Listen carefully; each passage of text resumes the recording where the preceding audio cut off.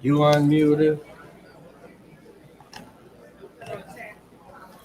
I'm unmuted. Fresh is unmuted. Testing. Everybody in the chat, tell me if you got some sound. There you are. There we go. Gotcha. All right, what's going on, everyone? Happy weekend. What's it, Saturday? I can deal with the echo. I just don't want the buzzing. Saturday, oh, can you hear me? Yep. Oh, okay, Saturday, December 4th Where we at? at the Bayou City Event Center. Fresh, we gonna put during the fights. You guys are gonna just be watching the ring and listening to my brilliant commentary. Where's the mute button? All right, well, it's an honor to be back here with y'all. Excited to be broadcasting this great fight tonight. How you doing, man? Hey. Oh, We got a hell of an amateur Hey, what's going on, baby? fighter. This check name, she's supposed to be pro, but she don't want me to train her. You know, so. I don't want you to train. Oh, my bad. You gotta holler. I'm trying to replace a fighter who left me now, and I'm looking for a female. Oh, okay. That's all. You hear him, huh? The millions of we people. have witnesses. Look, I'll show y'all the messages. Nah, I I've see. been waiting years That's personal. for this man to train me. Oh, not a story changing? It's personal, Man, mute everything. Nah, don't do nothing. How you doing, babe? You good? I just came to speak. I know I ain't supposed to be there. Wanted to come see you. See you later. Bye. All right, we got some sound. Who's in the check-in? Anybody? Hold on, let me turn this down. There goes my beautiful manager in the ring. That's the hardest working man in boxing right there. Man, I'm trying, man. What happened? I'm trying, man. We wasn't talking about you. Put the broads in every corner of the ring. Make sure the broads know they way around them corners. Hey, this is it's 2000. Please don't refer to the Young females ladies. as broads. Oh, Exactly. you can't say broads no more? No, that's not a thing. Ain't no sunshine I see either. Damn. Damn. I'm a dinosaur, Forrest. I don't belong here, brother. Yeah, they Exactly. women are different these days, man. They don't like when you call them bitches and hoes. Oh shit. They don't like that no more. We should probably mute. So Well, I don't do none of that, I'm man. just saying, like, you know, my female dog. You can't call you a female dog. Right. What's that one the disclaimer? Forrest's views is not a representation of Soap Boxing Podcast. Yeah. Hey, I'm politically incorrect. Politically correct. I'm politically incorrect. Is what it is. So So how you feel, Forrest, man? You excited about tonight's show, man? I think so. I don't know, man. I ain't got excited in a long time. I'm only get excited no more. I'm old. Hope people don't get excited. What what the fans what they got to look forward to tonight? Of course, you got Alfonso Lopez fighting for a belt, main event. And, you know, got the return of Devontae Williams. He ain't fought since he was 12. So, Since he was 12. it's been a long time. I got him back in the ring. I did that. And then, you know, the fight for me is going to be the D'Angelo Keys fight against Harrison Garcia. Looking forward to that fight. Yeah. Absolutely. So, I'm looking forward to. I love watching Eugene fight. yeah, that's my dog right there. That's my little dog. The kid's special. How's it been? How's it been sharing the platform with Tigre? It's been good, man. You know, we were talking earlier today, and I think we're the first to do it. Like two local promoters work together. Yeah. It's never been done. And so everybody gets, you know, big headed. And so one thing about me and the Tigre, like, they come to my shows. They buy tables, support my shows. Even if I can't make their shows, I still buy a table. If I can't make it, I can't, you know what I'm saying? Support their shows. So we've been doing that for years. So it just made sense. I was talking to Chris and them earlier, and they were saying how easy it was for y'all to put this together, and you know, it was no issues, and they enjoying it. Yeah, it's easy as hell. So I've been here 20 years, and I don't remember two local promoters doing a co-promotion at all. It's good that you guys can collaborate. Yeah. So I'm like, because you bring the fighters together too. It brings boxing together. I'm like that with all my businesses, man. Like even with my cigar bar, I go to other cigar bars every day. I'm somebody's spot. I have memberships at their spots. They have memberships at my spot, and I realize it's not a normal thing, and so but yeah, I feel like it's enough money out there for everybody. That's what it is. It don't make sense for us to. It's not about competition. It's about getting your piece of the pie. Yeah, absolutely. Well, hey, she's looking at porn stuff on her phone. I just saw some. You saw some. Look, somebody posted that. I don't know. She's looking at grand opening, grand closing. Look at the phone. Look what it say. Look at the message on the phone. What it say? It said, keep fucking. That's what the phone say. It says keep fucking going. I gotta see the going for it. In all seriousness, this D'Angelo Everson fight, you see it as being a competitive fight. How long do you think it's gonna last? What you see happening? We all know D'Angelo comes to fight. He's coming forward. Battle tested for sure. I believe if I'm a betting man, and I am. He's not. I think he works with the girls, but I don't put me. Boss man. Yo, boss. Boss man. Oh, you gotta be the pass on. Yeah. Okay, cool. I ain't gotta be mean. And so my personal opinion of this fight, I give it 6 rounds. Very competitive, 6 rounds. Okay, because the word was that it was gonna be 5. It wasn't gonna go past 5. Yeah, I don't see it going. Like, 5 below. Yeah. What you see with if I'm not wrong, Alfonso's last fight was at 75 against Zerdo. He's coming in this thing at 220. Now you've been in boxing a long time and know as well as I, there's weight classes for a reason. Mm-hmm. And looking at his opponent, I know nothing about him, but I can see he's been a heavyweight. His whole, his structure, his size. And I think, and I'm a big Lopez fan. I think he may be up against it. With his age, maybe he's saying, I need to quit trying to compete with these guys at 75 and sit down on my shots. But he's going to be in for a hell of a test, or he's going to know if he belongs at 200 plus. How you see that fight going, brother? I'm not going to ever, for the most part, bet against Alfonso. And so I think that they moved him very well. They put him in fights, to test him when it was time to put him in fights to test him. And if they didn't feel like this was going to be a good fight for him, he wouldn't have got it. They would have put it in there for him. So, right. They moved him like extremely well. Mm-hmm. So I feel like that's even with Harrison, right? I'm doing the same thing with him. I'm moving him, and he hates it too because he want to fight everybody.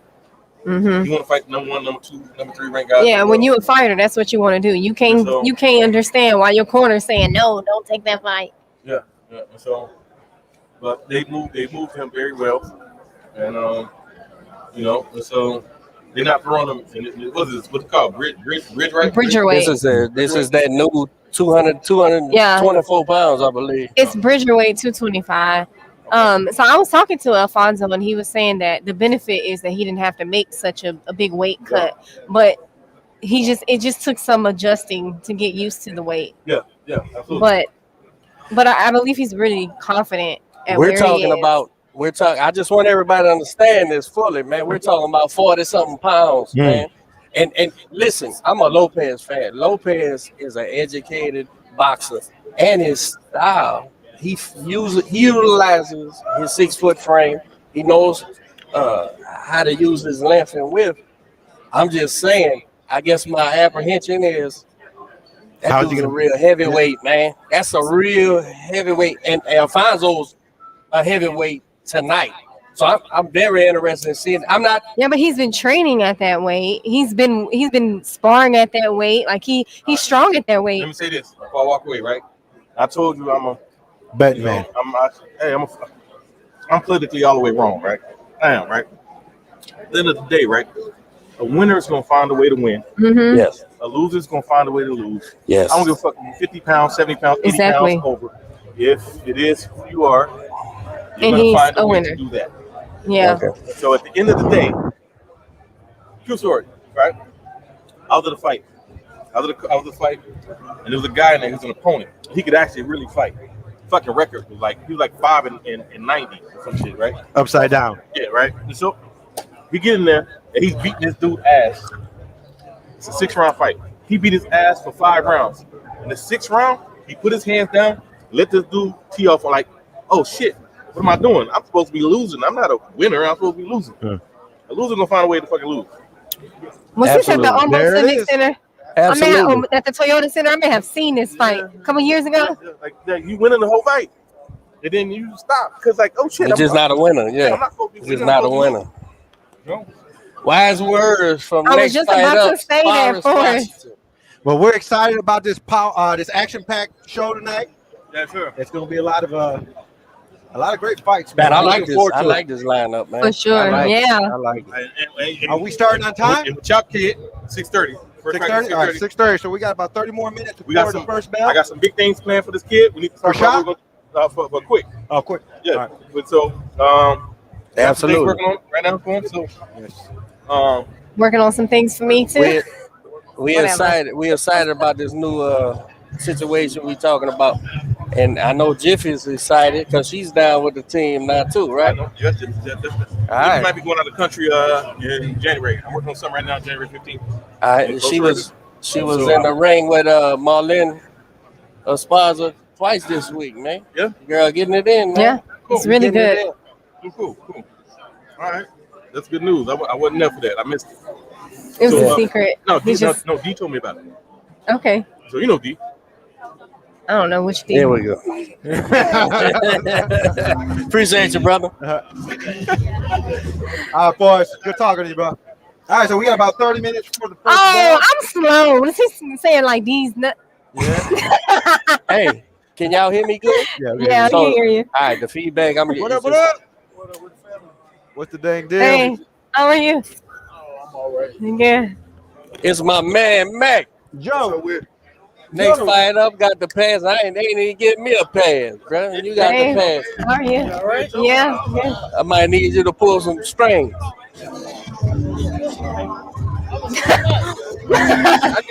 Hell no.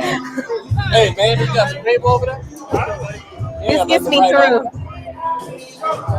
Ain't got nothing. Smoke, my man, Smoke finally got to meet you, bro. You stay out there, shit. I ain't even know. He from out here too?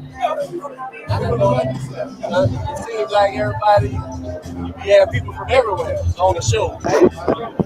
That's why he always He's from Beach from here. him and legendary top came, legendary top came. Them was the ones I made sure. So I'm gonna have to get an interview with you later, man. Whenever you can. I'm good on the weekends. How about tonight?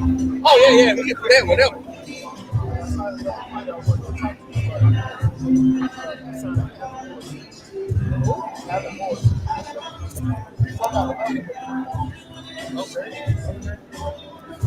I'm 63, but he got the title.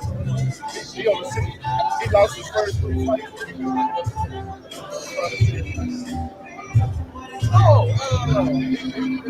Yeah, I know him, man. I done put my pants on the strokes and shit. I know him. Yeah. What you think about it? Like the fight. Yeah. I think it's going down. You said, is there a spin? I've been checking with The guy in the green. That's what I told him. Your body. Why we don't have passes? Like that. He's We gonna got get here us something. early. The lower down, it gets the better for you. That's why I wanted to think we can work on this before this next fight. That's what I told him. You can work with this. Don't flip what you pick away plan. Stay there and we can move from there. Yeah, that's my dude, bro. I like him. All right, y'all. Can y'all Yes. ain't nobody say I can't read Spanish, man. What the Spanish people saying? They can hear? I got my peaches out in Georgia. I'll probably be, y'all have a good time. Might come mess with you on some of the fights. I'm not gonna feel like that's a high level. All right. Well, we just All wanted right. to come on here and see if people could hear us good. Make sure our sound was right. 6:30 is the first bell. We got 30 minutes. We're gonna go ahead and put the video back on the ring and And mute And them. mute, So yeah. you guys make sure you tune back in about 30 minutes for the first bell. We're undecided whether we're gonna commentate for all the fights. The first fight is going to be Ahmad Lewis versus Lamar Bowden, a middleweight 164 rounds. That ought to be some good action. Pro I'm debut. excited. I'm excited about the card. Do we know anything about this young girl making her pro debut? Aaliyah? Yes, Alaya All right. Pequeno. 19 years old. She's an Elite elite amateur. amateur. She's decorated for sure. Okay. I didn't recognize her when I seen her on Her the flyer. her pro debut for the featherweight ABO title Yeah, against battle tested Paola Ortiz. yeah, she comes to fight. Oh yeah, she's a fighter for sure. She's not gonna crawfish. Uh, it should be a very good fight. Shout out to Jiffy for putting together this bout sheet for us. Absolutely prepared. For interviewing all of the Do- boxers. Doing her due diligence. Because we always talk about doing it, but we Yeah, ain't never do it. Well, you're very welcome. It is what it is. What fight are you looking forward to the most, Jiffy? Elias fight. I'm really excited about her fight. I'm actually excited about a lot of the fighters.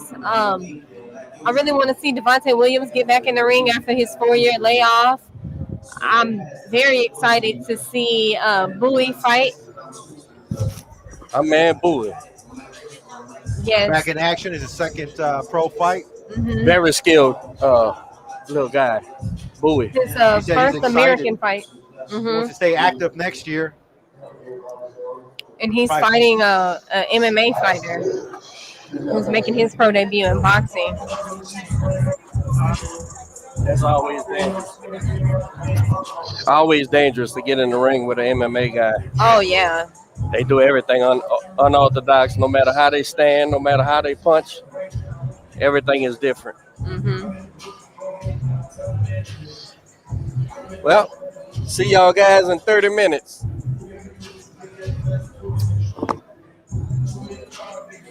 So El Gallo's fight fell out.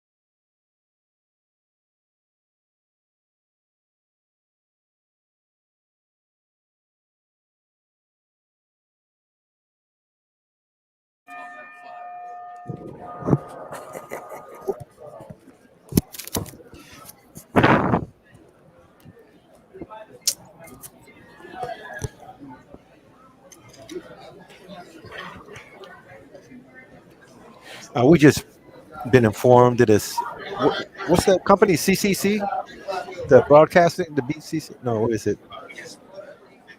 What are you talking The one about? Howard Stern used to get fined by all the time. Oh, the FCC. Yeah. So we just been informed the FCC that there will be no cussing. Will be bleeped out. So bleep bleep bleep bleep bleep bleep bleep bleep. All right, here we go. Hey, you think we need to use during the intro music? So YouTube, I'll go ahead and probably won't rent it. Your call. If you sing it, then fucking do it.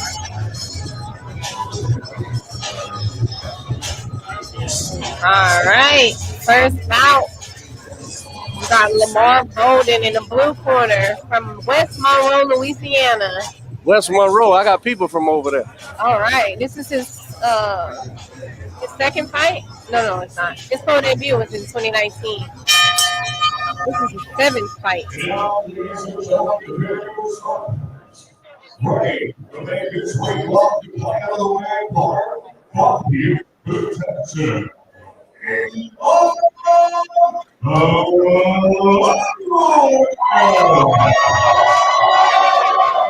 right, Amar Lewis coming to the ring.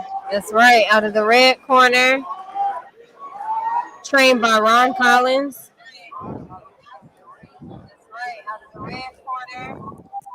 Making his debut fight, huh? Mm-hmm. 160.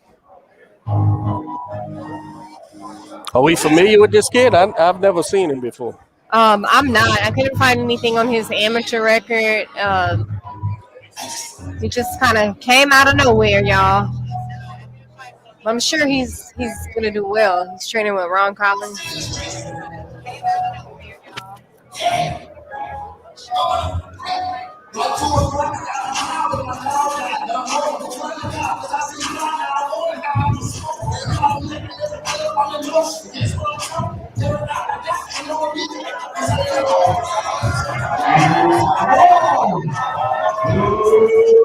Got a lot of fans.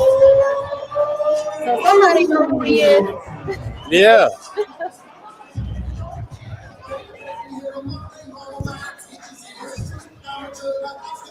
Got his little fan base. Got his fan base out here tonight. Yeah. I actually tried to DM him on Instagram to get an interview. He looked in my head.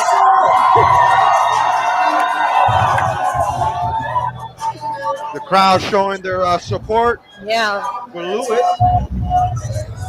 It's a beautiful feeling on your pro debut to have your people show up.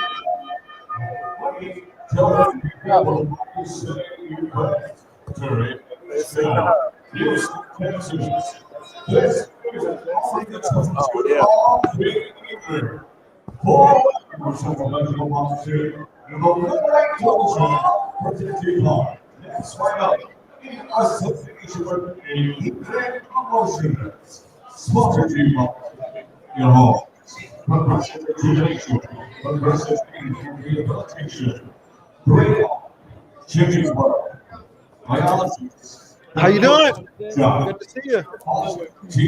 Coach Johnson is on an important phone call. Coach John's like, yeah, I'm in the middle of a fight here. You want him to do what? Make sure he slips. You know, all the things you see in boxing. We just got paid to visit by Miss Danielle Perkins, huh? Yep. WBC heavyweight silver heavyweight champion of the world. I want an autograph. Yeah. Let me get a picture.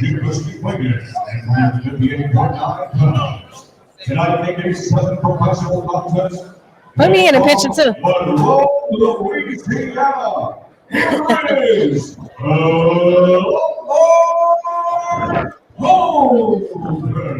All right, Lamar Bolden. And across the rings. Coach James Johnson. Playing in the red corner. You said to get you in there, huh? Mm-hmm. I said it all later. We'll get one in a minute. Tonight, it's much anticipated debut. Strike one H-Town. H-Town in the building, y'all. Scheduled for 4 rounds at the middleweight division. We'd like to thank all the viewers that are tuning in and watching this fight tonight. You said, yeah. Jeff, you said this is his professional debut? Yeah.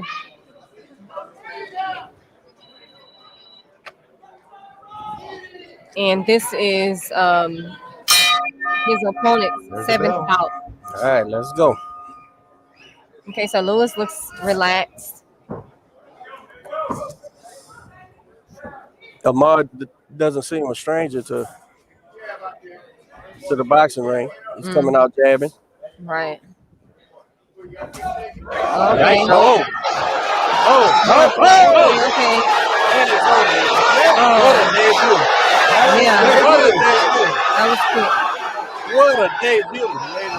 Lamar doesn't want to give up. I'm not sure if they're doing knockout of the night, but if they are, that is definitely it was like the 5th or 6th punch thrown. Lamar's not looking good. He's wondering why we gotta stop it. He got caught right on the button. He did. The ref, even though he came out jabbing and he was shooting that jab to the body, that right hand caught him cold. He wasn't even able to warm up, even though he was trying fast. He was starting fast. I think he showed Bowden how he planned on fighting. Bowden went in and took advantage. wow. That right hand, he never recovered. That first right hand. no, First right hand. and the ref could barely hold him up. Absolutely. Well, he came out and put on a show for all his supporters. And hopefully they stay. Ahmad Lewis of Ron West Collins. Monroe. West Monroe of Louisiana's going home. No, you got the names mixed up. That's not Ahmad? That's Lamar, and this is Ahmad. Ahmad Lewis is us from Houston. Ah. He trains with Ron Collins. Lamar Bowden is going back to East Monroe. Right, going back to a short night. All right. That was nice. That was what a way to start the show. Yeah, beautiful finish. Next up, we got a 6th rounder.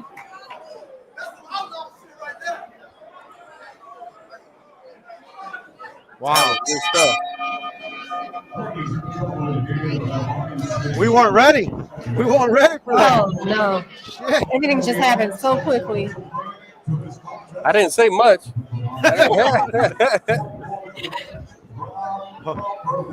But Lamar came out and he was establishing his jab, and Ahmad was just patient and relaxed.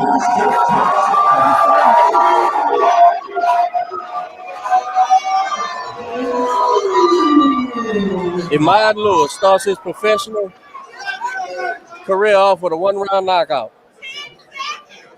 I wonder what the official time was. That about 6. It wasn't 45 seconds. It wasn't much. 24 seconds. 24 seconds. Oh, 24. 24 seconds. We're sitting next to the timekeeper. He knows exactly when that knockout happened. What happened? I can't rewind it. I missed it. We can't remember. Boy came out fighting small, trying to warm up with the jab, and in my scene, he wasn't gonna use his height and just counter with the right hand. Boop. And he never recovered. Round. The first right hand. Boop. And we got a perfect right here. Boop. Rewind it. I won't see it, man.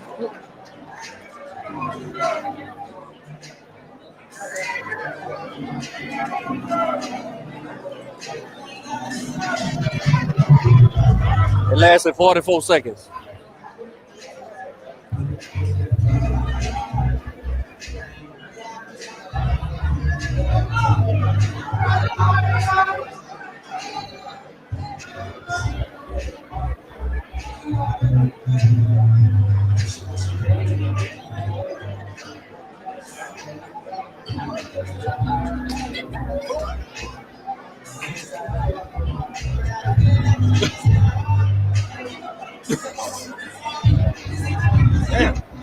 might owe that man $1,000, bro.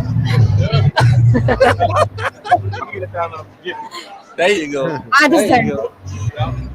I'm always the knockout. She was doing the commentary. I wasn't even started before he stopped him already.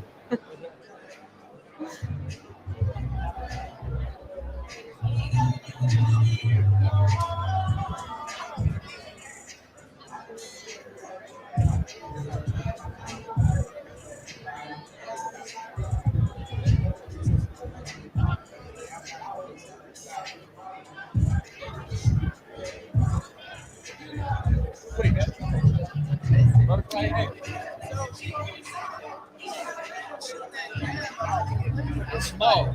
Feet spread open. He just said, okay, you gonna stay right there. You know that fella? You know that fella? Bring her over here.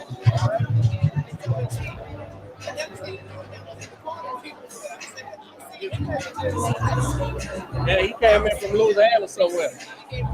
Louisiana, West Monroe or something.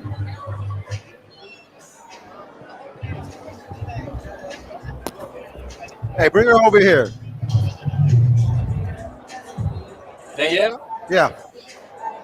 She need a seat. Where's she gonna sit? Right? No, I'm saying Like how when you Forrest had was Forrest. because we can hear. That's it. Ain't Yeah. got no much shit. We got WBC silver heavyweight champion of the world, Danielle Perkins. How you doing, man? Good. I like it started out this opening bout was very good. That right hand was clean. Hey, Yeah. you're looking kind of skinny to me. What you weigh? Nah, she Right looking now, good. 190. Hannah Gabriel already know it's time to go, baby. She Uh, healed up from COVID, but we just ready to see her. I'm on weight. you went right on into it. Huh? You ain't let me set it up or nothing. No. She knew where you were going. Tell you know what I'm saying? Are we making any progress in that fight or Yeah, what's up, boy? that nothing wrong? Are we still communicating with these people or what? With Gabriel's people? Oh yeah. Now we're waiting for her to get better. I wish her the best speedy recovery. Let's go and get these belts. Oh, wait a minute. What happened? I didn't know. She has COVID. We were supposed to fight on the second. Ah, We okay. were supposed to fight on that Triller card with Michael Hunter Last night. on Thursday. Yeah, Thursday. Okay. Well, what we doing now? Right now we're training. I'm upset because I didn't really get the upgrade on my goal for United. Those 2 fights is gonna push me over the edge. You know what I'm saying? I'm stuck in silver. Are we still at Prince? Working yeah. out? Yeah, of course. I was just saying, like I saw, boy, I see him here all the time. The guy who knocked this guy out, I see him at the gym all the time. I looked over, I said, I haven't seen that guy at the gym. That first right hand was a doozy. Well, he's patient enough to Yeah, he was time real those first patient. 3 jabs, and he was slow on bringing that hand back. And I was sitting there, I was like, why don't you just shoot that right hand and see what his chin's made of? And it's made of glass, so that was a good shot. I'm talking about the very first punch. Yeah, He never recovered. He Mm-mm. never recovered. No. He was able to capitalize on that. That was beautiful. Who are you excited to see tonight? Well, I'm really excited to see just local fighters in general. I've seen Alfonso fight, Elias having her debut. I'm training with her, so a lot of people on this card, Booby, Lil Bowie, yeah. Bowie. Mhm. So it's a very good card. I'm interested. To see Yeah, this is a good part. Yeah, fellow it's stacked. fighters. It's But, stacked. Alfonso, I like watching him fight anyway. I like the big boys.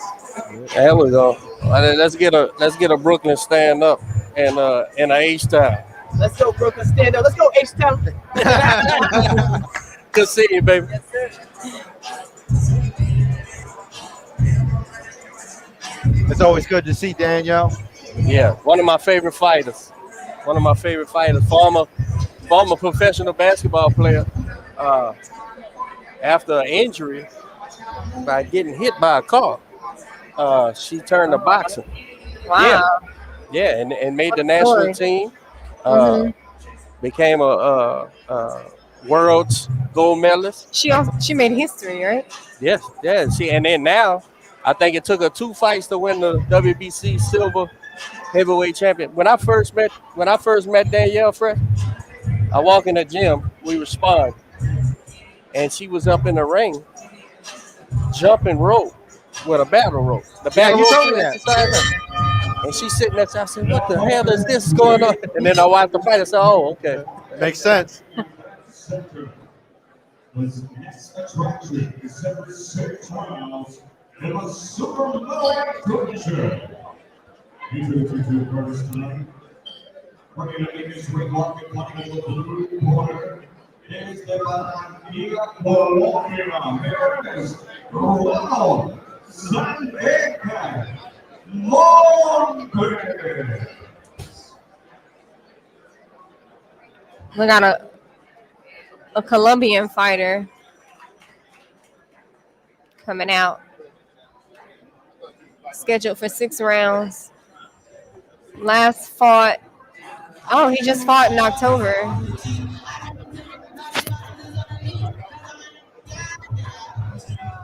Is this the Williams kid? This is Ronald Montes.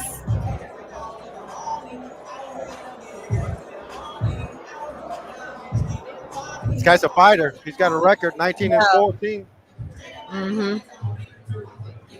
Steven's 7-0. Simple middleweight, 168 pounds.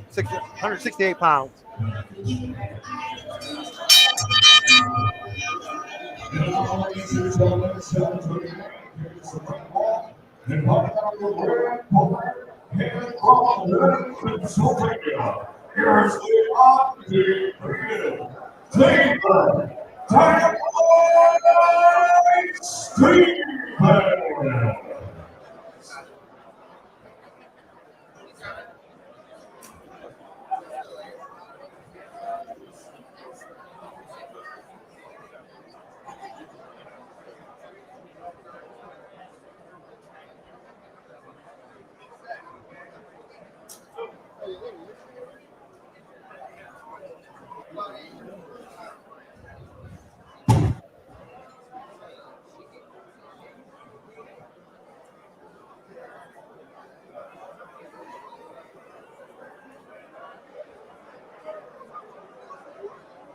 And we have David Stevens by way of Reading, Pennsylvania, but he trains out in Houston with Ronnie Shields. He's also a decorated amateur. He's got a long list of accomplishments there. Huh? Yeah. 2-time junior Olympic gold medalist, silver glove champion, ringside world champion. The list goes on and on. Mm-hmm. He's 7-0 in his professional career. He last fought in October. 21 years old. Against 35-year-old Ronald Montes, Colombia. Scheduled for 6 rounds in a super middleweight division. Presented to you by Fight Association with Tigre Promotions. Sponsored to you by MX Cigars, Jimmy's World, and Great Arm. Now, our great judges at side on, Dr. Hugh Dyson, Randy Russell, and Michelle Morales. Hardest working woman in business right there. Osana.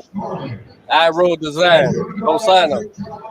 6 rounds in the super middleweight competition. Introducing to you first tonight, right out of the blue corner, standing with trainer Freddie Alonso. Tonight, light blue, as he weighed in 167 pounds. This veteran in the ring enters this contest tonight with 31 pounds, with a record of 19. Oh, I get a picture. We're getting a picture, taking a picture, and send it to her. Yeah, nobody gets the girl behind the camera. Colombia, here is Ronald Sandeca Monte. And across the ring, his opponent. Everything's live, brother. You can rewind your YouTube. You can rewind the live backwards right now and watch whatever you want to watch again. Tonight, this warrior enters this contest unblemished. 7 bouts, 7 victories, 5 wins, moving to my way on knockout, no defeats. From Reading, Pennsylvania, the undefeated Tigre,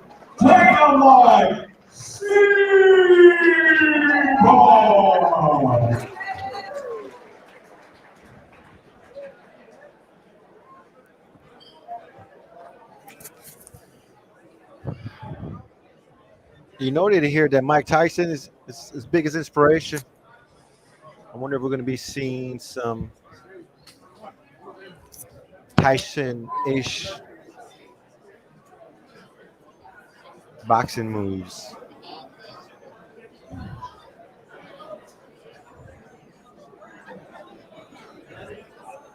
Getting ready. There it is. Second bout of the night.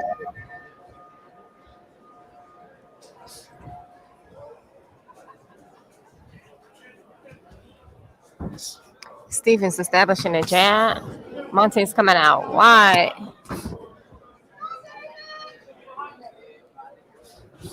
We both look pretty The relaxed. body shot. Yeah. Body shots are important. There it is. No feel out round. No. Okay. Both men. This is a good competitive. Look like Stevens setting them up, attacking that body. I don't know. I think I do see a little bit of Mike Tyson in him.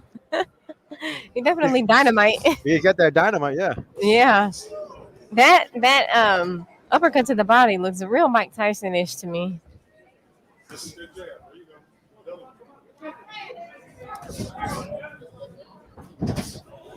Uh-oh. Don't close your eyes because you might miss it.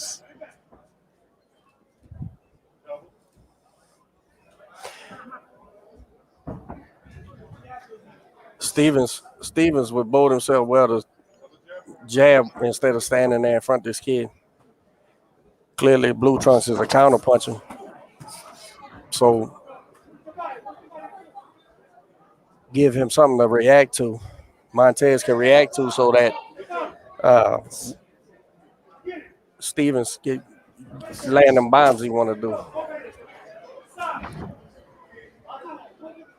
Doing a good job attacking the body. Mm-hmm.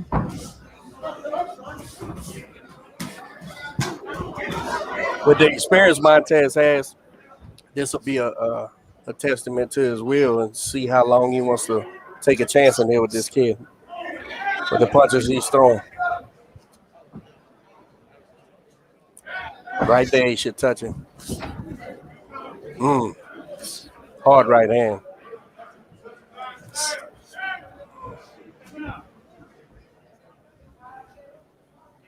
Uh-oh. Right there is where I would like to see some activity. Right. Oh, listen. Yeah. When you see it, you gotta go for it. Bravo, Montez. It landed flush. Got a first round knockdown. Let's see if he can shake this off. He's trying to get his feet up on him. Montez's game, his record. Yeah, he's 19 and 14. Yeah, he's a 500 fighter. Let's see. He's a fighter. Yeah, he definitely is. I love how they trading body shots. You don't see that a lot. Yeah. Tighten that defense. Okay, it might he go has to his the own second little short round. left. His own little short left hook.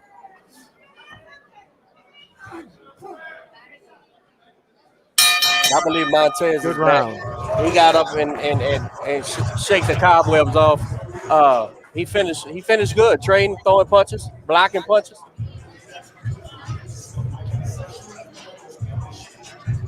Youth versus experience. Right. David knows now, though, he has a nugget that he can hurt this guy.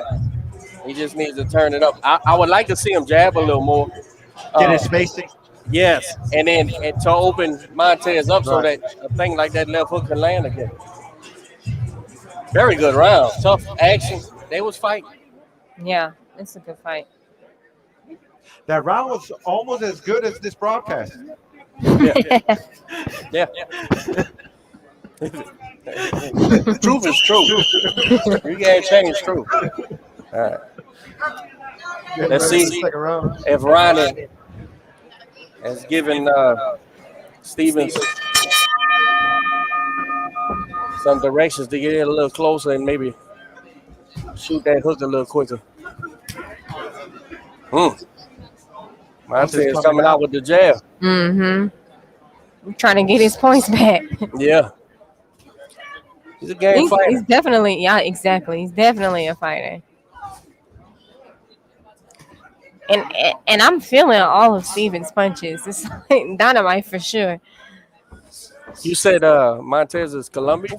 Yeah, he's from Barranquilla, Colombia. Fighting like a Cuban though, huh? I like him. Front foot, lean I like forward. Stevens as well. You have to change up your offense though in order to get back to that thing that worked. Yeah, he did a really good job in the first round going to the body, and now he's head hunting. Yeah. That the body shots were working for him. Break Right. down the body, go to the head. Now he's really head hunting. At 7-0, he's got plenty of room to grow, but this is where you grow. Mm-hmm. And this is a good test for him.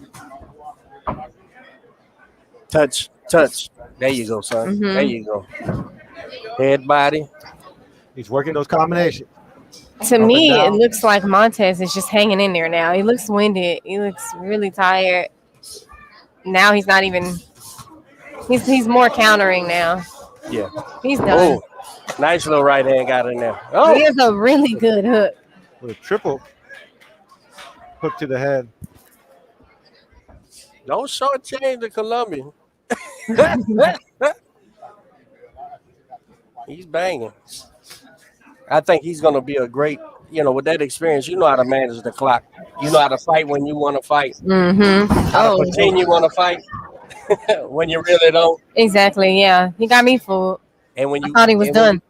when you get in there with it, well, he may be in a second. If David lands a shot that he's looking for. But at 7-0, he's a combination. professional fighter. He's trying to figure things out right now too. Finding his Mhm. range. I really think if he continues to go to the body, or if he goes back to the body, then Ronald will be done. Hmm. He's starting He to may use just that be jab wanting more. to show off his skills a little bit. There you go. You got to keep going when you land a shot like that. Nice critical. Left hook right on the button. Yeah, 10 but seconds. Montez got a jaw steel, baby. He's tough. Yeah, He is tough. good second round. I'm at 2-0. Yeah, I have for a 2-0. Looks like Steven found his range that round. Yeah. He ended the round with that straight right and then the hook. Sometimes, and a lot of people don't see it, but when you look at a David Benavidez fight, you'll notice, and I hear people say all the time, he's throwing shots that's really nothing on him, or he's in a bad angle, and they don't understand what he's doing is giving his opponent something to knock him off balance, or just to to change his rhythm. And a kid like Stevenson here, if he would understand that, just reach out and put your paws on him. That's going to cause this guy to react and open up what you want.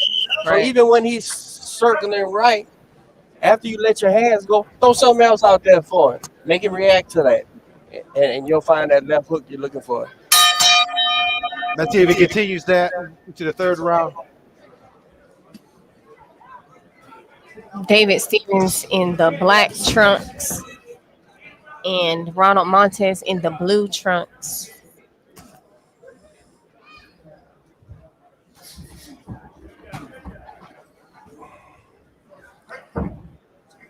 These are super welterweights, super middleweights. Yeah, super middleweights, 168.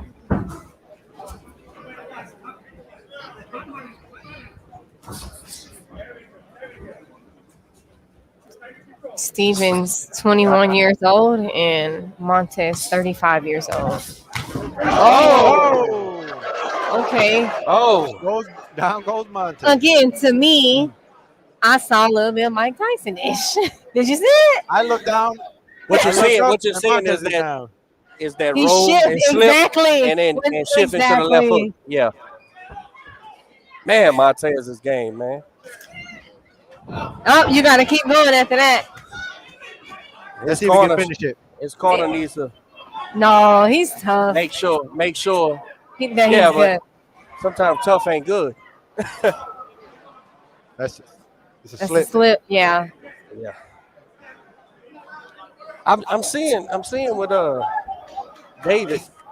I can't tell if his mouth's like that or he's just keeping it open. That's a very bad habit. get wired up like that. He might have a double mouthpiece on. I've seen some of the newer kids do that. Maybe that's what it is. Yeah. His mouth looks wide open at times.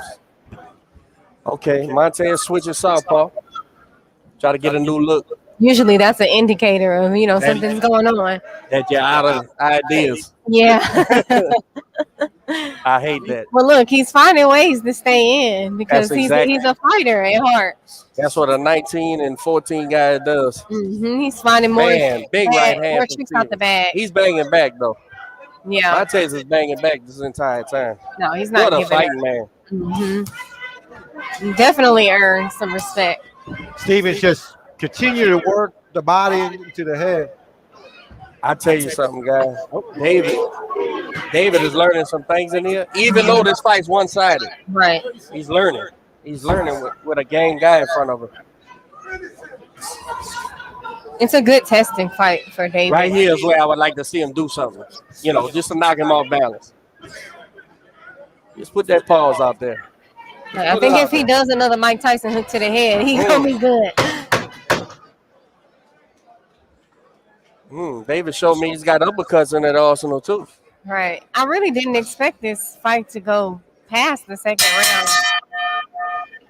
Now we're going into the fourth round. I would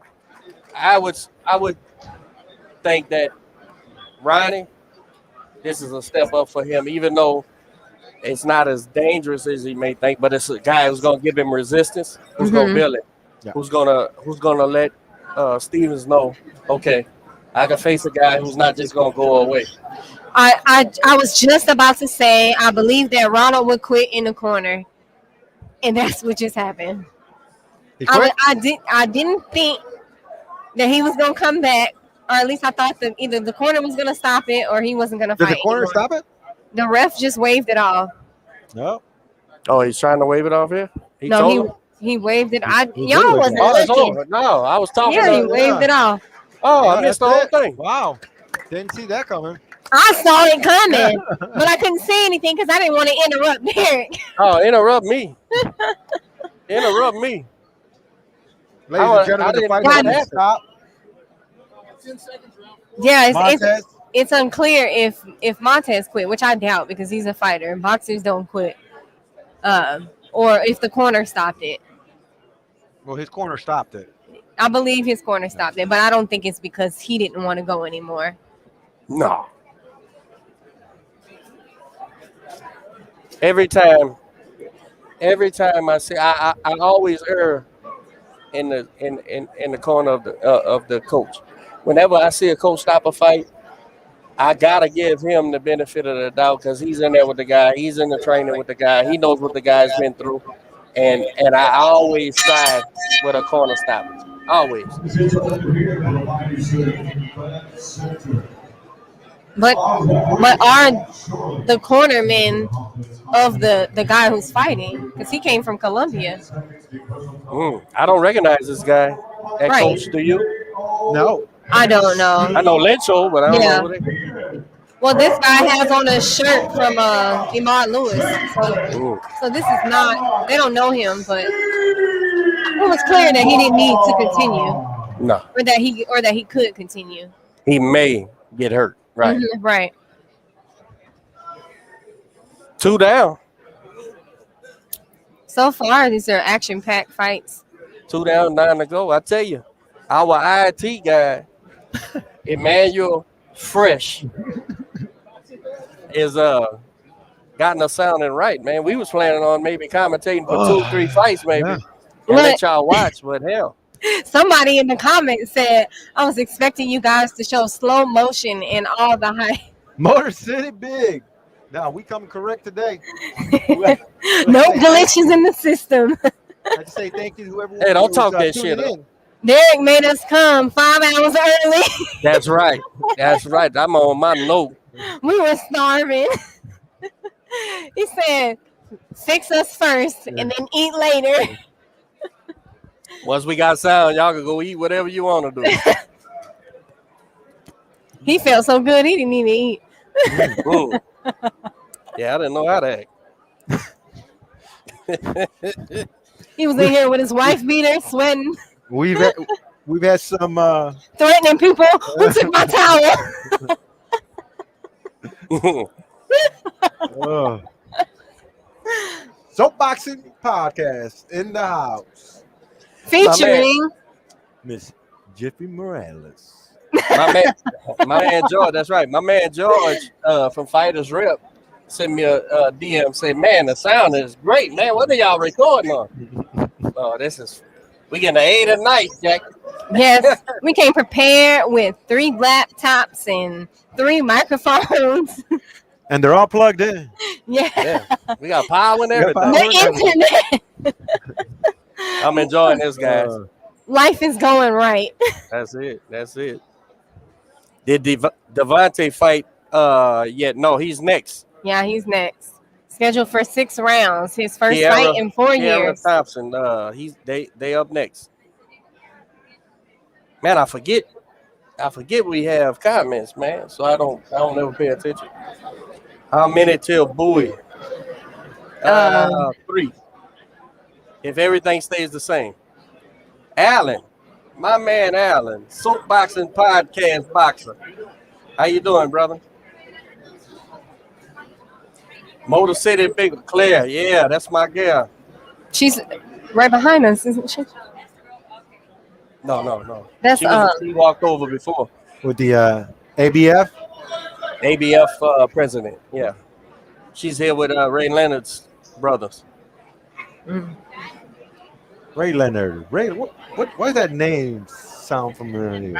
Because they robbed my guy in 1989 after 2 knockdowns and a dominant performance by the Motor City Cobra. That's Thomas Sugar the Ray. Hitman Hearn. Why didn't you say that from the beginning? Yeah, that guy.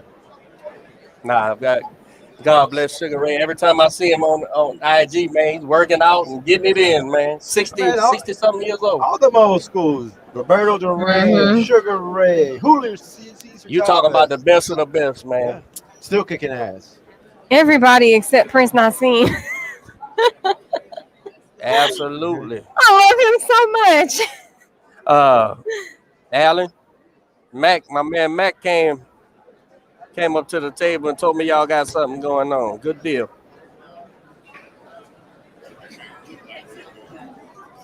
Pablo Cruz, always in a good fight. He's fighting tonight. 6 rounder. He's fighting a Dominican, but he's okay. the Dominican has been training in Pennsylvania. They call him, I believe they call him Dynamite as well. Okay.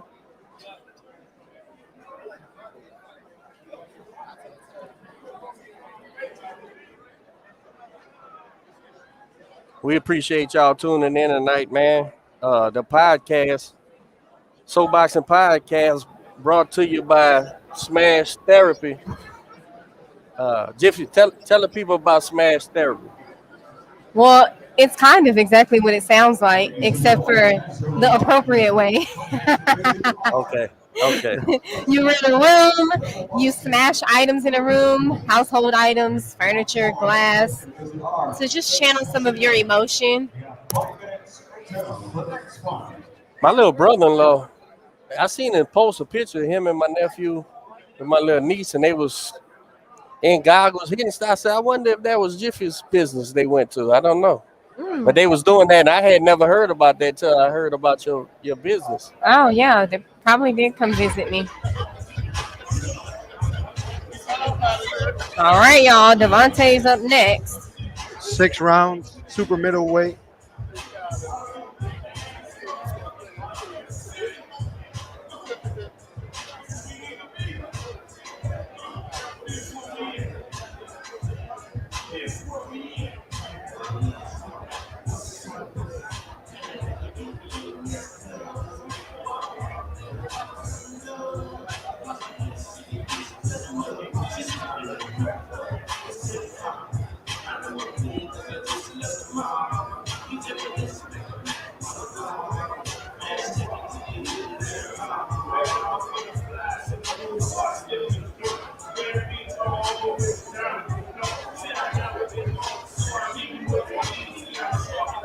I didn't even get a chance to look at the crowd.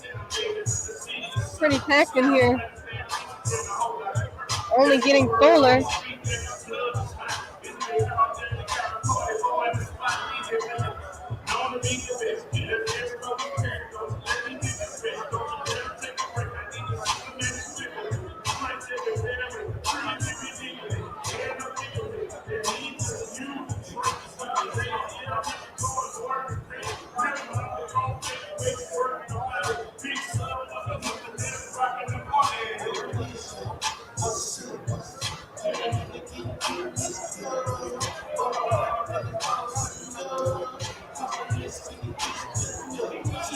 Hey, Fresh.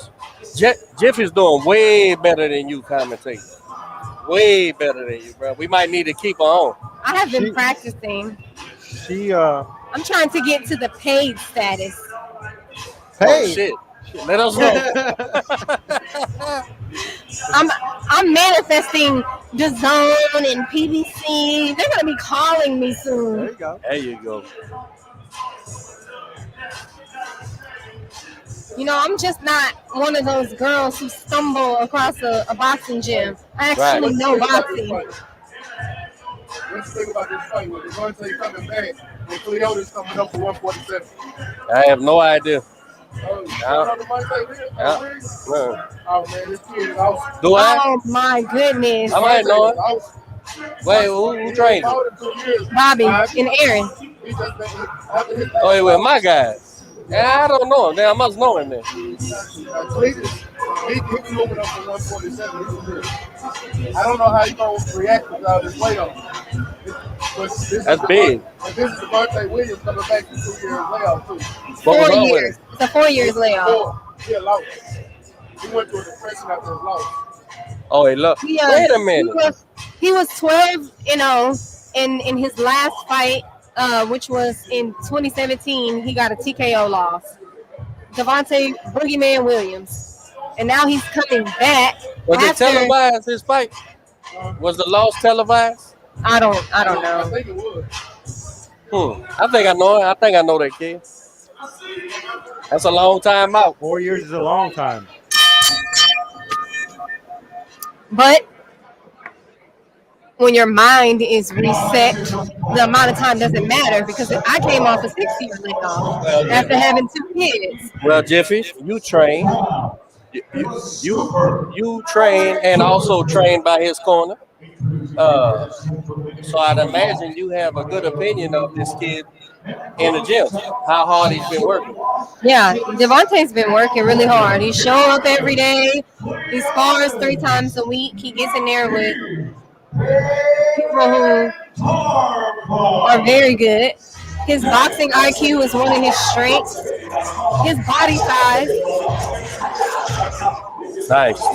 His only weakness, I believe, is his 4-year layoff. He does talk about battling depression, but he seems to be in a better space mentally. So some of his sparring partners, he's been sparring with Alif Ali. He's been sparring with Ralph Igbogwe, Ivan Vasquez. You're going to see him on the card. So I was speaking with Devontae before the fight, and he was just saying he's just going to have fun and remember who he is, because his loss doesn't define him. Nor should it. Right. Guys, let's get them likes up now. But for a while, he thought that it did, and that's why he went into that depression. So his opponent just came in, Cleotas Pendarvis, originally from Lancaster, California, alias Mookie. He's a southpaw. Sounds Greek. Maybe. I don't think he's Greek though. He's 21-8-2. He last fought in March of this year. Oh, wait a minute. He's battle tested for sure. Yeah, this is gonna be a hell of a record. Yeah. And this is the kid that Max said stepped up. He went up from welter though. The what? Max said he went up from welter. Oh, okay. Welterweight? There we go. I know who that kid is. I know. Okay, good. Okay, yeah. I know who he You is. probably just didn't know his name. Yeah. He's been gone for a while, but he's back now.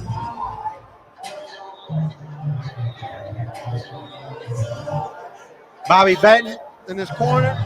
And Aaron Navarro. They train out of Main Street alongside myself. Cleotis is a little soft around the midsection. Yeah, it's gonna benefit Devontae if he works the body for sure. But Max, Stay Ready Boxing TV said this boy is going up from 47, so he's got a bunch of weight on him. Devontae believes that one of his strong points are that he places his body shots well.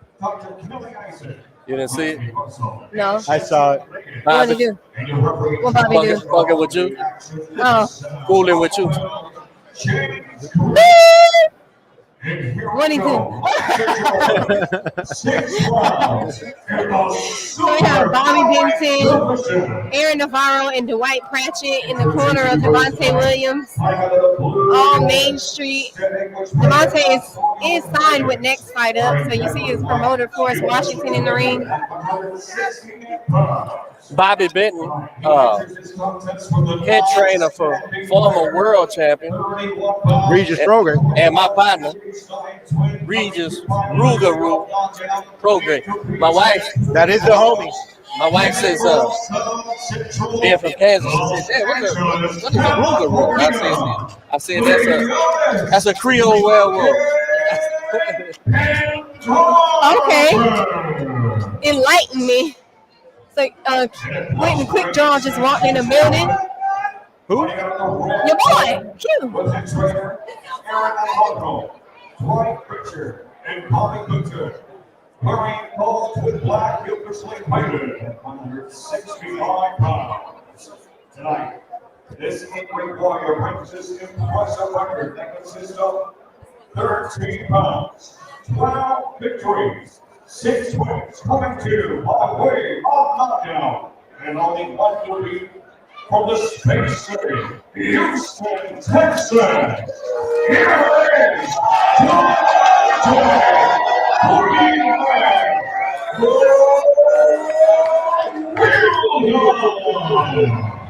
We got a lot of fans in the building. Carlos just messaged me and said I don't have anybody to work the camera because I'm live on Instagram. I said, you missing the show on YouTube. We sounded great on YouTube. Did you send him the link? Yeah, I sent it to him. All right, let's get it. All right, first round. Devontae establishing the jab. Cleotis is kind of wide leg when he stops. It seems as though Williams posturing understands how to utilize his size. So this may be a uphill battle for the southpaw.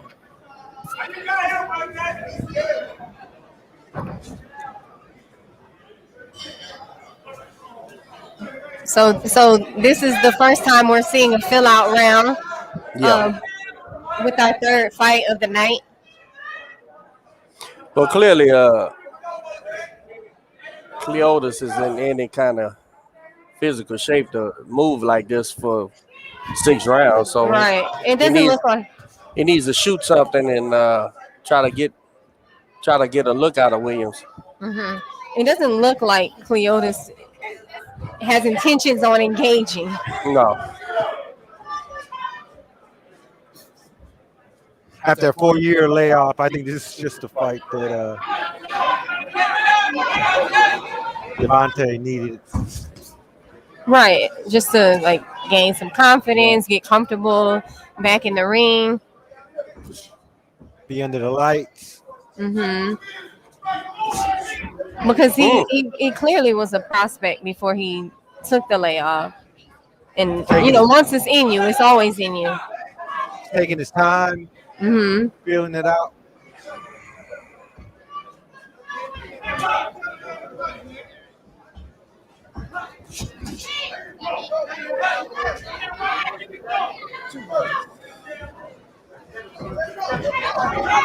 We'll see when Devontae will decide to turn it up. Well, he might have to if Mookie wants to engage in that manner.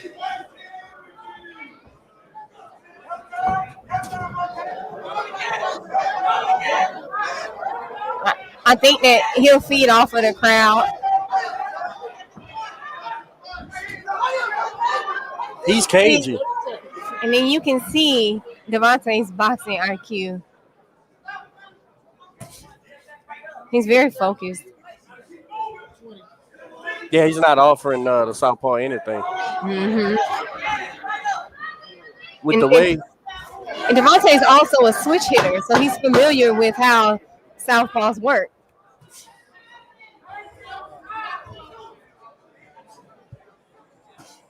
Pendarvis is a very unconventional fighter. Mm-hmm. And with his record, and he's fighting a very athletic style fight. So right. Clearly, he's not a super middleweight. Clearly. Right. We'll see if the weight gain pays dividends for Williams later. I tell you, I like what I see from Williams. Not being cautious after 4 years off, not really setting the table and giving the left hander anything to shoot at. You know, that was a good round. Yeah, and Devontae originally fights around, I believe he fights at 154, but he took this, I guess if you want to call it a tune-up fight, at, what's the weight? 68, super middle. 68, okay.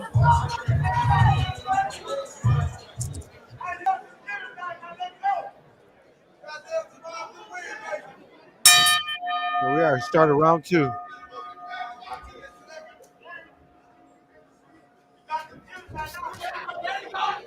I'm sure Aaron gave Devontae some specific instructions on how to get started and start working so he can get out of here.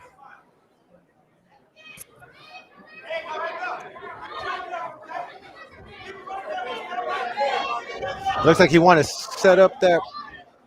I would like to see straight right. I would like to see Devontae shoot to that body when he's standing there in front of him like that. Right.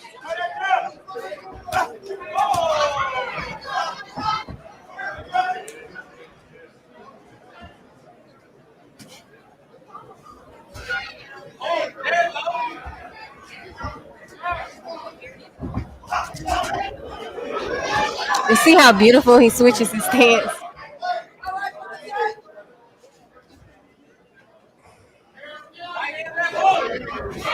When you got a guy with a spare tire like that, though, you got to touch him. You got to touch him to that body, man. It'll make what he's... He's referring to the body as a spare tire. Yeah. It'll be a lot easier to find that mark. Us women call it muffin tops. Yeah.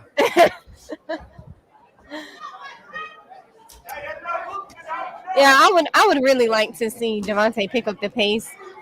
But I understand that, you know, he's taking his time just to kind of get familiar with the ring again. Had he shot that right hand first before the jab fresh, it'd have did what he wanted to do.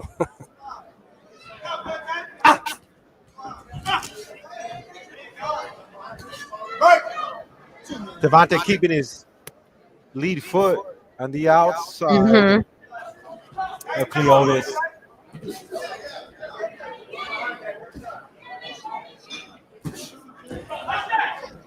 Mook is getting brave, y'all. I think that's what we need. Yeah, I don't believe. In order for the fight. Oh man, he put him in a headlock. Getting bowled. It's okay as long as Devontae doesn't allow that to phase him in an emotional manner. But yeah, we need him to get bowled so the action can turn up a little bit, just to kind of see.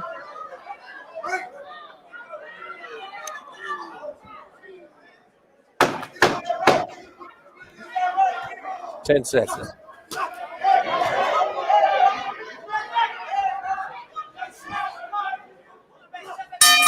good right hand at the end of the round. Mookie complaining to the ref about Williams leaning in with his head. The reason why he put him in that headlock. That was a double hand headlock. He couldn't pull himself out if he tried. Headed to round 3. Very veteran move by Mookie. Right. Trying to get the ref on his side.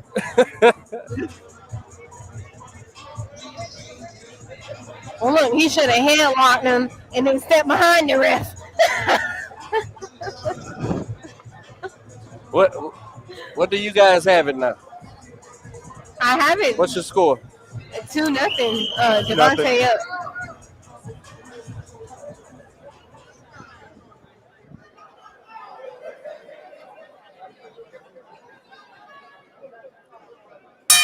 Let's go.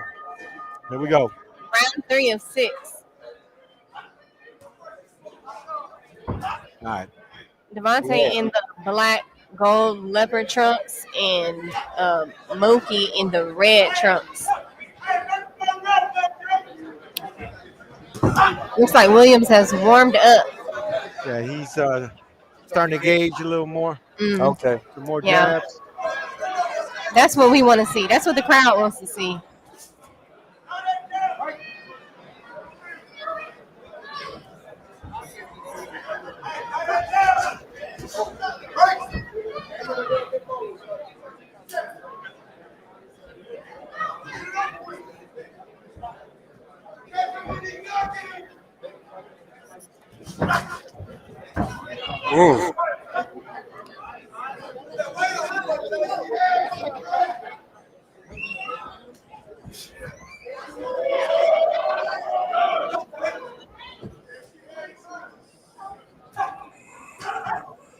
This is where Devontae has to work that body, man.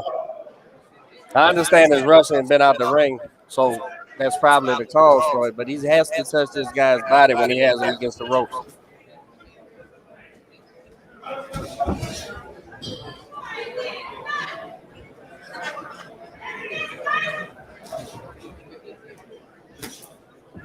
Come on, son.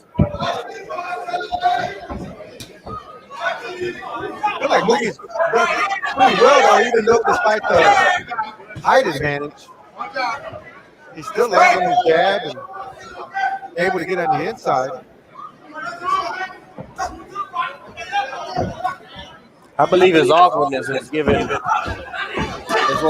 Devontae his hesitation. Okay.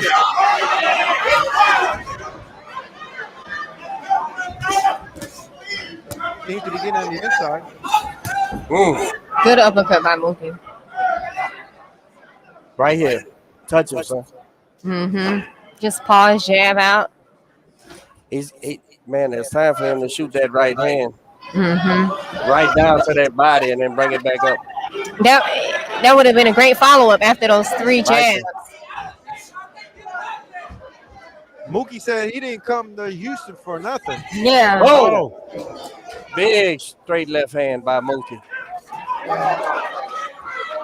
He might not be hurting him, but he's getting points. I don't think he's. It looks a little bit like Devontae's getting frustrated. I think that he just needs to reset at the end of the round. Yeah. Much better round. Oh, okay. He just has to stay focused and keep his eyes on him. Much better round for Cleotis. I'm gonna give it to him. I have to give that one to Mookie. Yeah. That's that was round 3? 3. If Devontae was spending less time worrying about that foot position, yes, and shoot the right hand into the bottom and come up. And you That's can why I see brought his it up foot earlier because I knew he was intentionally working on that. Yeah. And you can see his foot come up in the air. Like you see the space between his shoe and the floor. Right. And that It's almost like stomping cockroaches. That foot placement doesn't play that much of a part, or much of a role. Not what people like to say. No, if you know how to fight in the inside, and you just reverse your punch order. It's how disrupt the southpaw. So instead of 1-2, you throw 2-1. 2-3. Right. 2-1. Lead with the right. Here we are. Start of the 4th round. Mookie said he didn't come to Houston for nothing. Devontae Williams versus Cleotis Pendarvis. Pendarvis. It could be Pendarvis. I like to see him do. You see him walking behind the ref now? I see him do a lot less talking about it and do something about it. Come on. Right. Oh. I think that Devontae doesn't need to be so patient. No, it's time to shoot that right hand. Right. Straight. Because again, Cleotis is a veteran. And he's a fighter. Plenty experience. Yeah. And he's gonna do anything in his power to try to win and pull the upset. Very unorthodox. Left-handed. Yeah, and I don't see him declining in energy or action. No. Despite the weight difference, despite him looking out of shape. Fighting. Yeah. Mm-hmm. I think it's going to be important for Devontae to stay focused. That jab is important, but he really needs to let that right hand go. Yeah. And those body shots will benefit him. He does a really good job at placing the body shots, but I don't see him executing that. It's just Russ. Is Mookie's confidence getting stronger as the rounds go by? Yeah, it looks like he's on the incline for sure. So this is a good I'm waiting for the kid to test fatigue. fight for Devontae to come back. I'm waiting for him to fatigue, and I have yet to see the signs. Yeah, he's not showing any.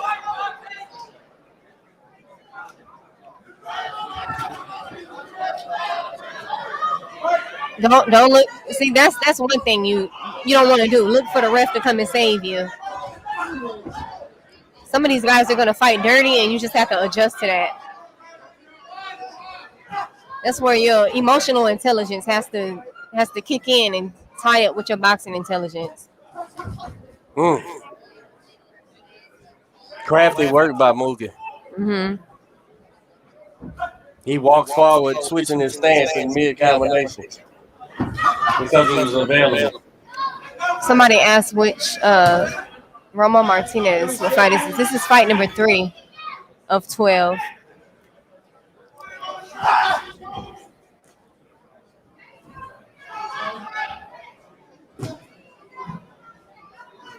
It just doesn't seem like Devontae is hurting him. But I think if you pay attention, he's single shot this kid too. He's not putting punches together. I think there's a lot that plays into this. There's the emotional side. There's the layoff.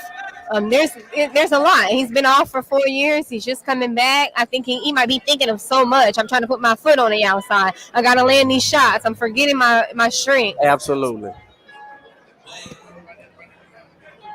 I think it's easy for us to say what we see and what we don't see, but it's much harder to be in there in a lot of different circumstances. And to the good side, I mean, I don't see Devontae discouraged or anything like that. I mean, he's steady trying to land shots. He's throwing punches. I think he's just, after such a long layoff, he's in there with an awkward kid. Yeah, I think that's a left-handed fighter who's just a little while ago we seen a 5-punch combination with him switching stances, walking forward like a video game. Listen, it's gonna be ugly, so you need to start dropping that right hand, hitting him in the mouth, hitting him in the stomach, and go forward. Use your size. You're a foot taller than this kid. Let's work. He's got one of the best corners in Houston. Let's go. It's time to go. Got the crowd cheering for Devontae, trying to get his name off. Vontae.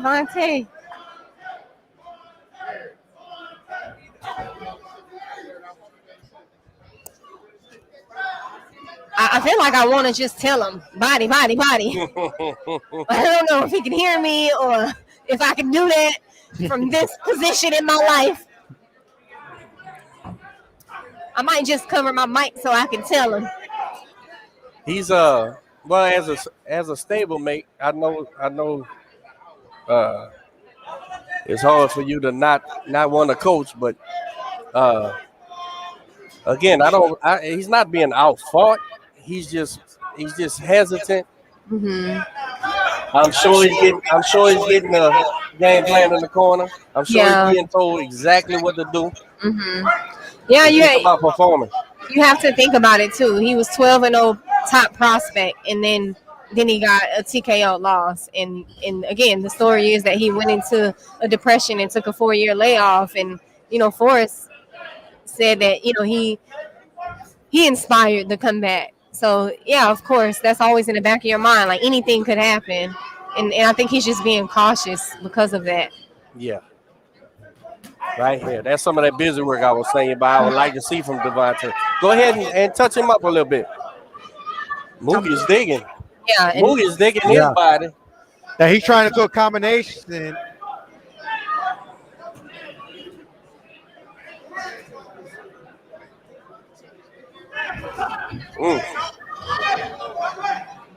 Good footwork. Devontae's just going to have to do a little bit more than that. Jab, jab, too. Ooh, some sweat just got on my face. I am not okay with this. Hold him out.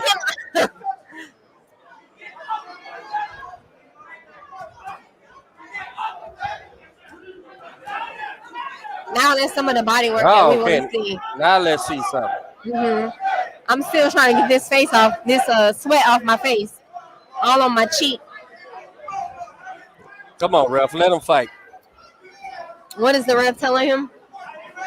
I don't know if he was warning about using his head or tying up, but listen, man, this is no green ref. He understands that a left-handed fighter, right-hand fighter, it's going to get ugly at times, especially when both of them trying to be aggressive. Both guys are going forward. I think Devontae is heating up now. Well, he's got one more round to do something.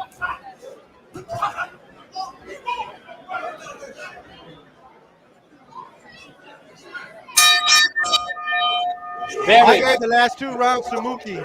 Very hard fight to judge, man. Very hard fight to judge. I'm anxious to see what the judges have the scorecards as. So you guys say it's 3 Devontae and 2 Cleotis? I'll take that. Okay. I'll buy that if that's what you're selling. The first 3 Devontae, the last 2 Cleotis. So Devontae has to close the show. Yes. To put a nail in this win, I believe the young 12-1 kid needs to go and put pause on this kid, man. Show him what you're about.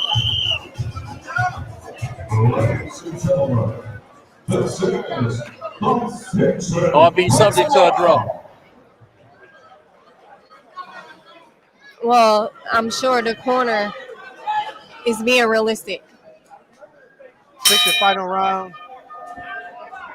I just got a feeling that Cleotis is going to come out strong this round. We haven't seen him decline. He still doesn't show any sign of being tired, in my opinion. Right. Out of shape and everything. I wasn't expecting that. No. But to be fair, Devontae didn't lay that big frame on him. He didn't push and lay on him and rough him up and give him a reason to get tired. He wasn't attacking the body. There were several things he needed to get started in order to cause Mookie to fatigue.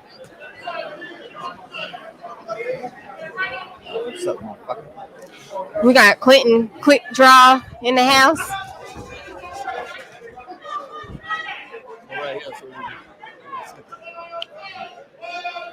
Have you been watching this fight? What's your opinion? He's not on that straight right like he's supposed to at all. We've been saying that the whole fight. Right there, right down there. Right there. No need to set it up. No need for that jab. Yeah, he's throwing it straight right to the he's smothering. He's stepping in instead of throwing it right there. Hold on. There we go. All right.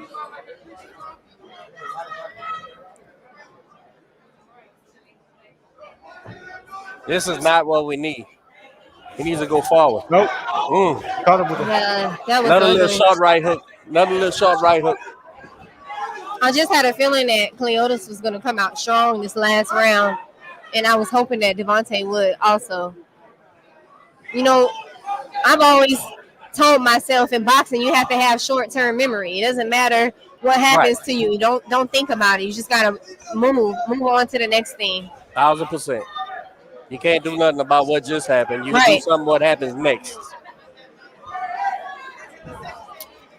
All right, Devontae.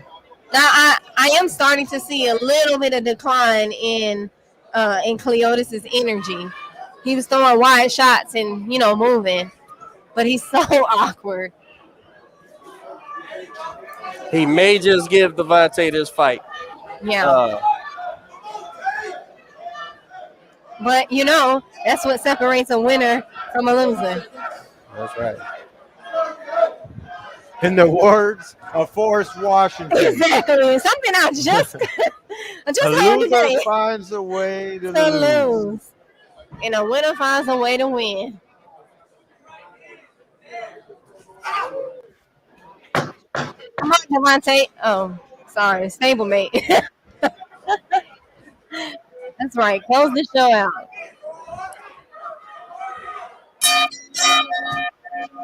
I think that was a great comeback fight for Devontae. Good sportsmanship after the fight. That's always appreciated. Looks like Coach D is going to take a restroom break while Q is going to take over.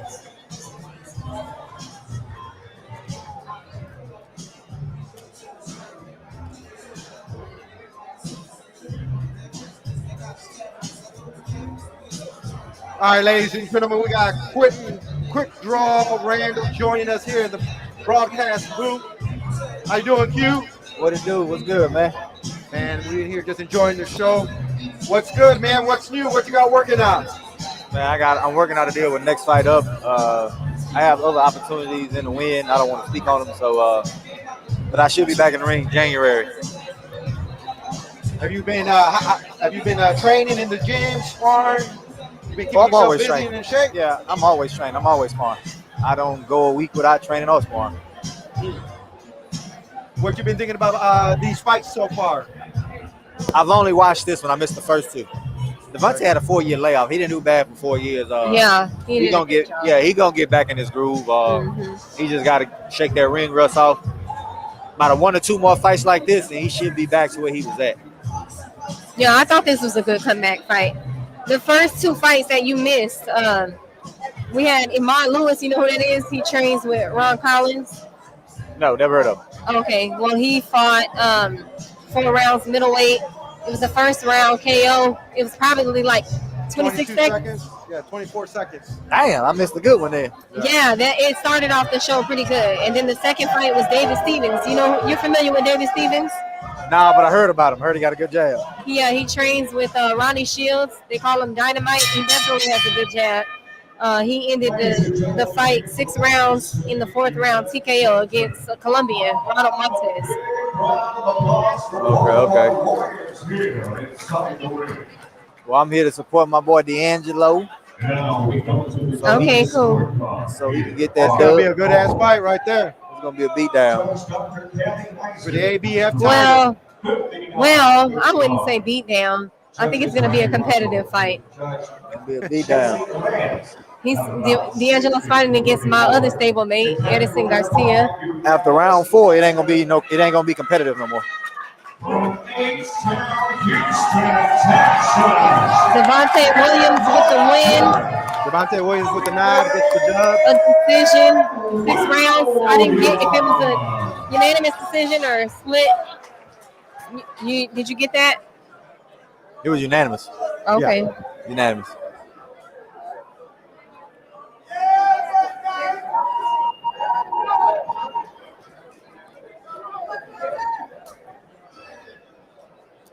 Next up, we have the only female fight, Alaya Pequeno versus Paola Ortiz. 6 rounds, featherweight, 126 ABO title. This is Alaya's pro debut against the battle-tested Paola Ortiz. They actually both fight lighter. Paola's a 108 fighter, and Alaya typically fights at about 112. She's a decorated amateur. I'm looking forward to this fight. Yeah, this is I'm going to be excited really for this exciting. young lady. Got has a great story. Yes. Story of perseverance and overcoming. I've actually fought her a few times, and Jesus help me, she's really good. I'm excited for her future. She's 19 years old. She is a switch hitter. She's a very decorated amateur. She's elusive. She has a unique style. I have nothing but good things to say about her. Hey, Marshall, you got some fresh meat for me.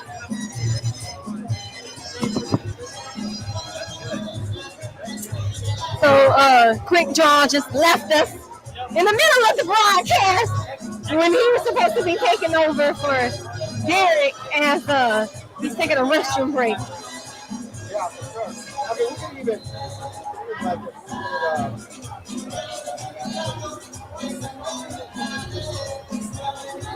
so, yeah, there's a lot of people.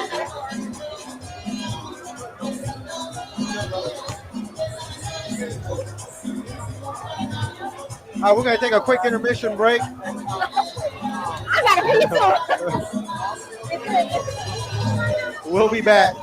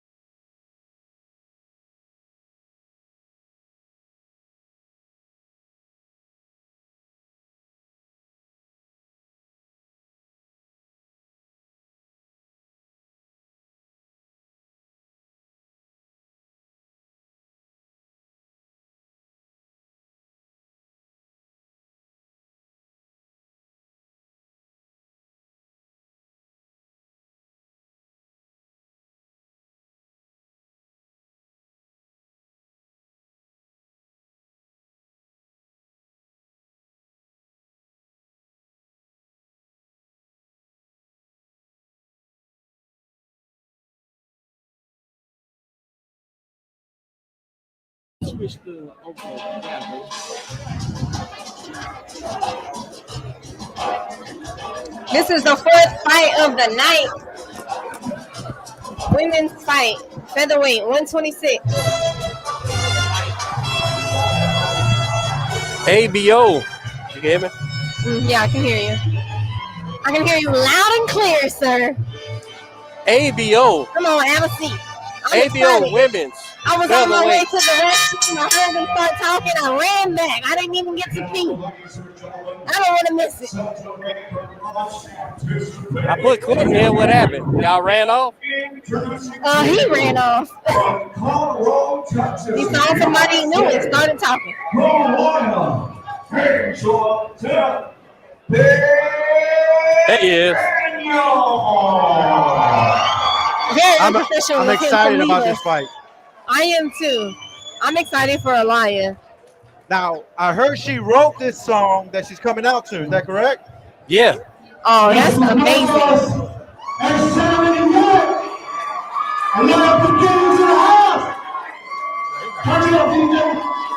I know all in my face too.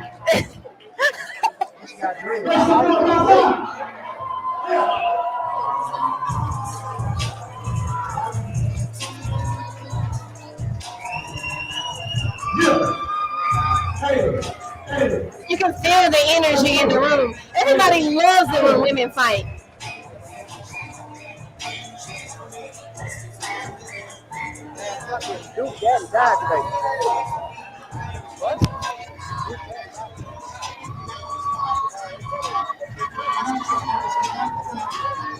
It's about to go down.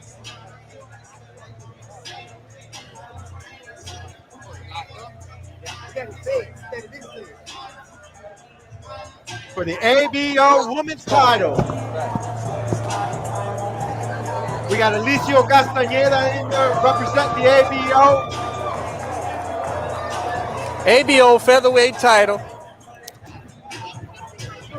Aliyah Pequeno versus Paola Ortiz. That's right. Now, Ortiz is a game girl. I've seen her fight a couple times. Possibly, right? Paisley. Yes. Oh, Manny does not know how to say Paisley's name. He doesn't know the difference between Paisley and parsley. Paola's a tough fighter. It's time for our first battle. 6-minute round for the American Boxing Organization Women's Heavyweight Championship. Presented by Tigre Promotions in association with Black Fighter. Sponsored by Dr. Boxing and Leah Holmes. Biologics, Jimmy's World. I swear I keep hearing my name, but they say Jimmy, not Jiffy.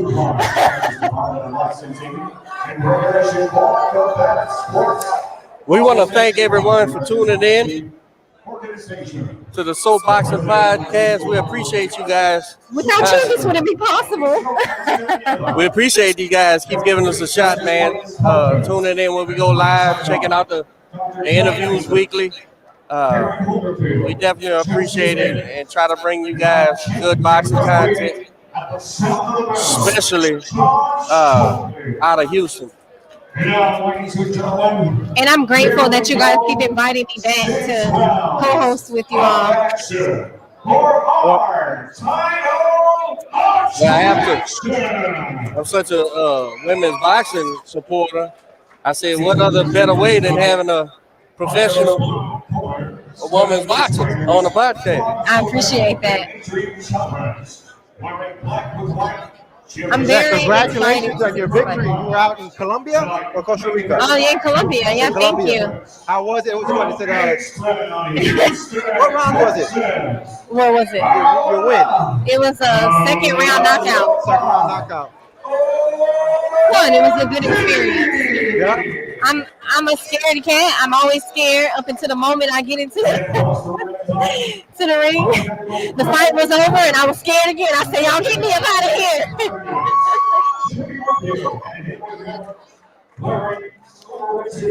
Well, I'm glad you went out there, took care of business.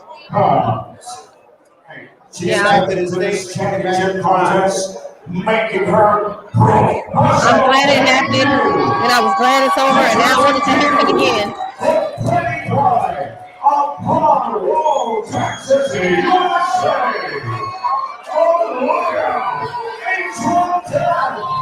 USA.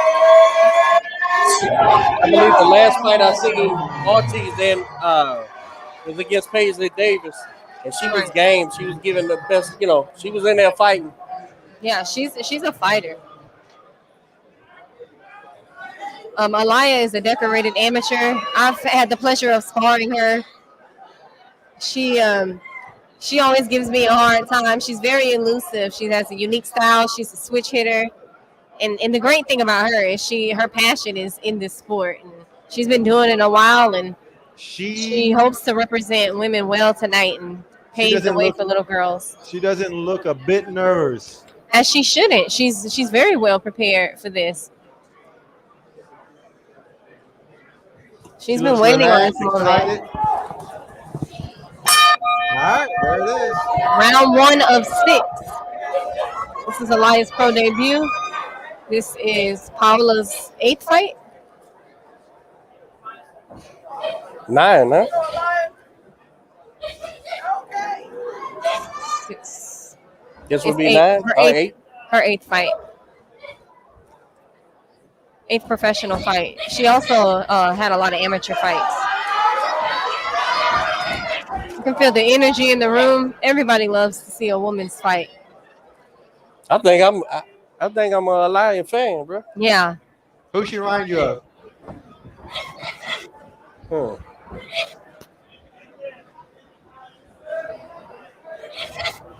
Her energy. Marlene? Who? Someone real closer to you, no? Oh. Huh? Yeah, I see what you see. Yeah. Oh man.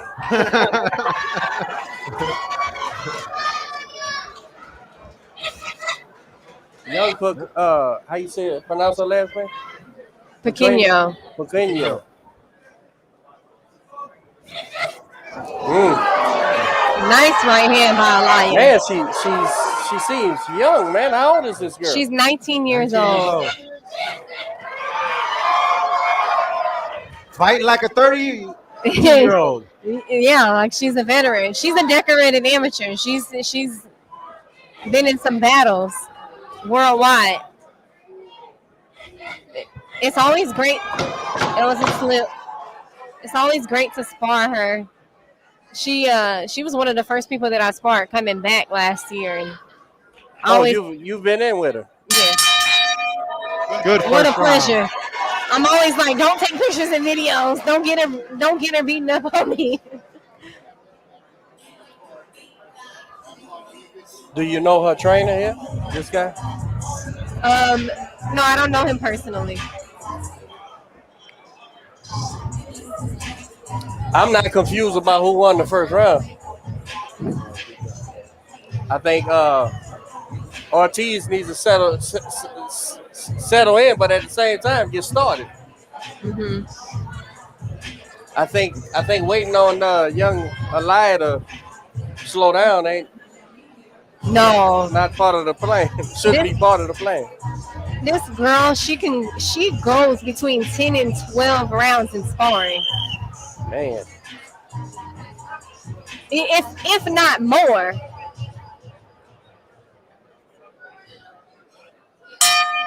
Here we go. Started round 2.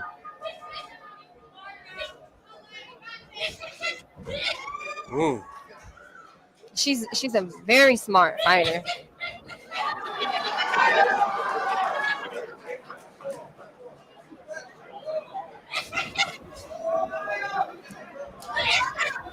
I remember her cousin asked me, "Oh, how was it sparring her?" I felt like it was 3 or 4 people in the ring jumping me. Which one of y'all hit me? Right. Which one of y'all did this? It's such an honor to be able to see her pro debut.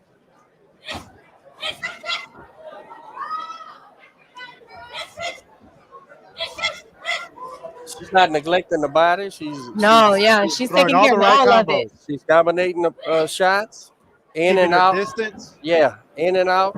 Understanding her range. Mm-hmm. And her confidence is there. It looks like Ortiz is getting frustrated.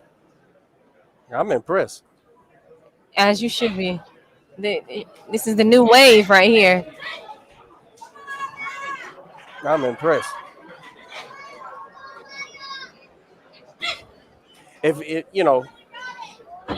any critiques would be, the lax hands, the things that she's doing because she's able to. Mm-hmm. But as you advance in competition, those are the things that you make a habit that other game prize fighters use against you. So I would like to see her as a professional fighter remain professional with her habits, but she's having fun. Say this is her debut, she's having fun.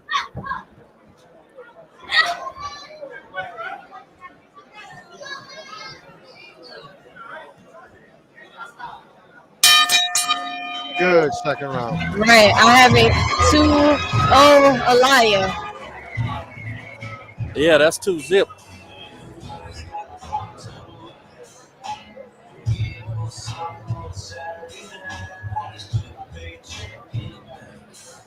I think I'm gonna get her autograph, man. She might mess around and be something. I'll make sure we get a picture with y'all. Oh, okay, I see Lopez, Coach Lopez in our corner. Okay, the fight is over. Looks like Paola is not coming back from that second round. She ain't coming out? Coming back. No.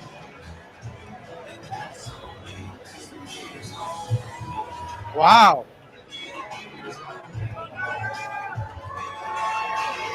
Ortiz's corner stops the fight. It looks like she might have hurt her arm or forearm or something. Very exciting. What a debut fight. It's gonna be a good feeling. Well, I wasn't about to be. I just had my debut. It was a good feeling. Right, APO title on your pro debut. What amazing.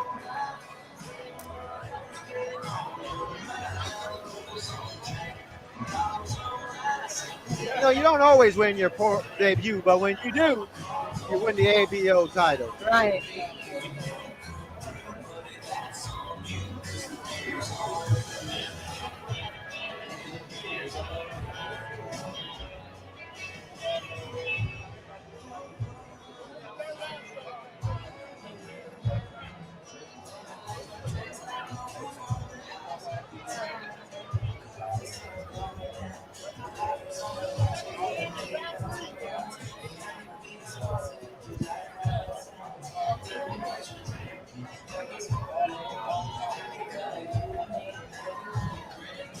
What a proud moment for this young lady making her pro debut here in Houston, Texas at the Bayou City Event Center, winning the ABO title.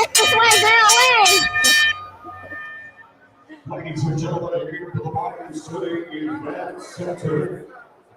On referee John Shirley puts a stoppage to this contest. Signature time. Cost you 10 seconds into round number 3. Did you want to come out? And for you, champion,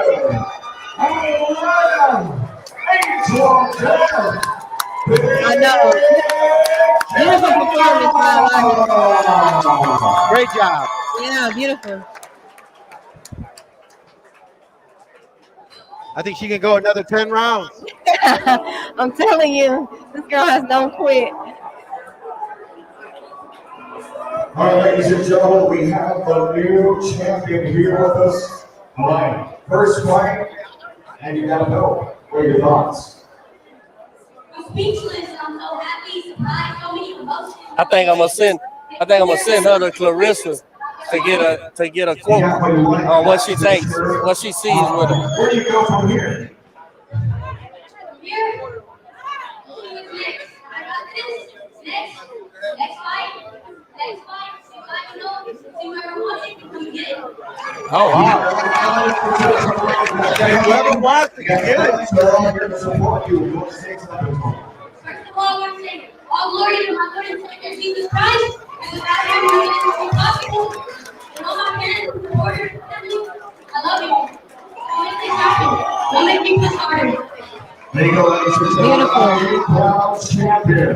Congratulations.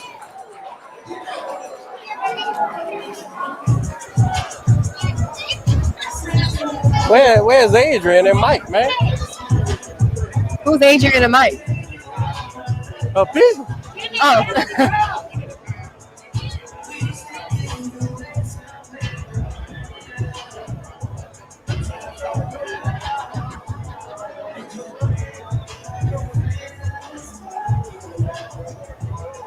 Y'all want to get her over here if they come this way?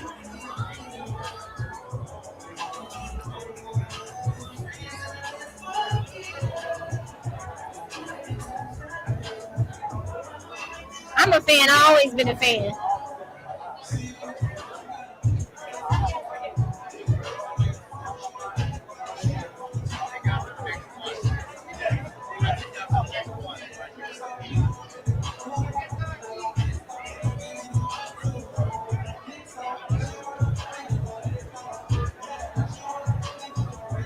Right here. Hey, congratulations! Fix the screen. Fresh, fix the screen. I'm working on it. I'm working on it. Yeah, we so excited for you! Thank you. Oh my God! I had no idea. We didn't know who you were. I didn't know who you were, but I'm a fan. Yeah. That was a very impressive debut. Yes, I know you're proud of yourself winning this title, but I tell you, it looked like beautiful. Look at the baby. You look like you was a 20 fight professional. A veteran. Hey, more to come. I'm gonna be the next world champion. Just getting used to it. Yes. I tell you what, I'm all the way on board. I don't know about y'all. Thank you. Yeah. Absolutely. Yes. Yes. Yes. Aaliyah, congratulations on your victory. Aliyah. He don't say Very. nobody I've name been right. messing up names all day. I'll You be look like you correcting go you another before 10 you- rounds. How do you feel right now? I feel amazing. I feel the excitement, the adrenaline still going. Yeah. I could win another 12. Just listen to my corner and then what they Yeah. did and stay calm.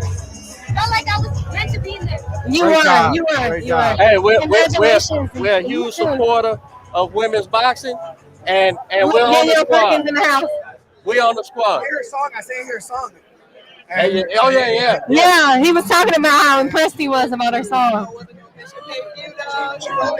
Yeah, they told me. Awesome. Awesome, man. Awesome. Hey guys, thanks a lot. Yeah, thank you. Yeah. Man. I want to cry. I feel like I just got in there. I know. I'm so proud. Aliyah Paquino. Kenya. Oh, yeah. Aliyah. Can we take a picture with you guys? I'll take it for y'all.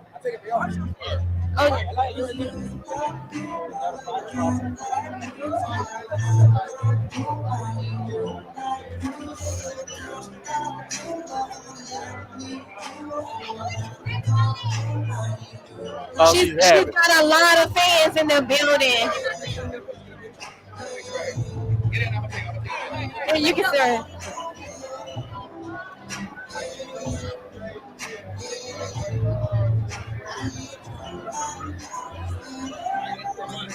So proud of you. Congratulations. Yeah.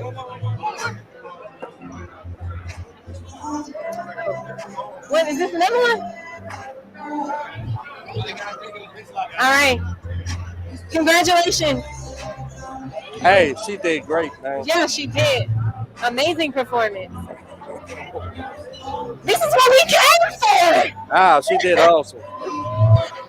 She did awesome. Alias, Angel of Death is her nickname. Angel of Death is her nickname. What's that supposed to mean? I'm not sure, but I like it. Introducing to participants from Monterrey, New Mexico, the blue corner, Austin, the animal, Lewis.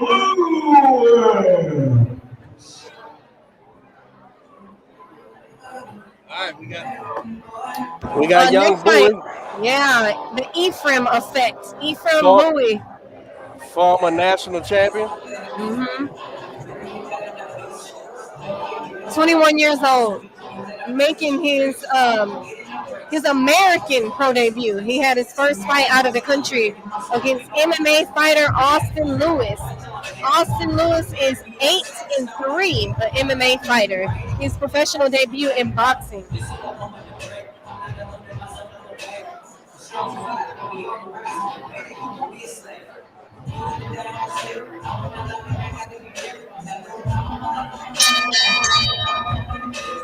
And now, ladies and gentlemen, introducing his opponent, ready to make his ring call. And right out of the red corner, undefeated, he's from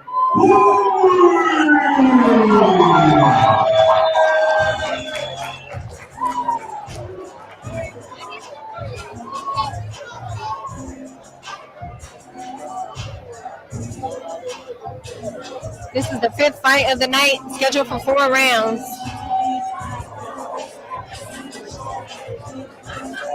Young Bowie, a young amateur who came on the podcast in our first year, led by Ronnie Shields. I think his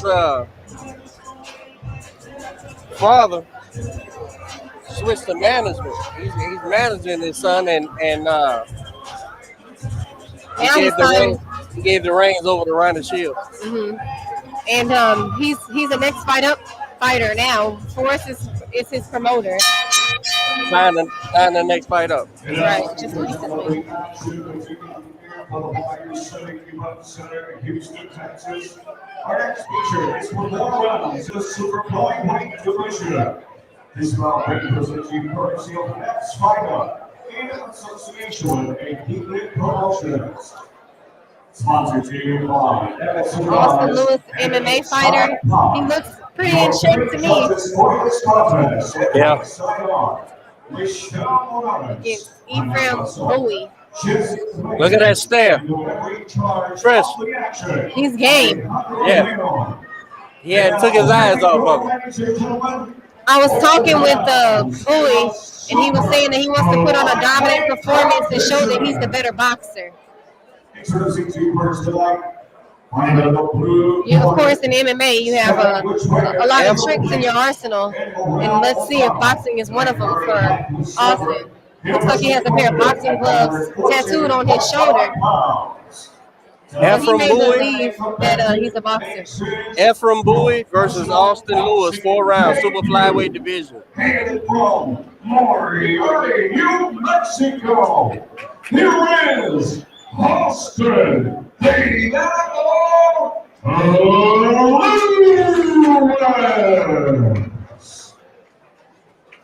And across the ring stands his opponent in the red corner, standing with legendary trainer Ronnie Shields and Greg Valentine. Adrian. Hey, Adrian must have seen me ask about it. I was watching online, great show, doing a great podcast. Good shout out, coach. Very proud of him. That did a great job. Great start to a professional career. Yeah, absolutely. That's Elias' uncle. Okay. Also a professional fighter. I think he's 4-0, 3-0, 4-0. Never in a dog fight.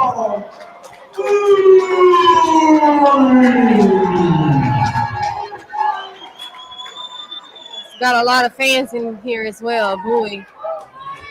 Look at the stare on Austin. I just cannot. Oh, he's game. He came. He's in a zone. He's in a zone. I don't know if he came to fight, but it sure looks like it.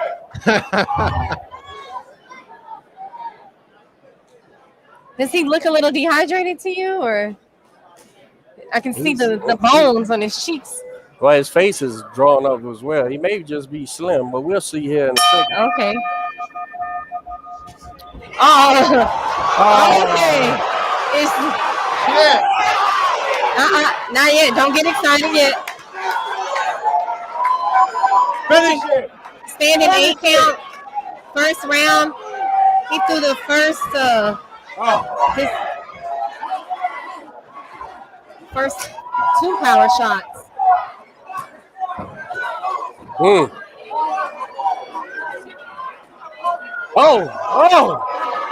One shot knocked him up, dizzied him, and the other shot Woke him up. Yeah. Oh. Okay. He's severely out skilled, this young MMA guy. Young boy, national champion before turning pro. I would like to see him finish off the first round, like finish Austin the first round. Taunting, some taunting going on. I know Bowie told me in the podcast 2 years ago his guy was Lomachenko. Yeah. Oh, okay. I'm a fan. Oh. So I actually had the pleasure of sparring with Bowie as well. And how awkward is he? Is he awkward? He's pretty awkward, and he's very fast. I was thinking like, wow, this guy is not gonna go light on the female. But you know what? Sparring him and other people prepared me for the southpaw that I fought in my pro debut. Fight number 5, Ben. Yes. Bowie can't miss with that left hand. Hey, I see a little blood coming from the nose of Austin. Austin is working that technique that we talked about before the show started. Blocking your punches with your face. Yeah, that's right. So far, it's it's definitely a sight to watch. So I'm looking at these gloves. What kind of gloves are these? I noticed that as well. I like the shininess to them. I wonder if they'll let me have one of them. You know, Bowie keeps hitting this guy with these hard, straight lead power punches. I don't know how. You know, anytime these guys come in off the road, you never know what their corner is. Half the time it's a stand-in. Right. And as a trainer, it looks like his corner is his corner. As a trainer, you hate to see a fighter be outclassed, overmatched. I believe Bowie dropped his kid with his first punch. Yeah, he's leaking pretty good out the nose. He looks worse for wear. Keep an eye on that corner, Jiffy, and you'll see just how uncomfortable this kid is. Yeah. Hands across the ropes.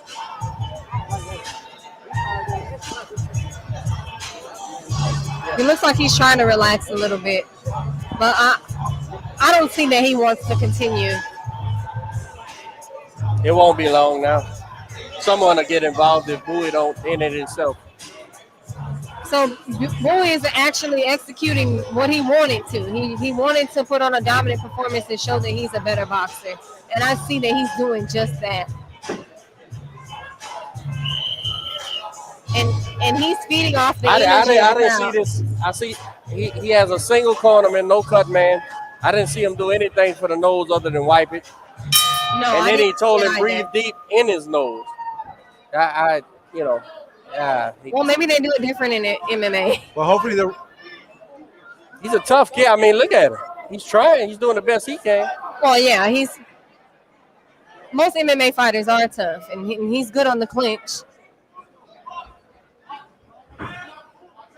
He does look strong for 115. This is a super flyweight division.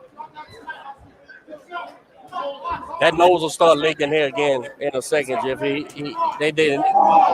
Nothing happened in the corner.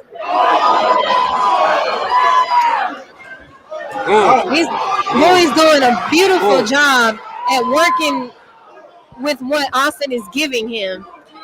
He can fight on the outside. He's fighting on the inside. He's got a cut to his left eye. That doesn't seem to be stopping him. Was it coming from a headbutt? I believe so. All that could be avoided if you keep your hands up. Yeah, but you know how it is when Southpaw and Orthodox are fighting. The headbutts are bound to happen. Oh. Okay, the sweat is flying over here. I'm not a fan of that. I would like for y'all to move. Young Bowie is showing class. Look at the class on this kid against the ropes. He's bringing out all the tricks in his bag. He's definitely showing the different dimensions that he's had. He can fight on the outside. He can fight on the inside. He can fight off the ropes. I'm very impressed. And he seems to be in a great physical condition. Shape. He doesn't look drawn. He doesn't. Hell of a performance. Also, it seems to have high boxing IQ. Seems to have emotional intelligence. I tell you, referee Alex Leon, Diane's husband. He's one of my favorite refs. He allows him to fight, but he will get involved. I don't know what he's looking for. With this kid, borderline, Austin, he's still trying. I think that he should interfere. He will. How much his head is going back. We got 30 seconds. We got 30 seconds to this round. Alex is looking close. I don't see Austin coming back from the second round. No, I really don't. Both eyes are puffy. He's really just fighting off pure heart. I mean, he's trying. 10 seconds left. Yeah. I have no idea. Okay. I don't think he should count. I really think he should. There you go. Right, there exactly. You go, corner. There you go. All right. Well done. Amazing performance by Ethan Boyd. Well done, but it didn't need to be. I didn't need to see that much. I didn't need to see that much. Yeah, I thought that the refs should have stopped the fight instead of counting and having the corner throwing the towel. Bowie has how many fights? Well, this is his second. This is his second pro fight. What did our MMA guy have? This is his pro debut in boxing, but he's 8-3 in MMA.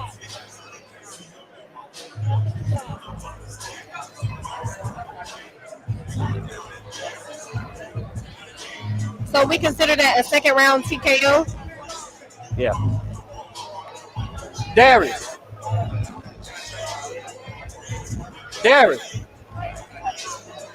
Hey. I'm like, it's fresh falling asleep. My screen. Scoot in there a little bit, brother. Oh, you can get mine. There we go. Look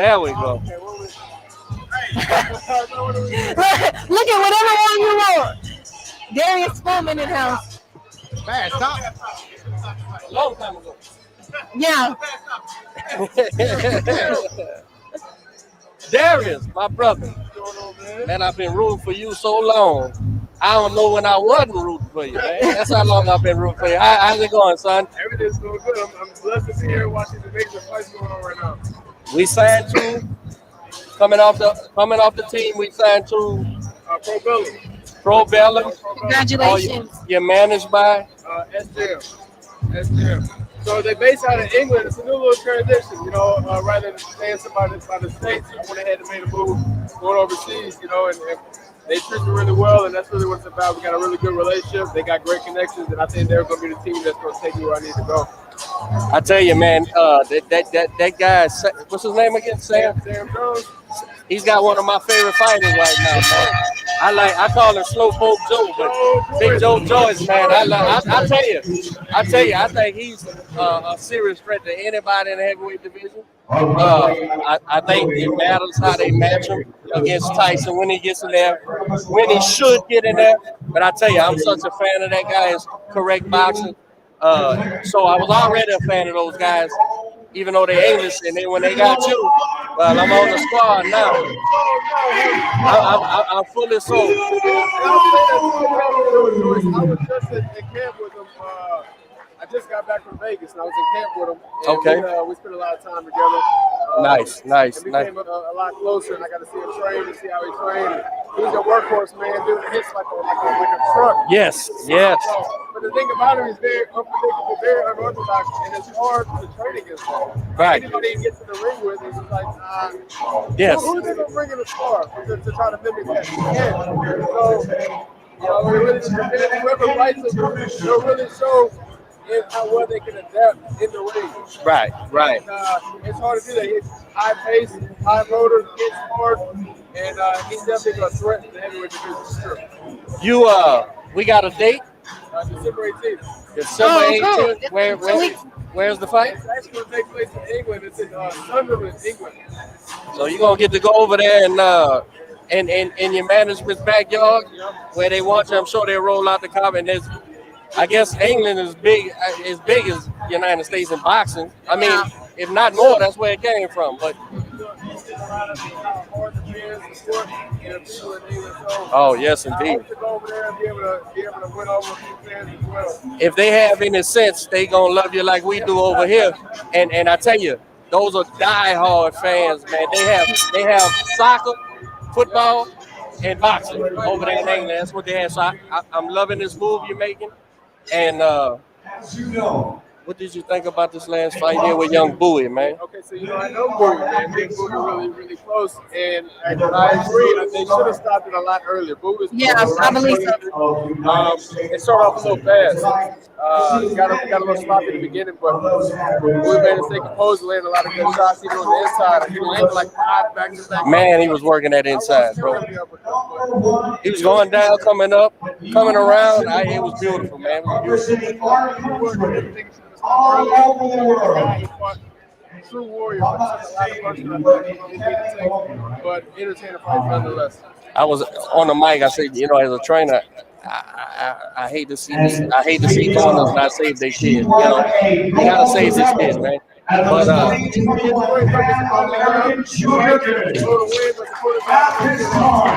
put your hands together. I always say, yeah, the fighter wants to die on the shield and all that shit, but it's my job to make sure he don't. He needs that in him, but man, there was no upside to that fight once Bowie took over, man. Hello everybody, good afternoon. My name is Jury. This is yeah, she just won the Pan Am Games. I am currently on Team USA. I just got back on Thursday from Cali, Colombia. We gonna link up for the podcast and do an episode, man, when you get back after the win, brother. Good to see you, bro. And so I made history. I fought 3 times and I came out on top, got the gold medal. I'd like to thank everybody here for the love and support. That's right there. Yeah, I was gonna tell you, your girl's in the ring, but yeah. I want to give a big shout out to my dad because without him, we wouldn't be here. It's 50-50. Whereas my dad and I appreciate him so much. I love y'all. It's my city. Y'all show me so much support. I greatly appreciate it. Thank you all so much. You can follow me on Instagram at Jury Rodriguez. You 2 C's. Thank you. Real quick, we'll see you next week at the Nationals. Yes, you will see me moving up to the elite division in 125. Thank you, ladies and gentlemen. Your call with Dallas, Jury Rodriguez. That's the one right I there. also want to give a big shout out. I know he wasn't ready for this. To the now New York Boxing Hall of Fame, Lou Savarese in the house. I don't know where Lou is at, but he is here. Congratulations to Lou Savarese. There he is. Lou Savarese. Lou Savarese. One of the greats in boxing. Watch you get up, Lou. This guy towers over me every time, so I get nervous. So real quick, come over here. All right. You got in the New York Boxing Hall of Fame, is that correct? Yes, I did. What do you feel about that? And a lot of greats came out of that, including your former as well. And you get to be here in H-Town, seeing all these fans here. And it's good. It's good, right? But what went through your mind as soon as you saw that piece of paper saying your name, that you are the Hall of Fame? Really good. Over that time, Jerry Cooley. It was really cool. actually destroyed and wanted to. And please don't bring up the actual fight. And real quick, you are one of the pioneers in putting shows together here in Houston. Loose Have Race Promotions. How awesome is it that you be a trailblazer and seeing next fight up and Tigre Promotions putting that together? And you're part of it. You're part of being a trailblazer. I'm a big fan of you guys. You know, bars, big promotion. So cool. I'm enjoying the work. Sitting out to watch it. You certainly are a legend. Ladies and gentlemen, here once again, for the Hall of Famer, Loose Have.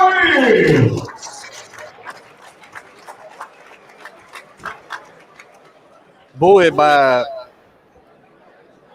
second round TKO corner stoppage.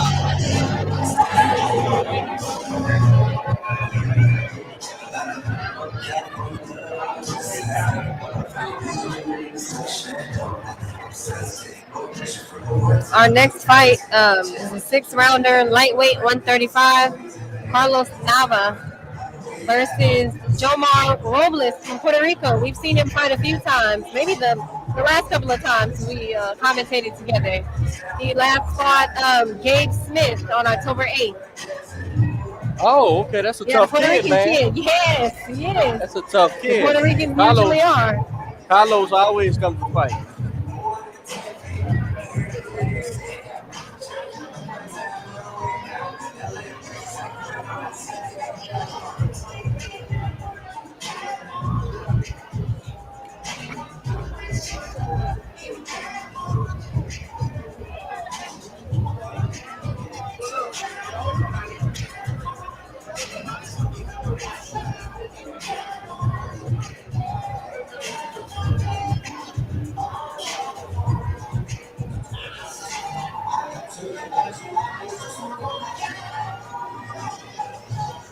I was hoping for an intermission. There's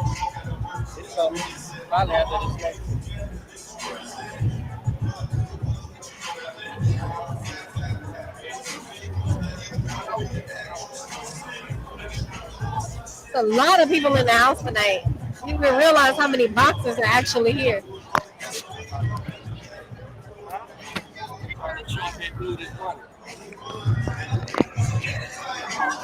Oh.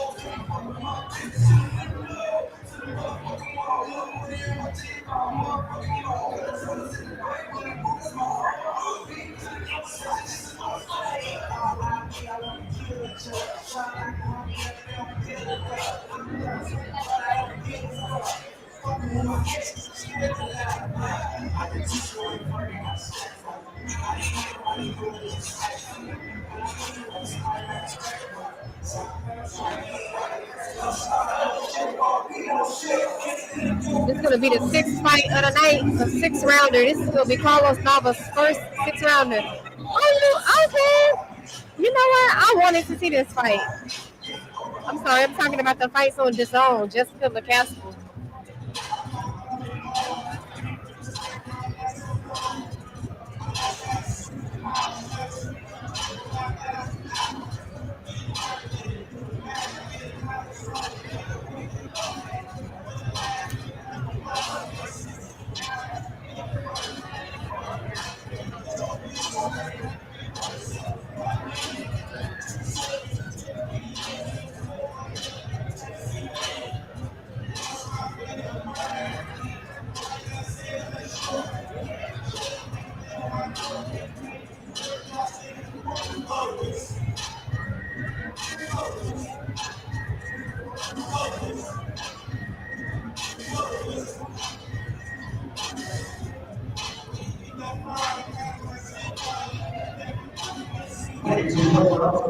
big shout out to the WBC Women's Heavyweight Championship bout, Danielle Perkins.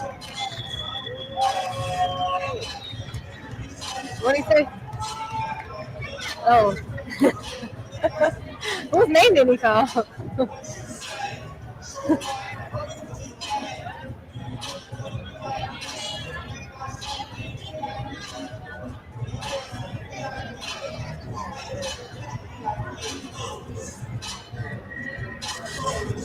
This may have been the intermission.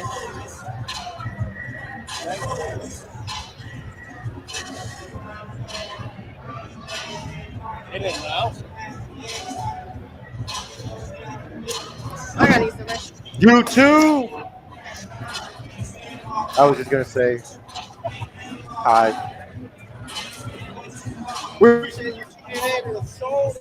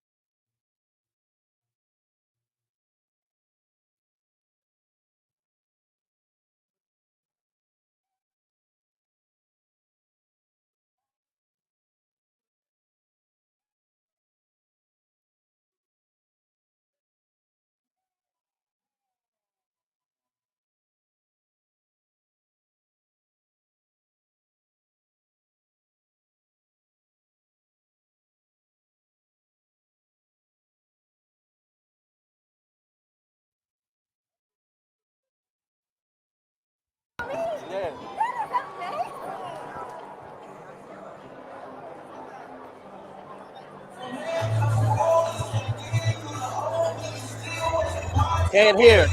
Oh, we muted it for a little small intermission. We back on though. Y'all can hear us? Yeah, we're back for the 6th fight of the night. Carlos Nava Hey, versus Jomar Robles, a Puerto Rican. Do us a favor, YouTube. Like the video, man. It matters if you hit the like button. I don't know how it works, but just hit the like button. And subscribe for the next time that we go live. You'll get your notification bell. Thank you so much. Thank you. Oh, my man, Jim. Thank you. I'm parched. I'm like, gosh, I'm doing all this talking. I needed some water. This call is brought to you courtesy of Tigre Promotions in association with Next Tigre, sponsored to you by and Bring It Home, Jimmy's Run, and Biologics. Your great choices for this content, Seth Wayne One, Dr. Kelly Anderson, Jesse Ranch, and Mary Overbeard. You are in charge of the action, James Green. Man, we in for a fight. Yeah, I'm excited to see this. Carlos Nava, he comes to Maine a lot to get some sparring, and I'm excited.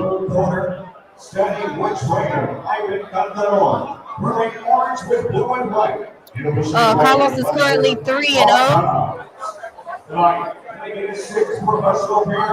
spoke with him a little bit ago, and he was saying that he's excited to fight in Houston and have all his people come and support. He says tonight he won't be looking for the knockout, but if he knows that he can take him out of there, then he'll do that. And he knows that, you know, this guy, this Puerto Rican Jomar, he hasn't been knocked out before or stopped, but he thinks that he's capable of doing that. The last couple of fights I seen of Nava, he was trying to force a knockout, and it made the fight a little harder on him than it should have been. Okay, so maybe he understands that you know, those adjustments that need to be made, because he told me that he will not be looking for the knockout, and that he's going to be putting on a show that shows his boxing IQ. This is his first 6-round fight, so I know he's going to be taking it a little bit at a patient manner. Is that G on there? Gabe, yeah. Gabe, that's how I recognize this 6-round kid. Yeah. Watch you fighting. Jomar fought Gabe Smith back in October 8th. This is a tough kid. Toward the end, Hugo. So this is the first round of 6. Maybe after the main events, Hugo.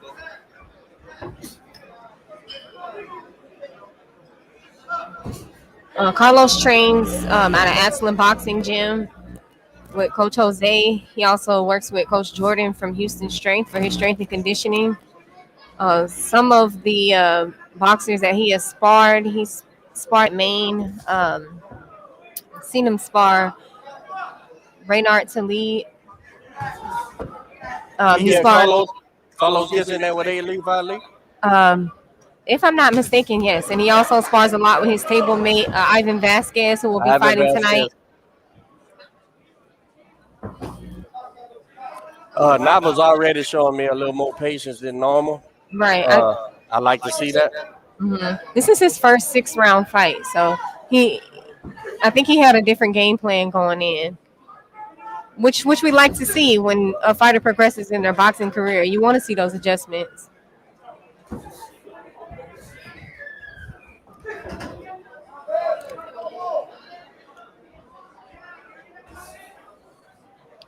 This maybe like the third fight that we've seen, a Southpaw Orthodox fight.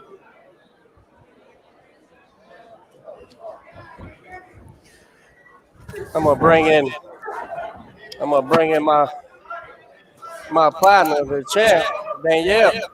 Tell me what you see, lady. Well, I like the way he's matching everything out. You know, it's a good pace. He's catching them coming in.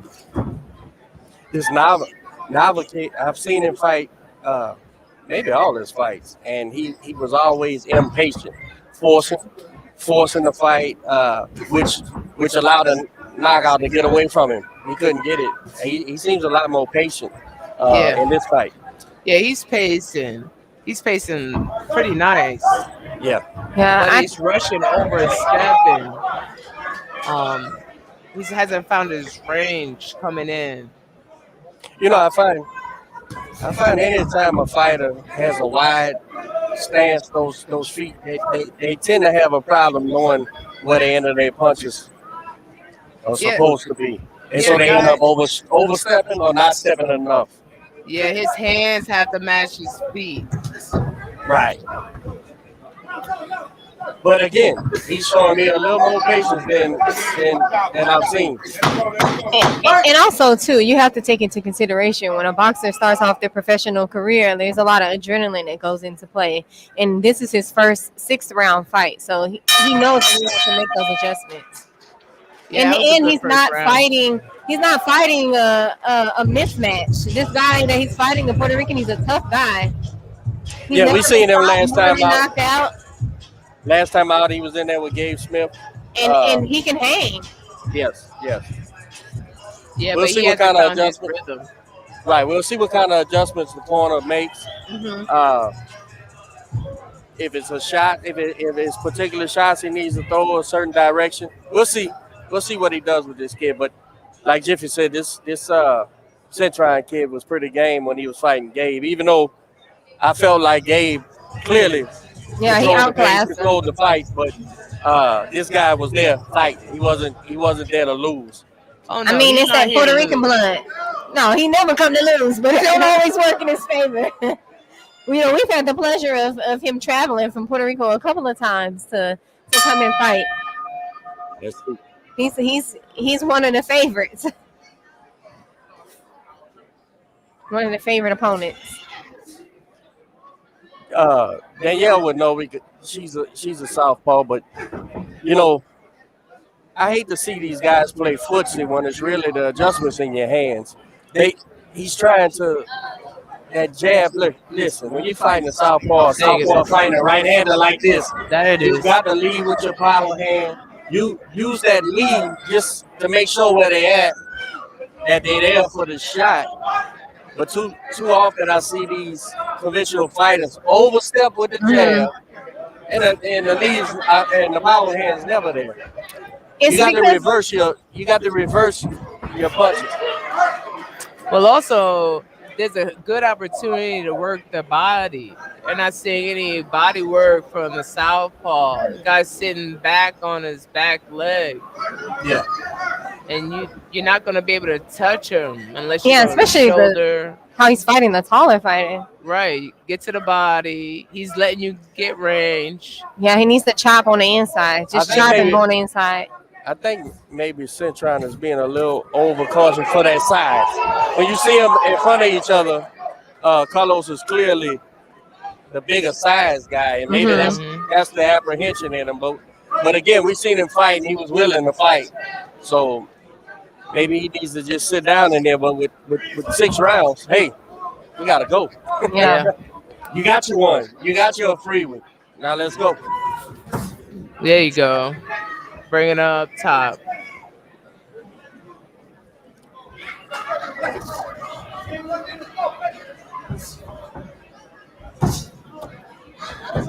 I mean, he had more volume in the first round. I'm not sure. There you go. Oh, something they applied high on the temple. It's wobbly. Yeah, something.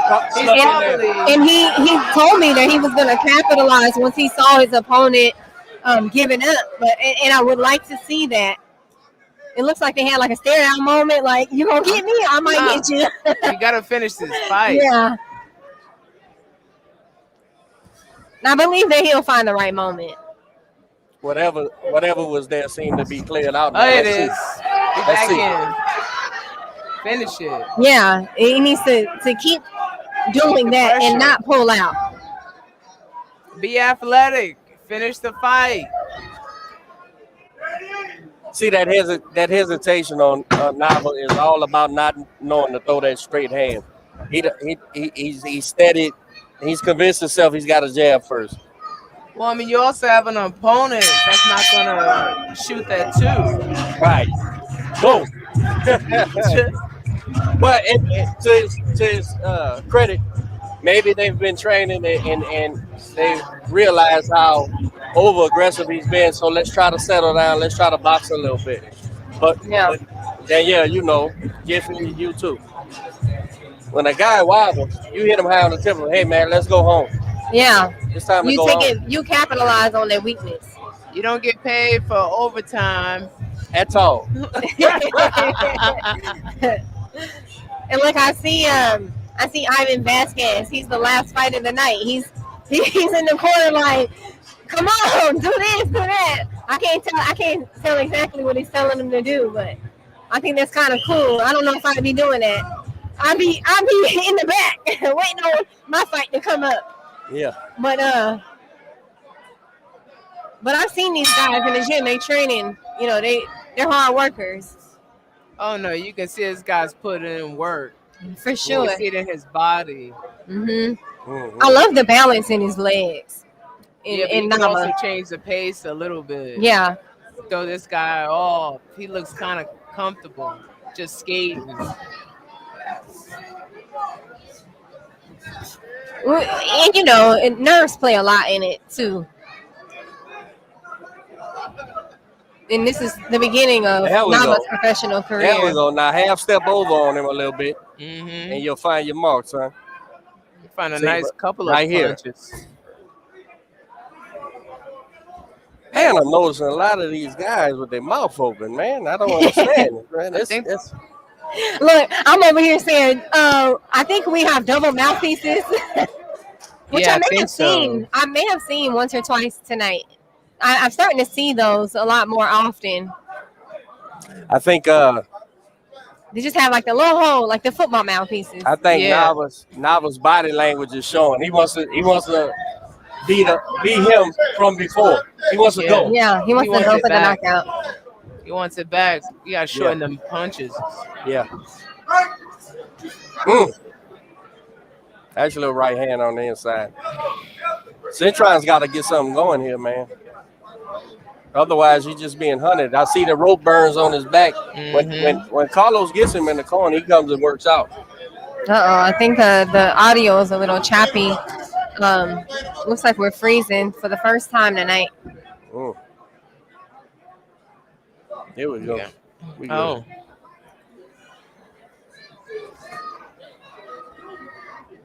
I'm not seeing Cintron being as active as I've seen him in previous fights. I think that Nava is giving him the hardest time that we've seen against the other guys that he's fought. I really think it may be the physicality when they body to body. I think he understands that he's out. Yeah. Come on. Yeah, he's getting him right in a good position. He kind of angled out instead of in. He was right there at the thing, but then he didn't let the hands go. Well, I think a lot of it is muscle memory. You know, you used to fight an orthodox fighter. Right. So the southpaw will throw you off a bit, especially on your angles out. Also, too, a lot of boxers focus on placing their foot on the outside, and really, you can go right up the middle. Well, I mean, you get a knockout, you're not thinking about your feet. Exactly. Okay, it appears Jessica McCaskill has won. Very nice. I can't see how, but I see that congratulating at the end of the fight. That girl's pound for pound. I'll be excited when the Katie Taylor fight actually happens. The ref stopped it. Yeah, you don't get paid for overtime. I'm going to have to put that on a caption on one of my pictures. I'm going to at you. You don't get paid for overtime. I tell you, Jessica McCaskill, I'm a fan. I don't know her. Don't know trainers and that. But something about her has that Joe Frazier workhorse quality. It's like she's come to do work. She's brought the hard hat and it's ready. Let's go. Oh, no, she's clocking in and punching out. Yeah, man. Yeah, man. I like it a lot. And You know, you got some good punchlines. man, I'm good form. Okay. I feel like I'm confused on which round we're on. This may be the third round of 6. Oh, this is the fourth round of 6. Yeah. Okay. You know, time flies when you're having fun. I got one. You see count him it? like a fighter. You already did 3. Citron came out to fight this round. Look like he's trying to do yeah. something different. You know, halfway through. he took off 3 rounds. No. I mean, he ought to have some energy. Oh. Come on, man. He ought to have something in him. He took off so many rounds. Well, you better close your eyes. You might miss one. You can't see with your eyes closed. You know? Man, if he would just take, instead of throwing that jab, man, when he gets close enough, just throw that straight right hand. Pump that jab. Get It's that there. volume. It's there. Right, use that length. Boom. Yeah, don't let him come in. This little guy shouldn't be coming in on you at all. He's not biting down on that mouthpiece. Yeah. No, he's not. No, that's a habit. You know, the mouthpiece guy is really good. He's affordable. It molds right to the teeth. That's never a problem until they catch you right there on that ball of that jaw. Yeah, and then you suck it through a straw for 8 weeks. Man, before I got my mouthpiece made, my mouthpiece guy was sparring Miguel Flores, and I had my mouth open, and I feel like my jaw got cracked. Mm-hmm. And after that, I was like, okay, I'm not sparring with my mouth open anymore. Like, you bite down. Exactly. You know, sometimes you got to learn the hard way. You don't always learn by listening to people. Wow. I like to chew my food. For real. Oh, man. If we get some volume here, this fight would be over. Yeah, you can tell. Again, you can tell by the. Oh. Well, when you go from looking for the knockout to not looking for the knockout, then the transition is really hard. Like the mindset is sometimes it's one-sided. Sometimes there's no in between. You can tell by the road rash on Citron's back when the Nava gets him in that corner. He's leaning on and punching. Well, he's just swinging. Hopefully to hit something. Mm-hmm. No plan, eyes closed. It's a prayer. Lord, please. I think we should replace Manny. Yeah, you're welcome. Look, I'm inviting you to a podcast that is not mine. Let's go. There we go. There we go. That's Hit him with what Pacquiao. That's what the people paid their money for, baby. That's right. Hey. Old Citron pitching the bitch over there when he can, man. He's trying to do the best he can. I think he's just outgunned. I think he's outgunned, man. My man is surviving every single round. This is the lowest that I've seen the Puerto Rican kid fight at. And I'm always rooting for a Puerto Rican. You know, it's in my blood. I really feel like the size disparity is what for sure is what deterred him from letting loose. Well, he's also playing with his length. You know, he stands up tall, then he shifts on the back leg, flips the jab, makes it seem like he's further away. Then he leans forward and drops 2 quick punches on his way in. It's a smart way of boxing. I don't know that that's on purpose, Daniel. I think that's his awkward. I think that's he's awkward. That's his style. Well, that's a good style. Yeah, especially for a shorter fighter. It's working. It's working like it's nice. You know, I might borrow some of that. Absolutely, whatever works. You know, it seems pretty efficient. Mm-hmm. I wish you would add the drag, on that hook. Yeah. Then you can pull them for the straight too, right down the middle. But we'll see. We got some time. We got one more round. A round and a half. There we go. I would love to see a little stutter step. Oh, that would change the whole damn game. Yeah, a little stutter step, double jab, pull, hook, 2, night. Get that pillow. That stutter step would change. Well, that stutter step would give Nava what I want him to do with the right hand. I think we can give you a couple of jobs. We might reach. put you in the corner after this last round. I'm no good in the corner, son. Listen, it's not looking good. Look, you know if I was losing when you say, do it for your kids. You know what I'm saying? Do it for your family. I'm going to cut the check in half, bro. You're going to have to really push yourself. Show me something. Yeah, Carlos just right here when he was on this side, man, he leaped in. If he had had his feet up under him, that'd have made all the difference in the world. That's what that stutter step would have gave him here. But also, when Navi leans over to that side, you got a clean body shot, and he's not shooting it. I think Centron abandoned any idea of that early. Yeah. He's got to be too close to that big boy. Yeah. Chunking at the bottom. It doesn't look like he wants to engage unless Nava is engaging first. Like he could chop and go on the inside, but he's not trying anything. Well, at this point, you got nothing to lose. And nothing to gain. Nothing from nothing leaves nothing. No, you got something to lose. He don't have nothing to gain. You know? Put it in God's hands. Well, God only help those who help themselves. You know, one step at a time. Go for that body shot, bro. I just can't. I'm done.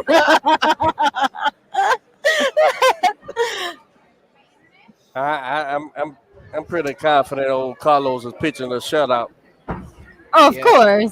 It's a clean victory. Yeah. I know that he wasn't looking for the knockout, but I still believe that he was hopeful that it could happen. And I think he stayed by the bell because he could have capitalized off of that as well. Ladies, do we have a in between round? Do we have a pick on this Haney JoJo Diaz fight? How do y'all see this one playing out tonight? I'm Team Haney. Yeah, Team Haney. You don't think JoJo has no shot? No, I think it's a competitive shot. Yeah, in boxing, you always have a shot, right? You know. What would JoJo have to do? See, the thing what JoJo would have to do is get him outside of his game. Which the thing about Devin Haney is they're good on making adjustments. Right. Like you'll catch him once, you won't get it twice. So if JoJo makes it rough and raw, you believe Haney, it doesn't matter. He'll well, switch. it have to be in the beginning because he sets his pace from round 2 on. The deeper the fight, the worse off. I got you. And kind of what we were talking about earlier too, I believe that Haney he has the ability to show short-term memory and definitely make adjustments. I don't think that he'll be bothered by anything that JoJo has for him. He's sharp. He's a little bit of, I say he reminds me a little bit of Earl because you're not going to catch Earl slipping twice. Here we are, round 6. I mean, at this point, Centron, he's going to have to go forward and try to land something. Go for broke. Yeah. Well, hopefully he ain't broke after this fight. I hope they pay him some good money.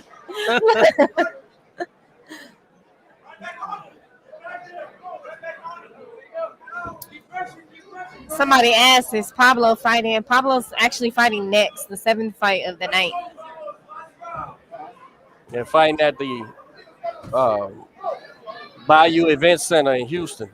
Bayou City. It's a great event. Very good card. Yeah, it's a packed house. We got a lot of professional boxers here. I wish we had some tacos.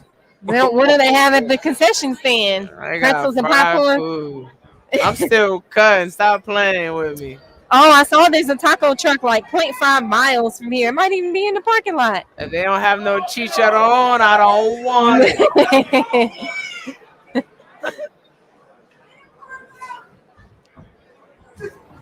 Nice. That was nice body shot. He would finish out the 6th round. I see somebody yelling in the crowd like, God, let's go. what it is. This guy's tough. Yeah, he is tough, and people are used to seeing Nava going for broke for real, but he's pacing himself in this 6-round fight. This is his first 6-round fight. Maybe we'll see a little bit more volume in more fights to come. It'll have to be. That's the only thing missing. Yeah. Shout out. It all makes sense now, right? It's his first 6-rounder. Yeah. Shout out to the junior welterweight ABO champion, the Houston Hitman, Robert Redmond in the chat. I see a bunch of wolves. Hey, what's up, Robert? Me and Robert used to train together back in the day. Robert cool as a fan. Yeah, cooler than the other side of the pillow. I think Nava's trying to close this show, y'all. Okay. As he should. He got 10 seconds left. Oh, this is it. This is it. Oh. And battle tested Jomar. Still never been stopped. Dominant performance from the young lightweight. Carlos Nava out of Houston, Texas. Fights at Iceland Boxing Gym here. Mm-hmm. Exciting fight. 6 rounds tonight. I don't think we could give a second of a round to the young Petron, man. No. He couldn't get it going. Well, I mean, it's a difficult fight. Yeah, I mean, so he that's a good assessment. He definitely survived. So this was a hard fight. I mean, imagine being on the other side of that. Yeah, he'll be sore for a while, man. Oh, you're gonna need a straw. No, we don't wish. Knock on some wood. Is this wood? I don't think so. I think this is a plastic table, girl. No. Barely. Where's the bag? I think we want to replace you with her. She got the punchlines. Hey, super shout out. Personal friend of mine, WBC silver heavyweight champion, Danielle Perkins. Hello, y'all. What's up, America? I appreciate you standing there, champion. You know you got a home with us. I think I follow you and you don't follow me back. Let me see this. I'm good for that. I'm sorry. I'll follow you back right now. You put me under pressure. Well, let me just see if I follow you. You make sure to get it right. Oh, look. Nope. Sorry. There you go. Well deserved. Very good win. Yeah. Very dominant performance. Well, I mean, and I seen growth because, as I said, he was a lot more patient than he has been in the past. But he still tried to get the kid out of there every time he cornered him. Well, he did. There's a couple of little adjustments he could have made, definitely about accuracy. Yeah. But he's looking for those finishing shots. Like, he's trying to finish this guy. I would also say he's thorough, man. He goes to the body, he goes to the head, he's throwing hooks, he's throwing everything. He's got a variety of shots. And he knows how to make somebody uncomfortable. Like, he knows how to just with his physical. Mm-hmm. He presses this right to the corner, kicks it up. It's just now a matter of accuracy and angles. Because he could have cut an uppercut, up, hook, Well, we gonna ask if you can go to his next camp. Well, baby girl, I ain't afraid. They're gonna have to cut the check. We need to get paid. He's got a bright future. He definitely does. Yeah. I don't know how to work the internet.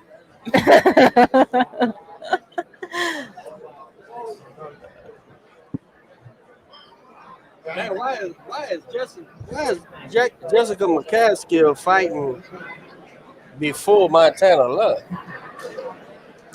What? I didn't want to miss that Montana Love fight. She's undisputed. It's not the point. Yeah. We talking about numbers here. For sure. We know who Jessica is. Right, and women are underrated. And listen, man. Listen. And two, a lot of people are not paying them. But too, a lot of people are not a fan of her, like how she carries herself. Especially that when platform. We talking about numbers. That platform is all about the views, the number, the popularity of a fighter. Of course. But man, she's big in California. Imagine becoming undisputed champion of the world, and you got a prospect coming out after you. Well, I mean, that's part of Clarissa's stance on not fighting on Jake Paul's card. You know, it's not about the money. It's about, the respect. It's about the respect. Mm-hmm. It's about as a fighting man, as a pure boxing guy. Somebody asked, how many more fights? It's good boxing. And so when I see them bury, what Jessica McCaskill did to Cecilia Breakers is no small thing. Winning all them straps. Then rematching when everybody said it was a fluke. Oh no, she handled her. Right. So now you got the undisputed welterweight champion of the world fight, and then listen, and I'm not gonna lie. I like Montana Love. Mm-hmm. I'm not crapping on him at all. Oh, get all the shine you can get. Get all the shine you can get. But when you got undisputed, listen. I understand. Listen. But also, when you see these cards get pulled and you see the numbers get run, you're like, wait, she only got 30 grand for that fight? Oh, right. Yeah. Hey, and that's why with all the bad publicity Jake Paul gets in the circus show and all that, when I seen what he did for Amanda Serrano, he won a place for me. Well, listen, I'm not above it. I just want to, I'm Jake Paul. I need you to know I'm about my money. But Jake Paul, he's been an advocate for boxers in terms of pay. I'll fight you, Jake. Half price, baby. For real. I'll get that motherfucking exhibition. Listen, I'm trying to buy a PlayStation 5. Okay.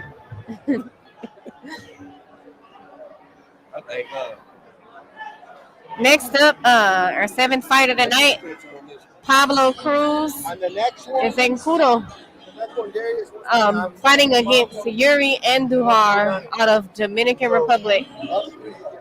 Oh, at 130, it's going to be firecrackers. Dinamita is actually his nickname. Dynamite. That means Dynamite. I thought you was joking. Dynamite. It's dynamite. I don't know. It ain't Spanish. This all.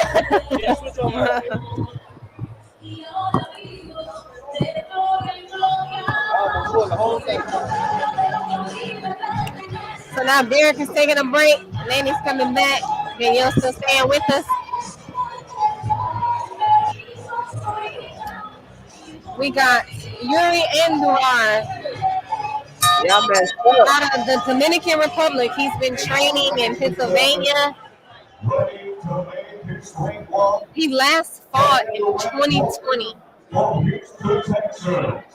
6-round fight, fighting against Pablo Cruz out of Houston, Texas. He's actually a natural orthodox, but he recently converted to southpaw. And he's one of my sparring partners. And he's been doing really well as a southpaw. Jiffy, who do you not spar? I literally spar everybody. I want all the smoke. Seriously, sure. I'm trying to be ready for anything.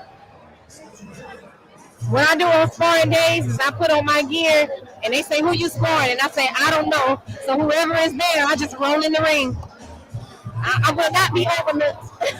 I will not be outworked. He's actually one of my favorite sparring partners. Really? Why? He has so much fight in him.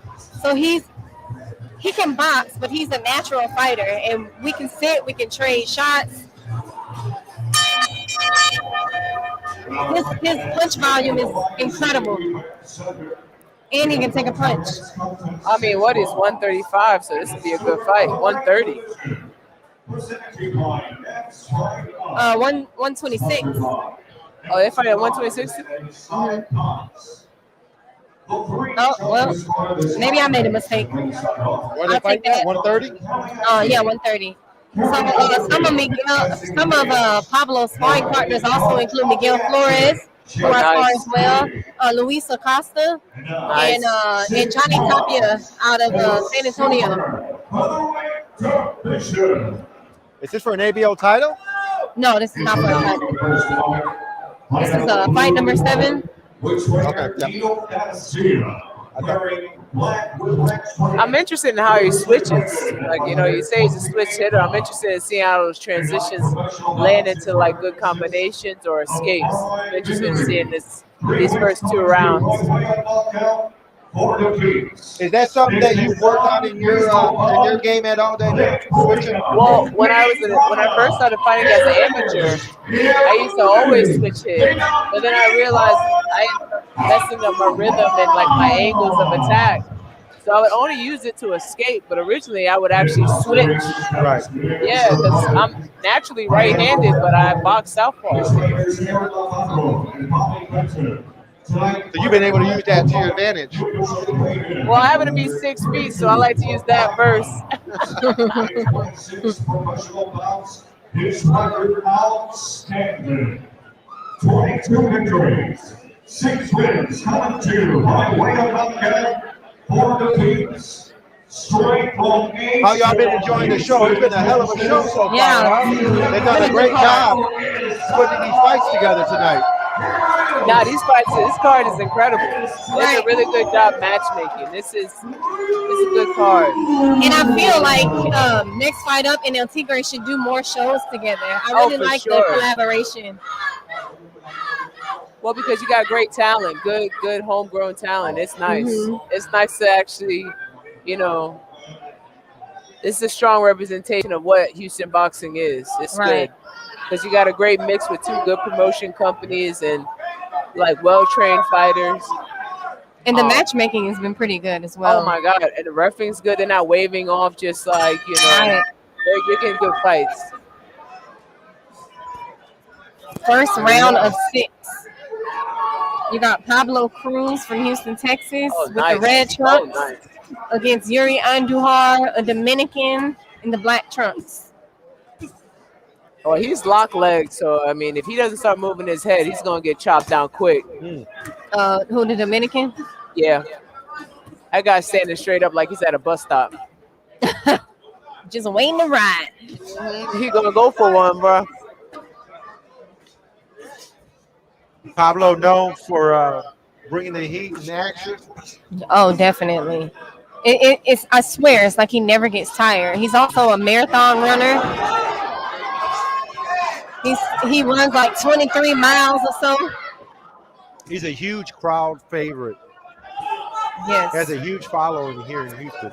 I can see that. He's a veteran fighter. He's 22-4. He's been fighting for a long time. Well, he put his foot to the gas as well as the round just started.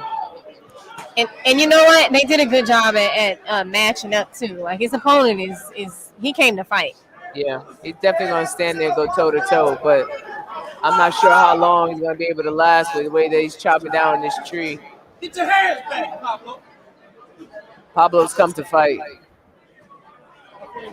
He's got a lot of body shots already in.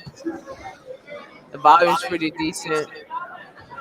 And I can tell you from being in the ring with Pablo, even if he's trying to go light on me, he hits hard as hell. Yeah. He's got a good especially snap. to the body. Oh, wow. Oh, wow. You know, the Dominican is doing a good job off the ropes. And at this moment, I'd like to see more boxing from Pablo instead of sitting here trading shots. Right, because Yuri definitely came to fight. Yeah. So we want to fight smart here. You know, you don't have to show if your balls are bigger right now. It doesn't have to be a real fight. Let's test the distance. Right. Let's work out angles. I mean, you might be able to get a clean shot. This guy is standing straight up. If you go in close, you're gonna flood a lot of your shots. Scheduled for 6 rounds. It might go. Oh, wow. Oh. You know what I'm saying? This is just... It's a slugfest. It's a slugfest. Yeah, I definitely think that Pablo needs to reset. And he knows how to box. He just really likes to fight. You know, it's the Mexican. The Mexican in you wants to just go. Yeah, something turns us on about this fight. Huh? Something just turns us on. Yeah, for sure. Well, he doesn't need to play. You know, he doesn't have to fight this fight. He doesn't have to play to his opponent's strength. Like this guy also wants to slug. So let's see if he can box. Let's see if he can move. And he's good at it. Yeah, he might be able to get him to step into a pothole and end this fight early. But the Dominican definitely wants to stand and fight. He's not trying to move at all. Right. And that first round is hard to judge for me. It's pretty even. I believe that Pablo took the first half, and then Dominican came back and took the second half. Yeah, which no fighter likes to hear. Well, they should be telling him something in the corner. Do it for your kids.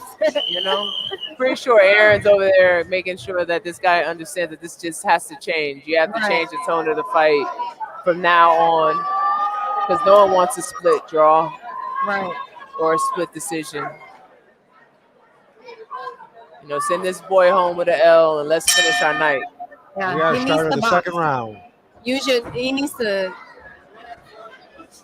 use his jab.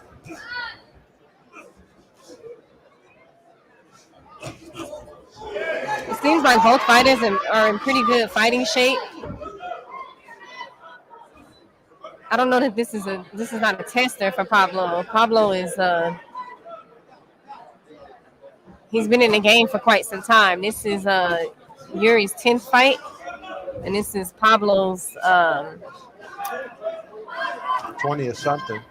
26th fight, 27th fight. I mean, Yuri's standing straight up. So I don't know if there's anything on those punches. Warning Pablo about using his hip, tying him up against the rope. Their heads were touching each other. Oh, caught him with a vicious left hook. Well, I mean, he's not really doing much to stop him from escaping off the ropes.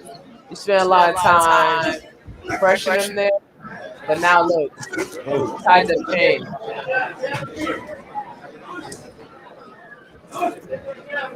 And I think that's how Yuri's going to survive.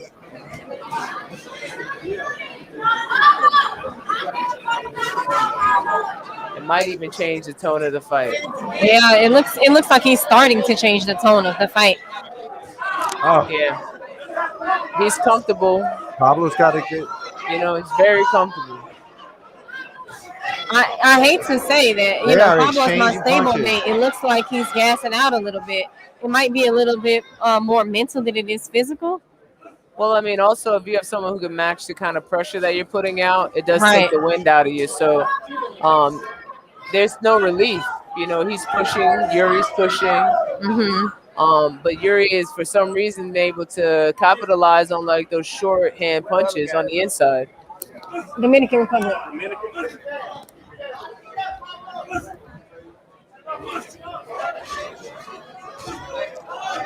Man, these guys came to brawl. And this is what we want to see, but we also want to see some boxing. Well, you know. It's different when you're in there. Oh, yeah. Caught him with a straight right. Okay, there we go. Working that body. Oh, come on. Oh. Okay, now the left capitalize and the off right. of that. Caught him That's again with the left and the right. Beautiful. He's got him up against the ropes in trouble. And unfortunately, he's going to be saved by the bell. He keeps catching him with that left This hook. kid's tough, boy. The Dominican's taking it off. Caught him with the right. Oh! What an entry round. Saved by the bell. Exactly. Saved by the bell. And I think that I saw a little excitement come from Pablo at the end of the round. And he just, if he keeps that excitement up, that'll be motivation for him to try to get this guy out of there, especially because he is standing up. Well, also he was able to steal the round because that was starting to turn. The tide was beginning to turn towards the middle of the round, and Pablo was able to steal the round. So that was that was much needed going into this third round. If you can Right. finish and capitalize, they're paying attention to the fact that this guy is literally standing straight up. There's no power on those punches. He doesn't have any stability. If you go to the body and to the head and back down to the body, you get to finish this fight. If nothing else, you can put some damage. You definitely damage this guy. Right. You know, collateral damage. We're not worried about any of that. Go for broke. For real. I'm here for it. Going into the third round. And Pablo's a high volume puncher, and every round just keeps getting more active. I saying a lot. That first round was a lot of pressure. Both fighters look like we got about. I mean, I wish we had a compy box. Probably about 70 punches each. Right. For our first round, it's a lot of punches for an introductory fight. I mean, round. And to me, in the second round, it looked like Pablo was gassing out a little bit, but it looks like he may have got his second win back. And also Yuri, I don't see him declining in energy. No, this guy literally looks like he could just do this all day long. Right. And he has accuracy on his punches, except for that one he just missed. Don't let me speak too soon. But he really has good eyes on him, Yuri. Oh, I mean, Pablo's, he's making sure he continues to move his head. Some of them, you do get touched on. Some of you don't, but he's staying active. Right. Moving his head, bending his torso, trying to get in. He's got a clean right hand if he wants to, because he keeps dropping that hand. So you got a nice right hand if you want to use it. I feel like I just want to pull my mic away and say, Pablo, throw your right hand. Yeah, that right hand's there, especially off the counter of that jab. You know what I mean? Yeah, and overhand too. Because there you go. There you go. There you go. But I think it's those little disruption shots are kind of messing him up a little bit. The punch in between. This guy's not going to stop punching. Yuri's not going to stop punching. No. He does not care. Yeah. He don't have nothing to lose. Nothing. He came here for one reason. Right there. There you go. Throw that straight. And I really think it's beautiful boxing by Yuri. It needs some minor adjustments, but I really like his style, even though, it's Pablo's very not awkward. stable. Yeah. Pablo's not stable, awkward. man. I know what Pablo can do. I never, saw this guy, Yuri, so. These guys look like two of those robo punchers. Yeah, the sock'em bock'em. The sock'em Yeah. bock'em. Yeah. They Tit are for going tat. at it. And the crowd is loving it. Love to see it. Well, I mean, people, you're getting hit. There's no one's running. Yeah, no one's backing down. Not even close. They're going toe to toe, phone. Both feet in the phone booth. They're going to fight. You might even question: is anyone thinking? Slipping, No. punching. Nah, this is an ego test right here. Mm-hmm. Definitely a gut check. Oh, Right. A little slap. Yeah, he's just gonna put his hands out there. Just keep him out there. oh wow. His confidence, the Dominican's confidence is looks like it's getting better and better. I would be confident too. I don't have that many fights.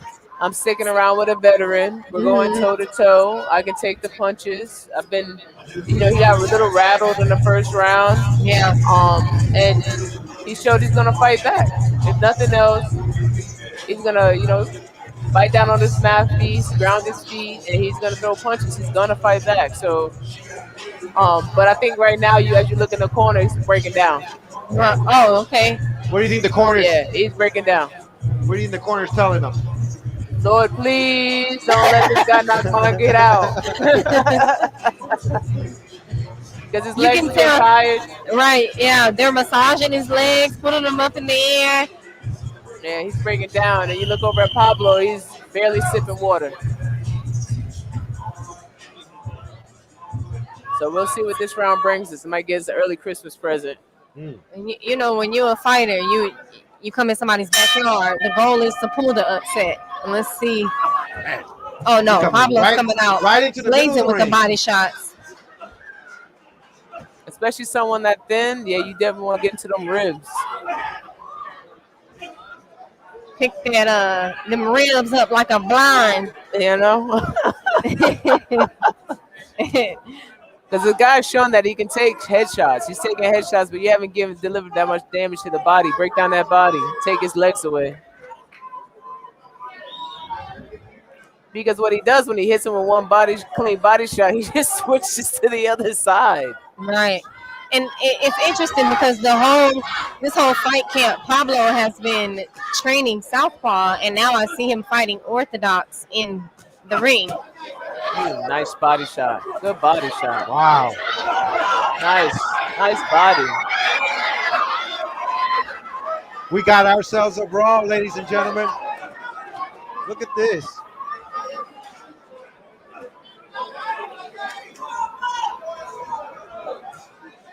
Pablo taking them headshots like he got headgear on.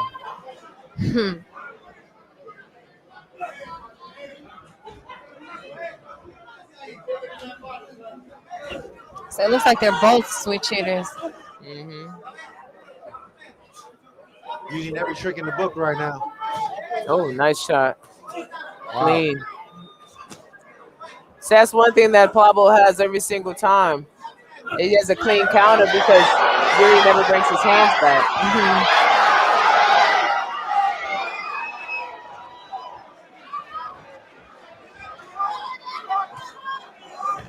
We got caught with that right. Nice. It doesn't like Danielle said, he's taking shots like he has on a headgear, and it doesn't look like it phases him either. I don't think that he has no power on that shot. Yuri has no power. He's not bending his knees. So there's nothing. He's not sitting on a single shot. So and some of those shots are slaps. You can clearly see that they're slaps. Yeah, he's got no power, nothing on him. So of course, I mean, no, you don't want to take him, but I don't see the danger. Wow. But I can see the danger in Pablo's shots. Oh, Pablo's shots are. Listen, this guy tomorrow is gonna think to himself, "Why on earth did I take these many shots from this guy?" Right. It's gonna be a long flight back to the Dominican. Yeah. I think he's been training in Pennsylvania for this camp. So I've heard. Tried to do some of my research. He definitely came to fight. That's for sure. He's not giving up. Guy has no give up. See, warning about the head. I can't tell what the ref is doing. You know, that's good sportsmanship. I don't possess that. Yeah. At all. I get so caught up in the rounds, I don't even know what round this is. I think this is 5. Oh wow. This has been a beautiful fight that I haven't even paid attention. 5th round of 6.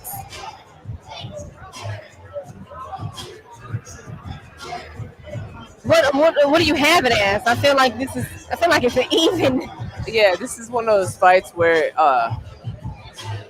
I'm glad it's a pro fight, not an amateur fight, because a amateur fight, you're like, oh, that was such a good fight, no one should lose. But it's always good to take a look. I wish we had unofficial score cards. Oh yeah, they should have given us unofficial scorecards. Next time. Oh, but I think it's gonna be one of those fights where a knockdown. They can't see the right corner of the ring. Pablo, can you keep the fight on this side? Wow. They talking about why he's in the corner. They want to see that. I understand. We'll try to make an adjustment after this fight. We don't want to mess it up. It's been going well for us. Nice. Oh, nice. So it looks like Yuri, he's pulling out his bag of tricks. Looks like he's trying to box now. Oh, it's smart. Smart to switch it up for sure. Right, because the like we said, the fight is really close while they're having a slugfest, and so we can't really tell the difference. Yeah, you gotta separate yourself. Yuri with that body shot. Once you're the taller fighter, use your range, use your feet, move your head, don't get touched. Steal 2 rounds and see what when you at the end of the fight, see what the card says. But you trying to slug with Pablo is not a good idea. Right. And maybe he made adjustments because he was feeling so many body shots.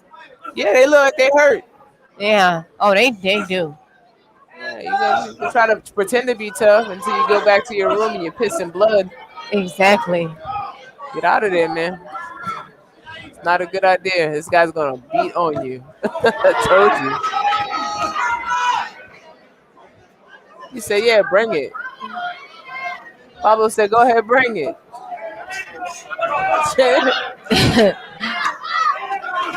That's the one thing I can say. Pablo is a fighter. Oh, nice. Caught him with that jab, the hook. Oh, Yuri nice caught him with uppercut another by hook. Yuri. And these boys are working. I gotta give it to Yuri. This guy came to fight. Yeah, he did.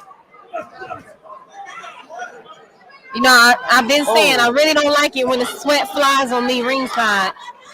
So I would really like for y'all to move that way. We need to get one of those splash guards. For real, I saw them. Oh, look, they got some. Nobody offered me one. Oh, nice. Nice angle. Beautiful right hand by Pablo. Beautiful. If you know, just, and I know he has power on that. Nice. And just keep those shots a little straighter. Well, that shot's always there because whenever Yuri punches, he doesn't bring his hand back. He also doesn't protect his face. So if you could just kind of block a shot or just slip a shot and counter, you're going to get him every single time. Right. This guy's available for it. I want to say that Yuri took the top half of the round and Pablo stole it. Pablo's a vet. He knows how to close out a round. Right. The judge is only going to remember the last 10 seconds of this fight anyway. It looks like Yuri's cut in his right eye. I could be mistaken. There could be sweat, but it looks like they were wiping blood off of his eye. Probably the guy's getting punched pretty hard in the face. Especially with those two overhand rights that landed back to back. Those were, to me, the hardest, most solid shots in the fight. I mean, yes, I think we got a cut. Going into the sixth and final round. Yeah, I think we got a cut. Yeah, I gotta get out the ring. I think that I want to say Pablo is up by at least one round. I could be wrong. I don't know. I feel like Pablo's gonna finish this out. Timeout. Well, with that confidence, they call a timeout so the doctor can check the cut. Yep. This may be it. I don't think it's that bad. They can let him fight. Well, here's your chance to get out, bro. Right. Can you see? No. Okay.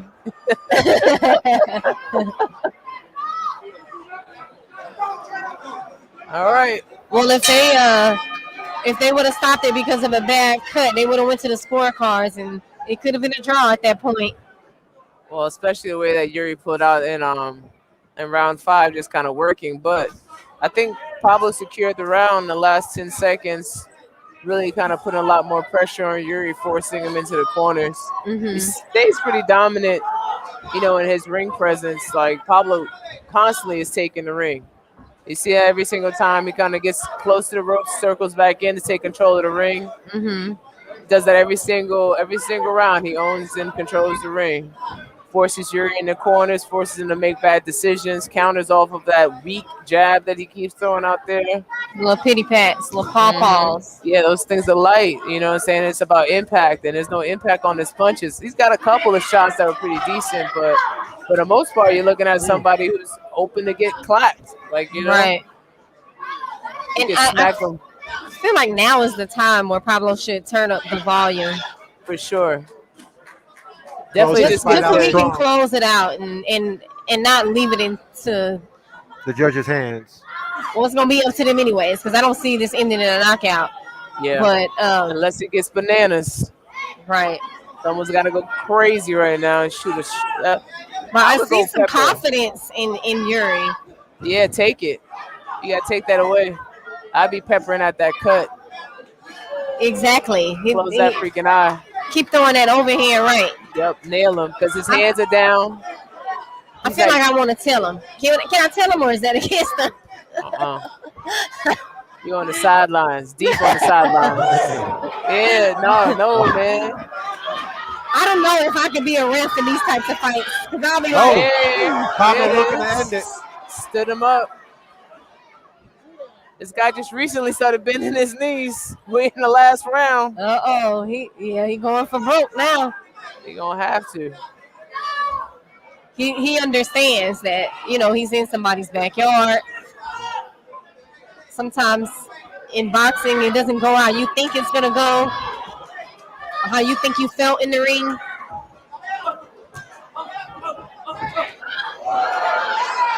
That overhand right is there. Nice. He's looking to finish it. Volume. It's gonna take this volume right now. Let's look at the time. How much we got left? No. I know he did not shoot his booger snots over here. You got it right on the back of your computer. You're gonna need to disinfect it. Lord. The nice last one. 10 seconds of the fifth round. Beautiful. If Pablo closes this out, I believe he can take the fight. That's it.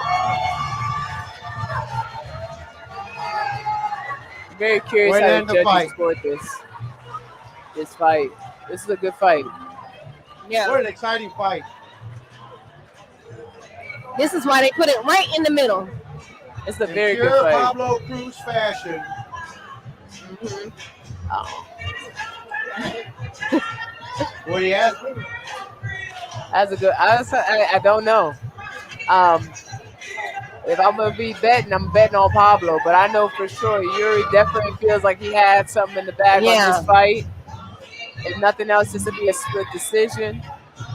There's at least one judge that feels like Yuri took this fight. Mm-hmm. I don't know if there's more than two. It's interesting because some of the judges look for different things. They look at aggressiveness. They look at ring generalship. And you just never know who looks for what. Well, I mean, different angles. Different angles of the gym as well, different views, different perception. Right. One judge might see something that the other two don't see. That's true. Well, it's something you have to think about. If you want to talk about all the attributes that actually would win this fight, I feel every single round, Pablo checked that box. So he brought the volume, he brought the ring generalship, he had impact shots. He did a lot of stuff that really make a difference to really want to kind of capitalize on winning a fight. Right. Is there a pen over here?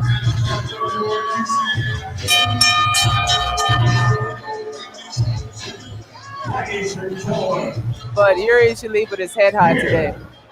Because this wasn't supposed to be close. How about a huge round of applause? A beautiful fight. One of my favorites so far.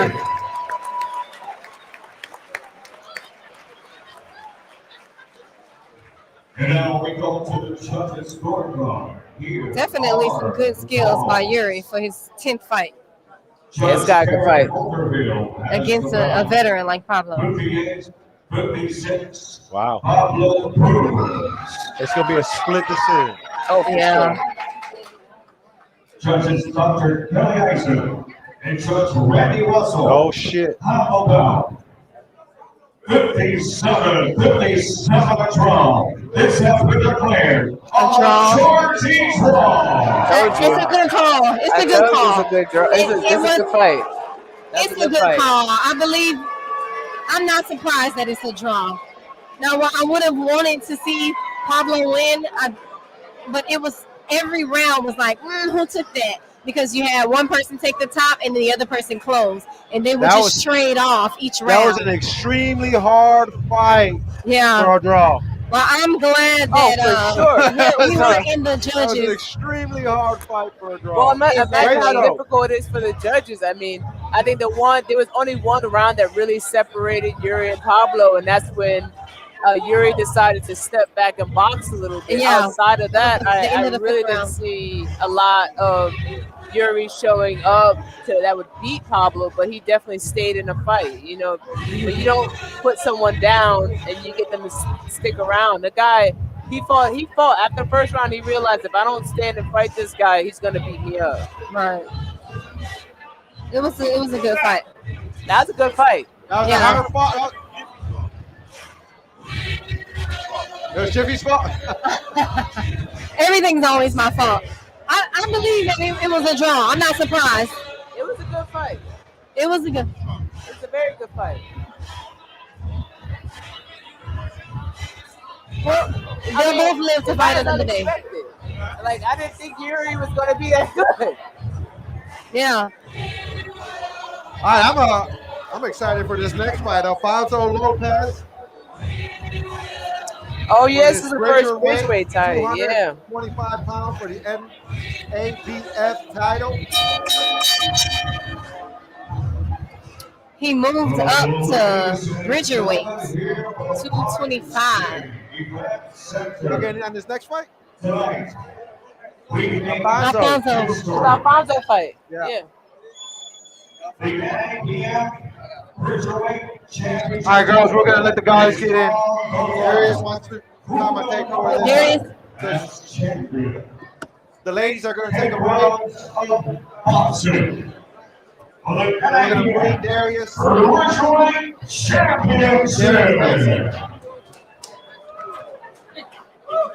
Introducing team first, representing ring one, and fight out of the blue corner from Georgia, Hungary.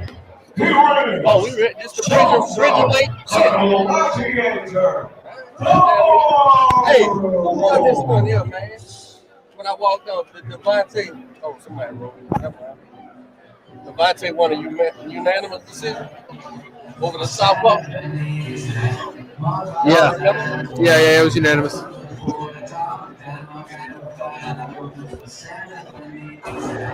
All right, Coach, introduce our commentator. Guest commentating tonight. We got a good friend of mine. Me and his daddy go way back. My man Darius. What's going on, brother? Let's get him. Happy to be on. Happy to be able to commentate this amazing fight we're going to see right now for the man Alfonso Lopez and his very game opponent, Joseph Domos. Yeah, Darius and I was talking off camera about he was working with Alfonso during this camp. Okay. What do you see? I seen it. So it's a long progression. I've been working with Alfonso for a long time, even back when he was fighting light heavyweight, getting ready for a lot of his big fights. And to see his progression now, and he's at a different weight class, it's really impressive to see that he still has the same quickness, the same motor, the same output. So we're going to see an amazing fight tonight. I guarantee you.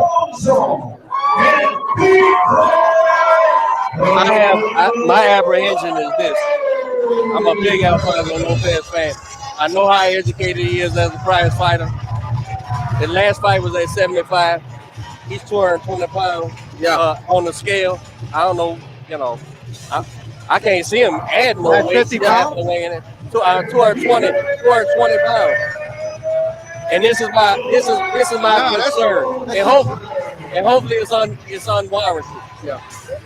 That boy right there, that weight 224, he been a heavyweight. Yeah. Look at him. He's a solid guy. I will say that. But I will say the things about guys that size is speed wins a lot of matches. And if Alfonso come out and still be quick on his feet, still let his hands go how he does, a lot of times the size won't really play that big of a factor. So we'll see if Domos can use his weight and that experience that he has at that weight to his advantage. Or if an Alfonso come in and bring the speed as an element that'll really kind of disrupt Domos. Kind of be a little bit different than, what they're both used to. Domos used to maybe a slower, heavier opponent, where Alfonso used to a lot quicker. So we'll just see who'll be able to adapt and be able to adjust at this new weight. I will say this. Me and Alfonso hit it off so heavy because we're both legacy men from boxing. The guy who trained him, the old man who comes from he fought Sonny Liston. He comes from educated boxing. What he will do is hide his punches. Yeah. You won't see him until he hits you in the mouth. Yeah. And he knows all those things. He's very game. He's very educated. And again, my coaching mind is gonna always say, weight class, like yourself. When I first seen you work in the gym, I told my fighter, I said, man, who's this kid, man? I like this fucking kid. But you was fighting heavyweight. Yeah. I said, man, if I had that kid, man, we'd be a light heavyweight. Man, I'd be murdering everybody. And of course, we talked. You told me why you was competing as an amateur as it was, and as a pro, you're doing it different. But my professional trainer mind, as I always gonna say, let's see how Alfonso takes that shot. Yes. I've seen you in there with the real big baby. Yeah. I've seen you in there with top big boys. You know what it's like to be able to box with these big boys. Right. So I'd imagine when you get in there with these 70s, 80s, it's a difference. Completely different. Well, Alfonso said he's going to be using scripture tonight. He said it is better to give than to receive, as the good Bible says. So he's going to make sure that he's going to avoid getting hit by any big punches and box smart tonight. Let's see how that game plan works out. Alfonso has a lot of experience. He's been with a lot of people, and so I think he can make the adjustments needed. He has a lot of skill sets that I've seen personally in the ring when we sparred together on good inside tactics and good head control. I've learned a lot from him in that aspect. I bet.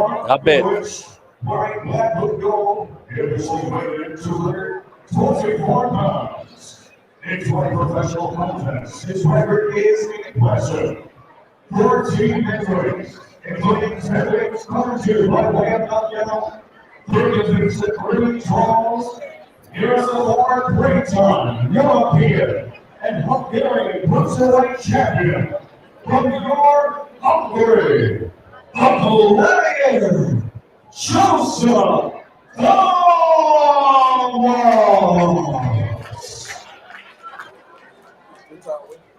and approximately the size of opponent, I have the red corner, standing with her. Far as wanted Darius on this one.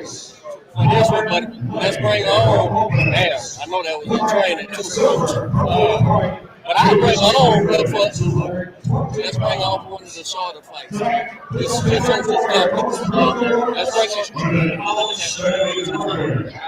36 pounds, 32 victories, 25 wins, coming to you by way of Montana with only 4 defeats. Introducing to you the former National Boxing Association champion, the former WBO, NIBO, light heavyweight champion, and former NABF light heavyweight champion of Pride Pride of Huntsville, Texas, USA. Alfonso and Tigre.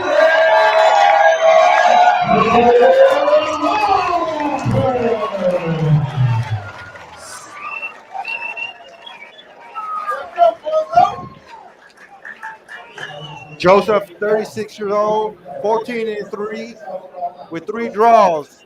Alfonso coming in at 32-4, 0 draws. Let's see where we're going to get tonight. The first round is going to be the most important. We'll see how each person be able to establish their dominance in the ring. Yeah, it's very imperative. Very imperative this first round. Now, this is Alfonso's first fight back since the judo fight, right? The judo, yep. And 40 pounds bigger. He looks hungry. Yeah. I have all confidence in the world that he can protect himself. That ain't what I'm saying. I just want to see how he carries this big boy.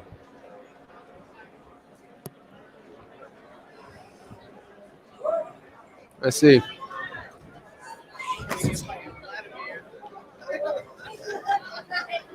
One thing you notice is Alfonso's already kind of showing signs of some good foot movement.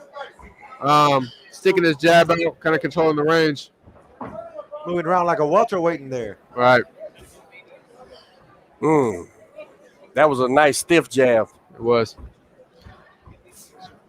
Mm. I think I love about Alfonso. A lot of times he can get real unpredictable. He can feint a lot, but his presence in there really shows. His pressure. Yeah.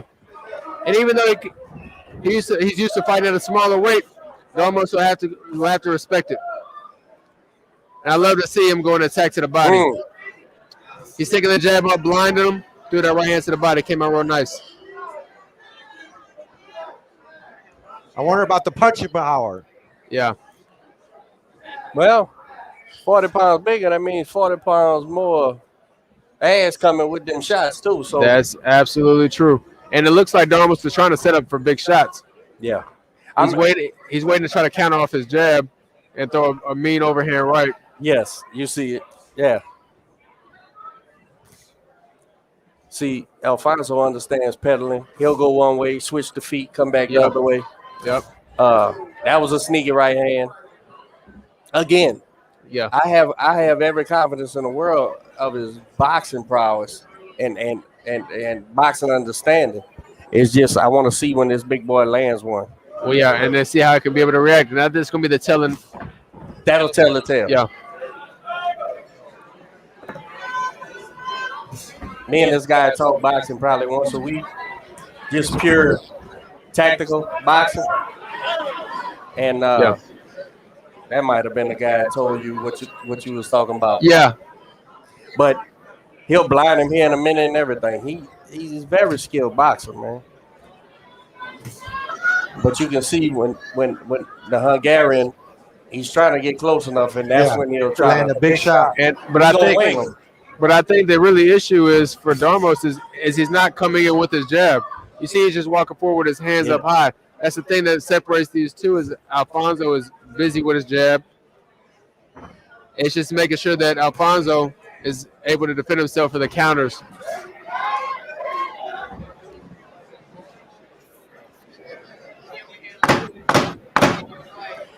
Did you guys notice how Alfonso didn't push back? He went for the ride. He didn't. Just enough resistance. Yeah. That's game. That's professional fighting. Oh no. Yeah. That was right there. Take a shot. They went ahead and called it a knockdown.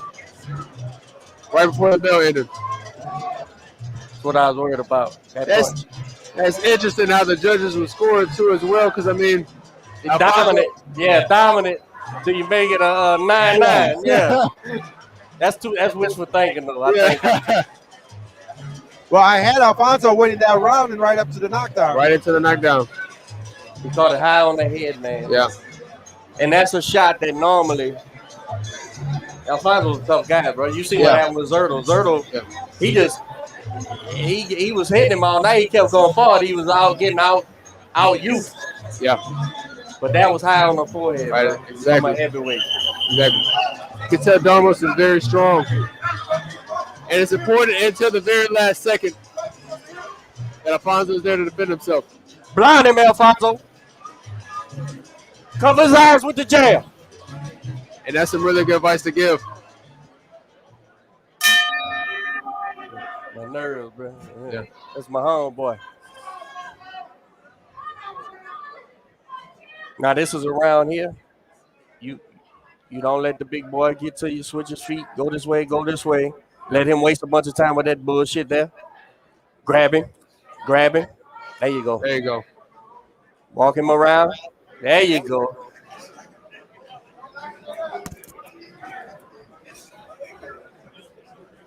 It's important, I think, what he's doing is, look, he's showing good signs that boom, and he'll grab. Mm-hmm. He's moving back with his jab, but anytime he gets uncomfortable or the Bulgarian gets in close enough range to attack, he go ahead and jam, close the distance. Right. It's a lot safer on the inside than it is at the end of somebody's punch. That's so hard to teach when a fighter doesn't understand that. It is.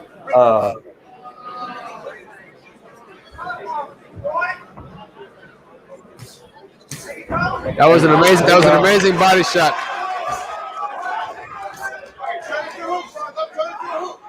He's throwing great shots. Got to be responsible with them hands, though. Yes. You got to bring them hands back faster than you punch them. Absolutely.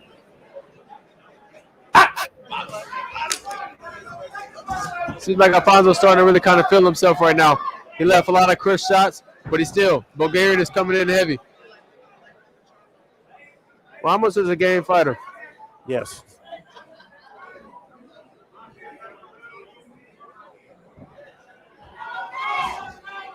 Just hide it. Hide that too. Yes. That was an amazing feint.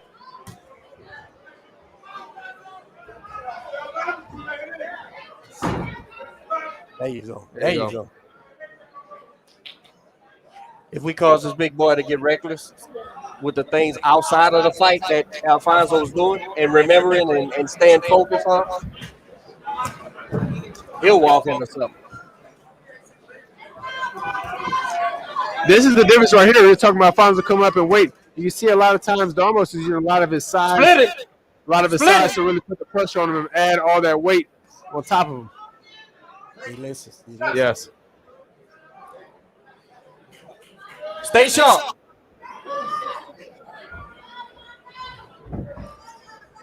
Amazing right there. Put that in there behind that. Alfonso working that body. And that's something I want to see more of. He's doing a good job with these jabs and blinding him, but mixing up to the body is, I think, will add another element to the game. Darmos will then have to make adjustments to be able to realize those shots are coming. Absolutely. And I would say after a 10-8 round, that was a dominant round for us. For him. That's us. That's us.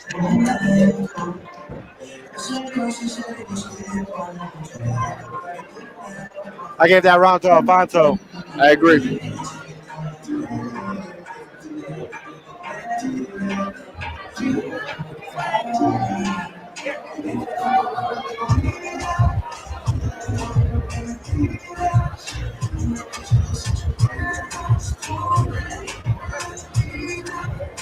Now, I want to ask you, in the corner right now, what is something you would tell Darmos to try to counter what Alfonso's doing? The biggest deficiency with this kid right now is the he has no jab. There's non-existent. And if nothing else, he could help himself with a stiff arm. Just something out there. It would disrupt what Alfonso's doing and give him that maneuver inside. Even then, just now he kind of hooked that little thing. Yes. It's almost like he sees himself as some kind of great value Tyson or something. Right, Taking himself back. You're a big boy, man. Mike was 5'10", 207 pounds when he could do that shit. Yeah, completely different type of fighting style. Yes.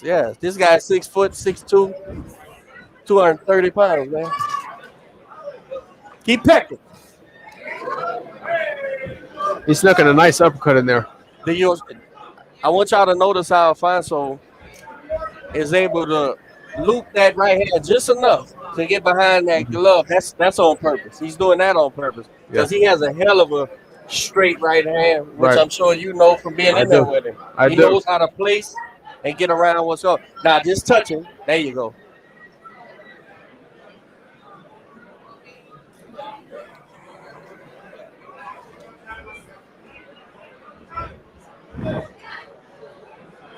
There we go. He's doing a amazing job circling the ring now. He doesn't want to get caught up on the ropes. Darmos is trying to push him back to get him on the ropes because Alfonso's feet he's moving too well for him. And so if he pushes him back to the ropes, obviously he can't go back any further, and that's when he'll try to land his big power shots. If he gets in a bad situation, then he needs to either move to the left, right, or jam.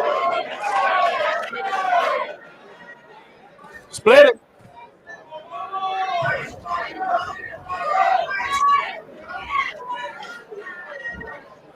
There's some two big boys in there.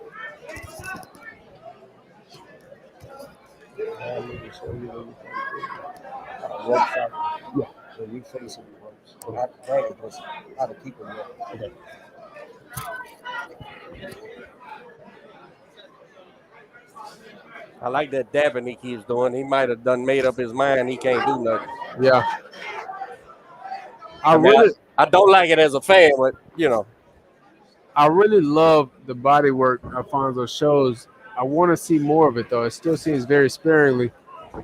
Did you see Yeah, that? I see that. I see where he had his foot to kind of trap him, kind of caught him off balance. Just stay alert.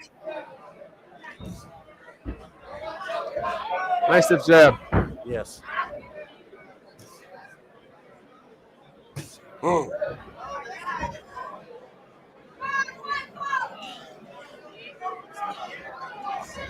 Now look. Interesting. Yes, but I'm worried. I'm worried about the weight, bro. We're scheduled for 10 rounds. Yeah, that's a lot to carry, bro. It is. It is, and you can see. Breathe. You good? Breathe. That's a good point to bring up because you notice in the Tyson Fury Wilder fight, that's what Tyson Fury's game plan was. He put a lot of weight on top of him to kind of really slow down Wilder. Wilder had to carry all that weight for 10 rounds or 11 rounds until the fight was over. Yeah. But ultimately, that's what drained him. Was he had to carry all that weight on top of him, and Fury did a good job smothering and applying that weight on top of him. Here's the thing, man, and I'm rough on Wilder. I'm rough on Wilder.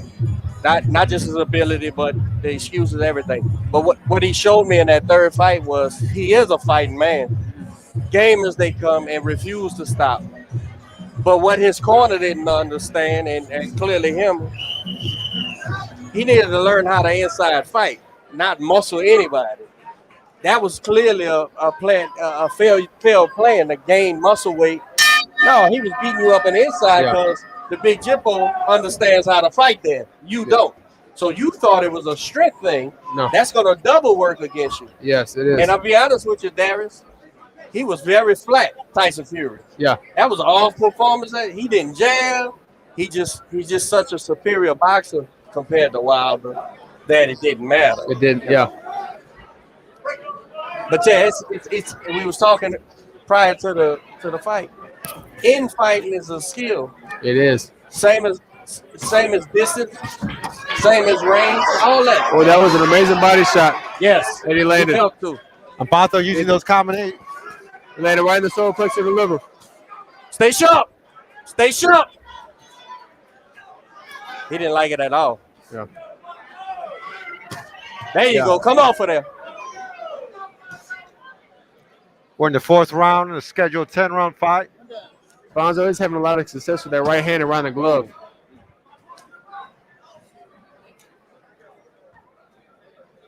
Yes. Alfonso's landing the punches. I'm just concerned how much. There it is.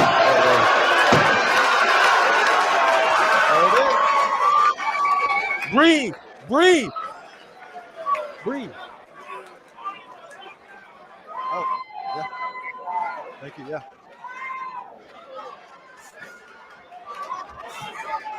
See? Yeah. Don't let no cheap shit in.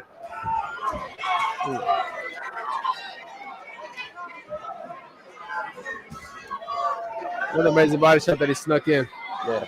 He's not going on purpose, though. Important that he says defensive minded. Domo still has a lot of power.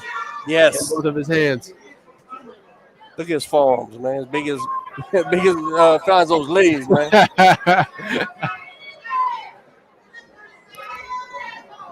My guy is fighting a great fight under the pressure of first time at heavy. Yeah, at this weight, yes. Yeah. Technically, he's way more silent. He just can't. He's got to stay sharp.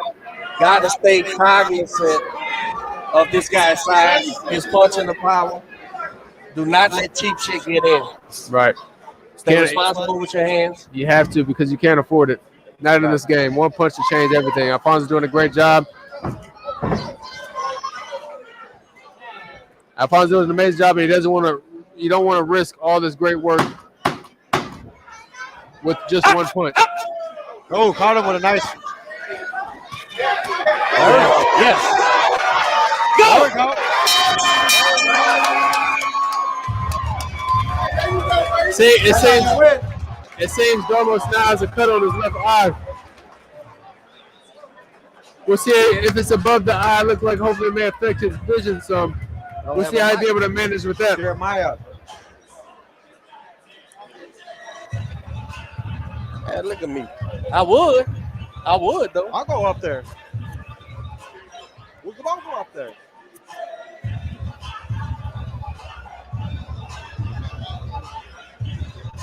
You want me to? I will.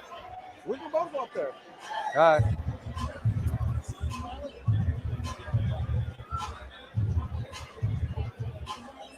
Man, I forgot the score to damn. Man, what we in fifth? Yeah, going to the fifth now. That's about right. His coach spent a lot of time in the corner. They mentioned to hear what his corner was telling him.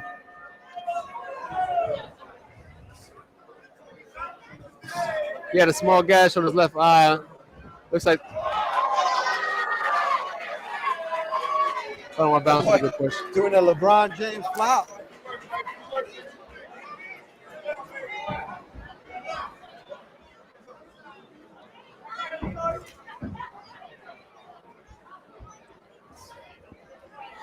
Darius, what does Dormos do? What does the Hungarian do to change the outcome of this fight? They get some success. I think other than the first round, Lopez has won every round. It's been kind of one-sided from that aspect on. You see, Dormos is showing a lot of different looks. As of right now, he's just putting a lot of pressure, but this can end up costing him. I think he's trying to go ahead and get Alfonso out of there, but it could be a double-edged sword because he can burn himself out very quickly. Right. These are heavyweights. They don't throw that much punches. He just threw the most punches he probably threw in the entire fight in that 30 seconds just now. And we'll see if that'll affect him. It seems that cut above his left eye is starting to pour down a little bit. I don't know how much of that is affecting his vision, but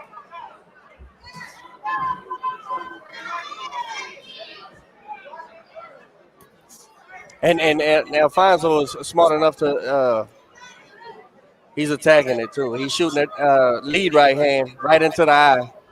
And that's what he's supposed to do, honestly. Yep.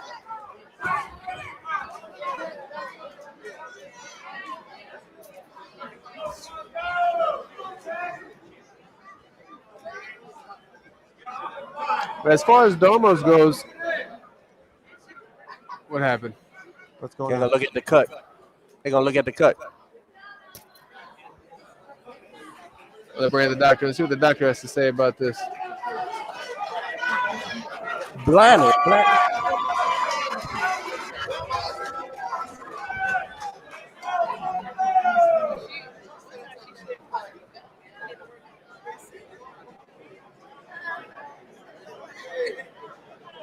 It seems to be a deep gash, but it's on top of the eye. Normally, you let a kid go unless bone is showing.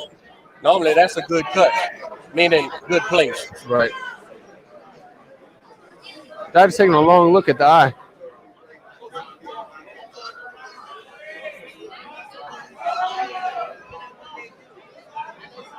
Okay, seems like they're gonna let it keep going. Okay, he's gonna let it go. Wow.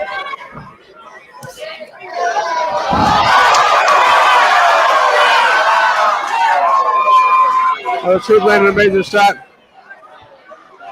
Oh, right. Oh, shit.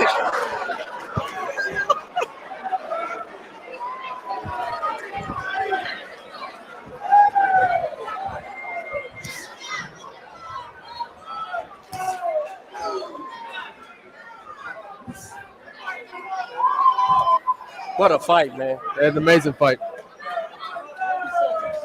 Hey, Alfonso pulling out all the stops, too. He's using a lot of his veteran tricks right now. Yeah, for everybody who don't really know what's going on, this fight is being won away from the punching. He has to punch in order to win the fight, but this fight is being won away from the punching, if that makes sense. I don't know. I completely understand what you mean. See a lot of things being done to Alfonso's feet, and a lot of control that he has. Yes. On the inside, the way that he's able to jam and attack. What a fight.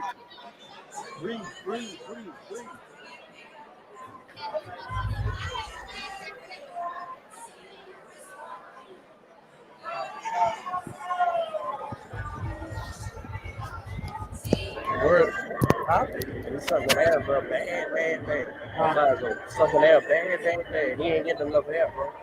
And he ain't breathing through his nose. He's sucking at it. Listen. A lot of people don't know. Your nose, your sinus, is a filter for your breath. When we breathe through our nose, going through our esophagus, it turns half our breath to sugar. So you're not getting what you think. You think you're dropping air. It's got to go through your nose to get everything you're breathing in. And so when boys are sucking that air like that, they're getting less air. Force that shit. The one thing I will say too about breathing through your nose, it slows down the rate that you're breathing. A lot of people then, when they start hyperventilating, breathing through their mouth, you're right, they're not getting as much air as they're supposed to. You really want to kind of take in deep inhales through your nose, slow down your breathing, get your body under control, relax. Going into the 7th round, the doctor's looking at the eye again. And here we go. Breathing through your nose allows you to get as maximum amount of oxygen as possible. 1,000%.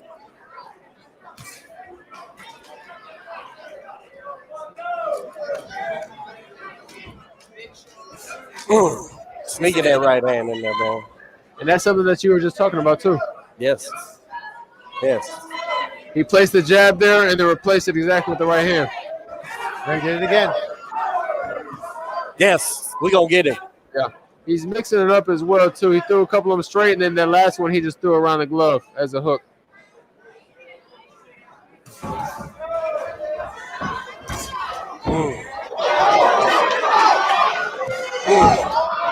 See as well.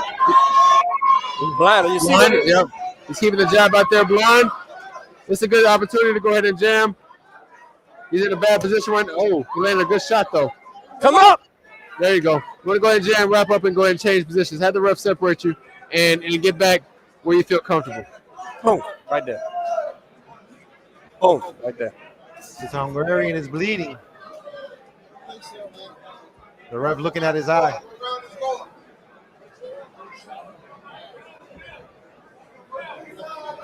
It just might be a matter of time. The doctor's getting up on the apron as well. He might call it. Yeah, he's about to call it. Keep watching.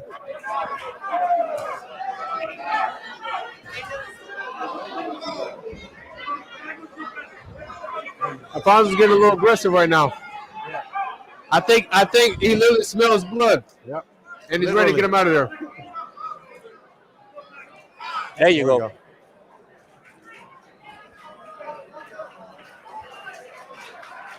He's so coachable, bro. Yeah. Blood is pouring out. That's it. And the fight is over. Wow. Amazing win by Alfonso.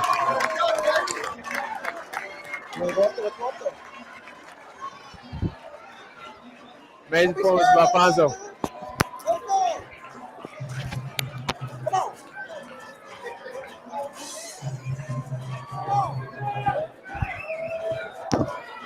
Look at my little video. There you go.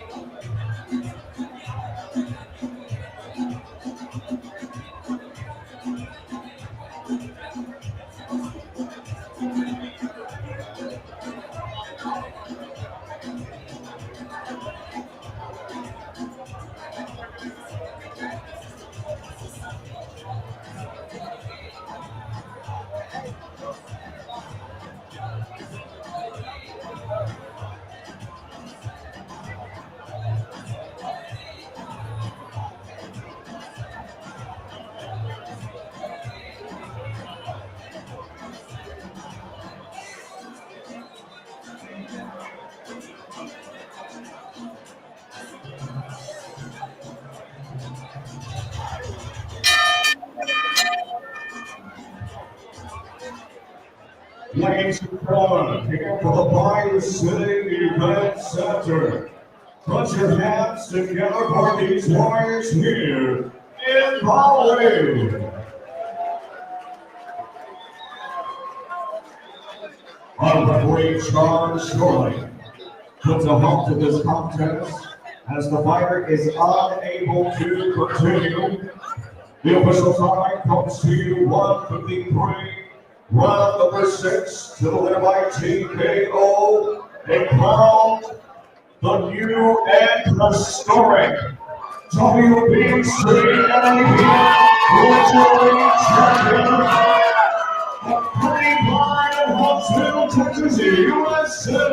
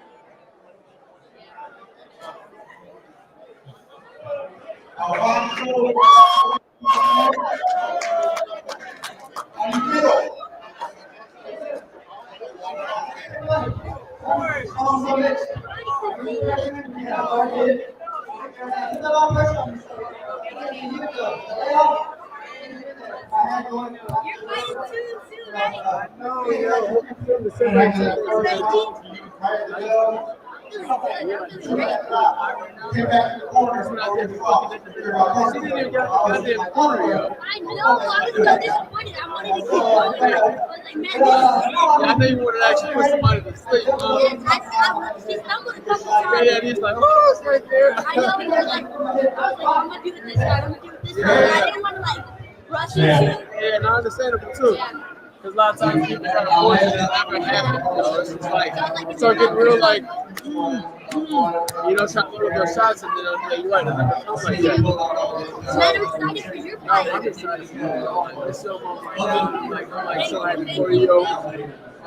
Tell me how you felt at 220. What's next? January 25th, either Atlanta or Mexico. It's so cool. Golly. I'm glad to shake your hand. So you said January 25th, either Atlanta or Mexico. Yeah. And then I'm excited to find coming out. Like this was 1:30. I couldn't find his phone. So I was eating. I waited at 1:26. They didn't let me eat or nothing. They're like, you cannot eat. And I woke up that morning 1:22. You wait 1:30. That was 1:22. They're like, you are not allowed to use the restroom because every time I was there, use it, I would lose. did you feel heavy? I feel strong right now. Yeah. I was like, man, I just throw my head at them. Yeah. I'm so sure they a lot of their speed and stuff kind of gain up a weight or they feel kind of slow. Yeah. But it's good though you feel good, yo. Oh man, they gotta go back and start playing. Once again, ladies and gentlemen, congratulations to our Tigre. I gained 14 pounds. We have 3 more belts to I was go. eating like steak and And the NABF Championship will be coming up shortly. Oh yeah. I was eating nothing but fish. Clean. Yes, so when the first time I had a steak, my stomach was all Oh yeah, jacked no, I know up. it fucks you up for sure. Yes, I was like, the morning time I was throwing up, I was like, ugh. Once again, ladies and gentlemen, 3 more bouts, including our second main event title attraction. Coming up, stay put. When are you gonna fight? January?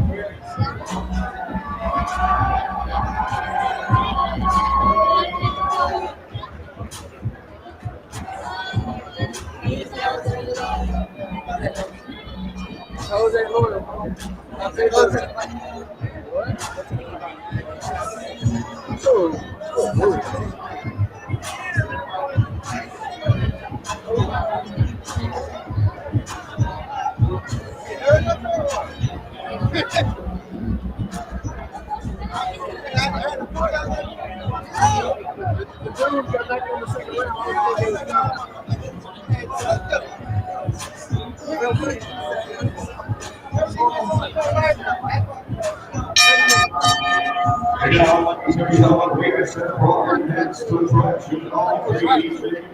6 rounds of the middleweight division. Introducing two partners, Central Vegas ring walk from Detroit, Michigan. Isaiah Jones. Was you through or you straight? No, I was really sure y'all had some. I ain't tripping. I ain't tripping at all.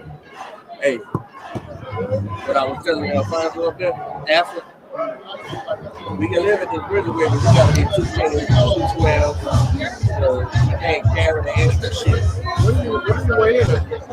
220 on the dot, and the big one is 224. These are real 224. Yeah.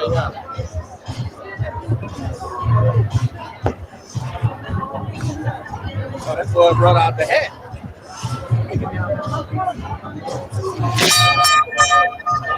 And now, ladies and gentlemen, ready to get into the ring.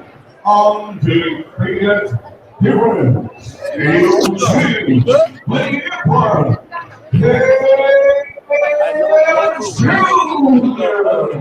All right.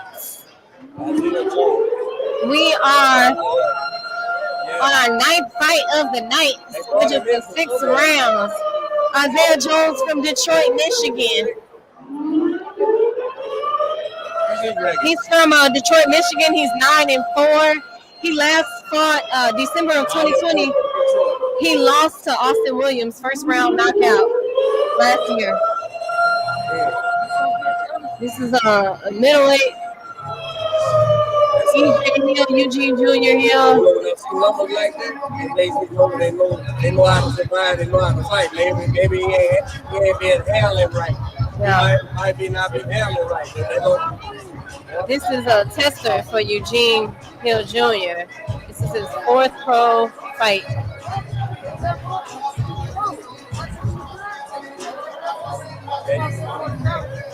You ain't gonna just bully everybody. That shit ain't gonna happen.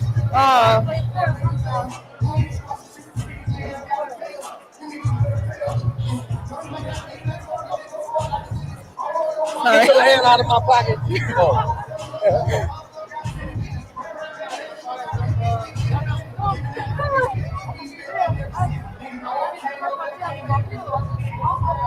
Hey, Dad, where this ain't come? Somebody ain't come. It was Forrest that had gum. That's what's going on. Forward. All right, let's see. So this is Eugene Hill Jr.'s 4th professional fight. He last fought on October 8th. I was speaking to him and he was telling me that his strengths are his ability to outthink his opponent and his weaknesses are himself. He plans on to display a future world champion performance, is what he was telling me. We're all a fan of EJ. I think they're bringing him along right, and I think this time they brought in a kid who has a little bit more experience. Yeah. He's clearly in shape. So let's see. Now here we go. 6 rounds in the middleweight division. Introducing to first tonight, fighting on the blue corner, standing with Tigre McBride, and also Brian Norris and Michael Leonard. Tonight wearing black with silver. We're still live on YouTube. Hey Carlos, I didn't see that comment earlier. 9 victories. Yuri, there was a draw. Yuri and Pablo, there was a draw. Here is Isaiah Jones.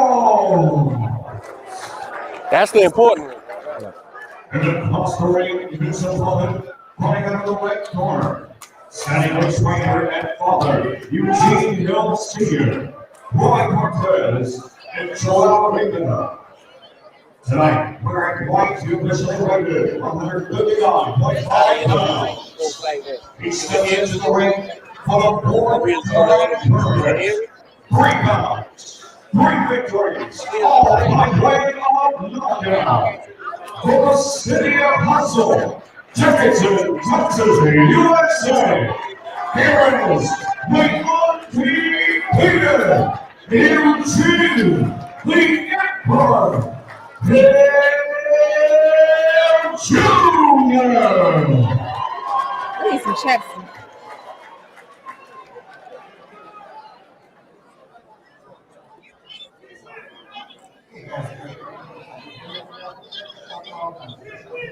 You didn't see none of that? I'm excited for this fight. I didn't watch it. Let me see. What am I looking at? Oh my God. Dang, I should have been up here.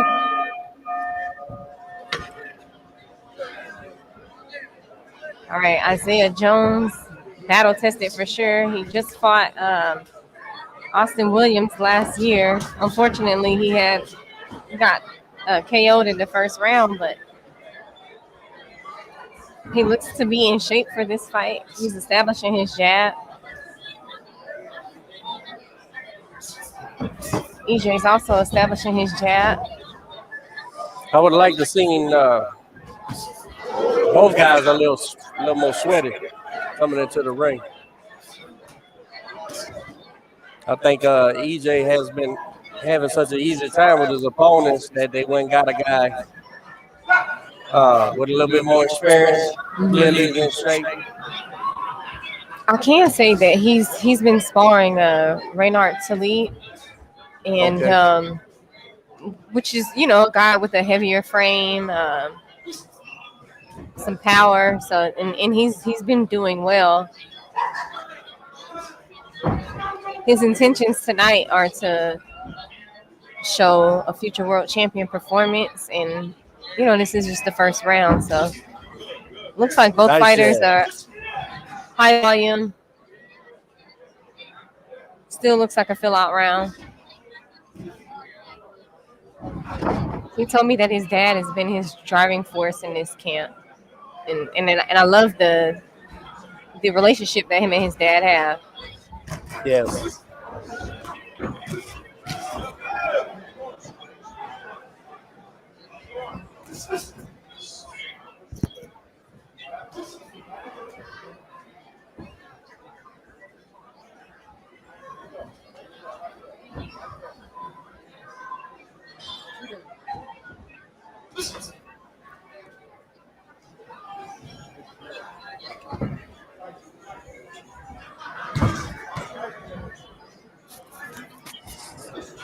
Eugene Hill with all the all white on, the silver trimming. And Isaiah Jones with the black trunks with red. Oh, well, silver trim.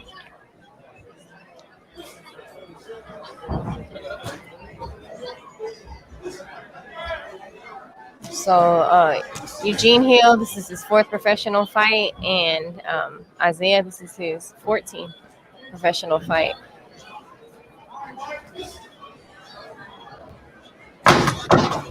Ten seconds left in the first round.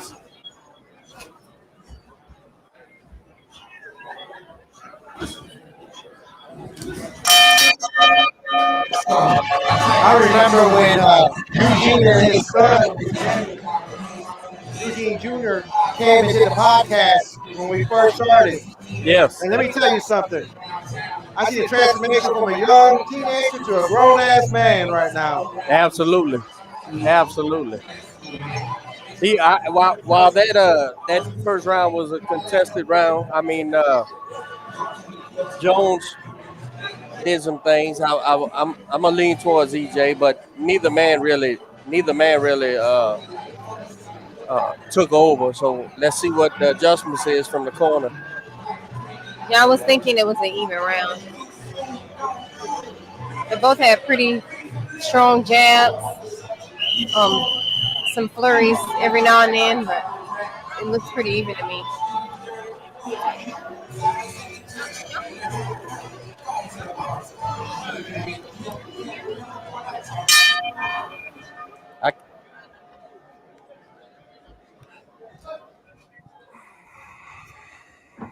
Second round of 6. Good overhand right by EJ. Does a beautiful job on the inside. Isaiah's doing his best to try to keep EJ off of him, but he's chopping and getting to the inside. I like the patience on EJ. Picking his spots. He's always been a calm, cool right fighter. I remember when we commentated on his professional debut, you just couldn't tell that it was his pro debut. He was so calm. I think we've witnessed all of his fights. This is his this is our 4th fight with him.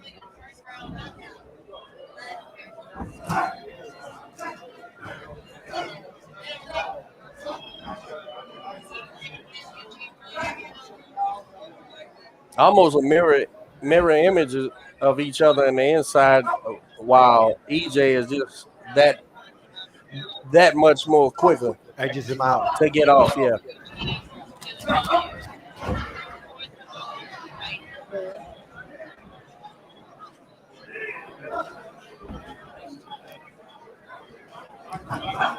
EJ puts bad intention behind every intention on every shot. Yeah. Mm-hmm.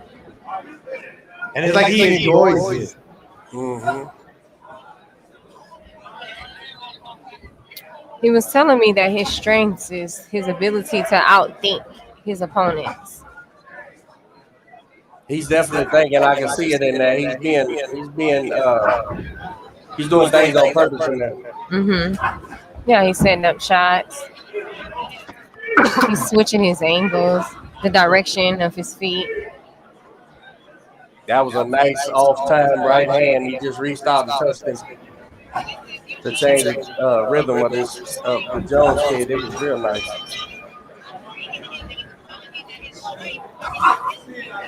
I see him dictating the direction of where his opponent is going, and he's cutting him off as well. It's almost like, what can he not do? He's filling out into a great middleweight, huh? Body type and his structure. Yeah, and he looks like he has the potential to grow more.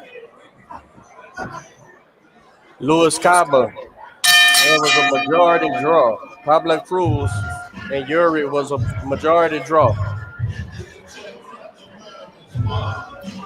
All right, that was the second round of 6 going into the 3rd round.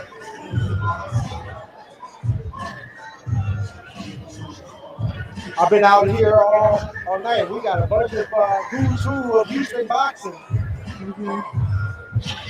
here in the arena tonight. It's been a great turnout. Yeah. I'm seeing so many like professional boxers. I'm like, hey, y'all. Absolutely. We brought them out tonight.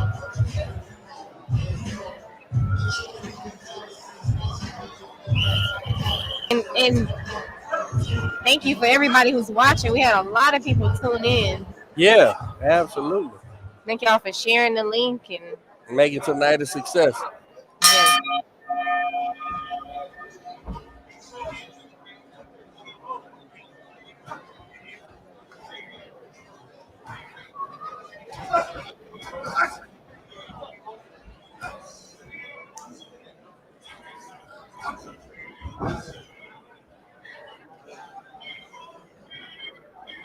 Both fighters still look very fresh. It looks like Isaiah's thinking, but it does to me look like Eugene is outthinking him. This is a competitive prize fight. It is. Though, I have Eugene winning. It's definitely a good step up fight for him. Yes. His past 3 fights, we wanted to, like, we saw that he won undoubtedly, Right. and we wanted to see, like, what else can he do. And again, I don't think there's anything that he can't do, and he's shown that. He makes beautiful adjustments. You don't see his emotions in the ring like most newer fighters. Well, he's not new. He has a decorated amateur career, but in the professionals, It's so imperative to carry these kids upright and give them just enough resistance at each step of the way. Mm-hmm. Oh, caught him a nice right.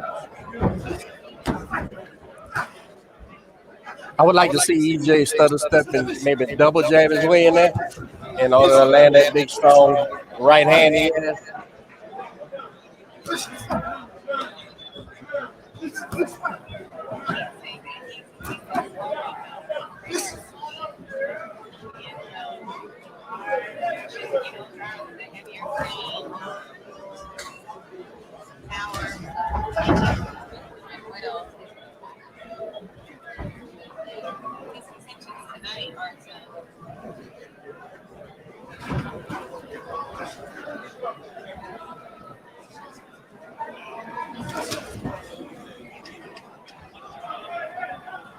You can always tell when somebody's going for the knockout and when they're not, and it really looks like EJ's just having fun, and that the knockout will come. Right. Just as you're speaking. Right. Exactly. He caught him with a left hook, then a straight right. Jones, nice counter, right hand, uppercut. And to me, it didn't look like he threw him off balance with a punch. It was more like a push.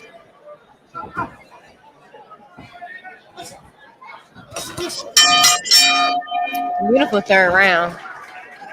Good round. Yeah. Great round. The first round, I kind of have it even. The second and third, I have it for EJ.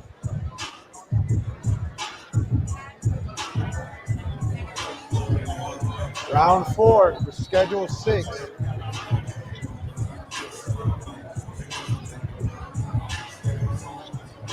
In the middleweight division, EJ Hill, 21 years old, and Isaiah Jones, 27 years old. This is a different.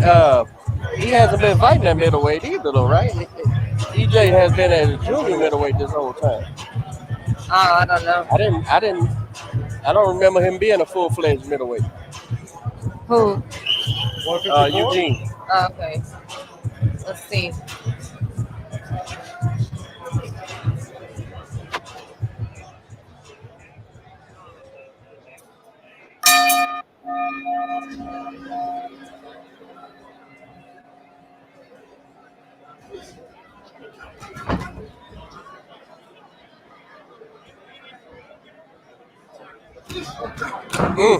Hard shots. Chopping shots from Jones. He doesn't like when Eugene touches that body at all.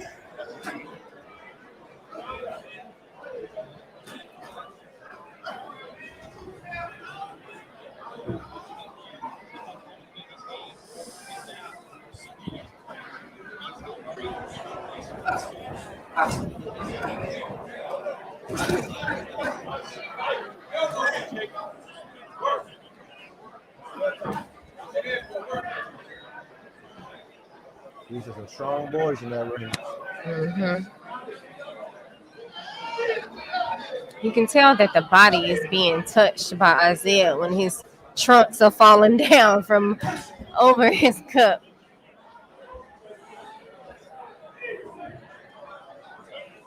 I've seen a few deep breaths. I think you're right. Jones was feeling them body shots. And it looks like EJ sees that. But Looks like EJ may be overcommitting to some of his punches as well. It feels like with every body shot that Eugene lands, nice overhand right. Isaiah literally becomes a smaller fighter. Yes, physically you can see it. Yeah. He's game though. I mean, he's countering, he's shooting to the body, Yeah. he's throwing. He definitely has trained for this fight. EJ's such a strong kid, man. Right. And he's still so young and he can only get stronger. He's young age wise and also young in his professional career.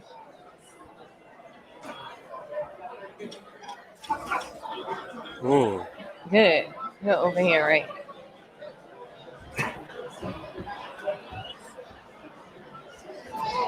And EJ is staying in the fight. He just keeps coming.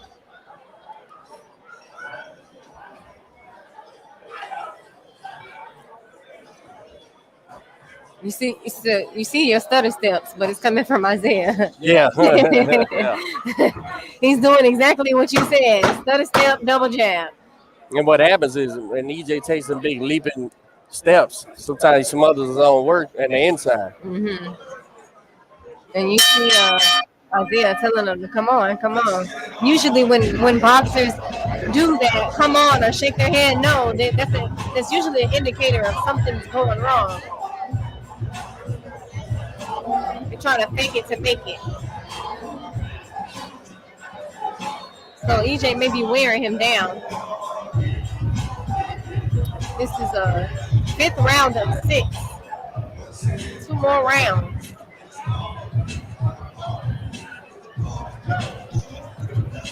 Then your stable mate. Right. And a lot of these guys that are fighting are either my stablemate or they come to me to spar all the time. Like EJ comes to spar all the time also. Although I can't say that I've gotten in the ring with him. Don't do that. He got you on the sides.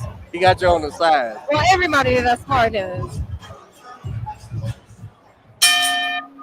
Here we go.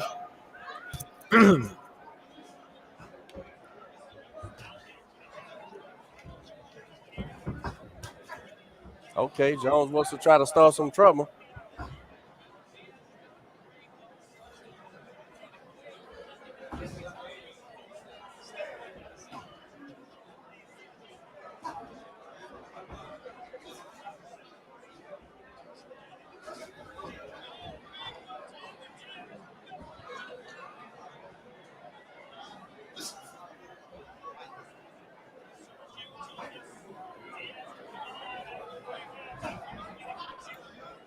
Froze.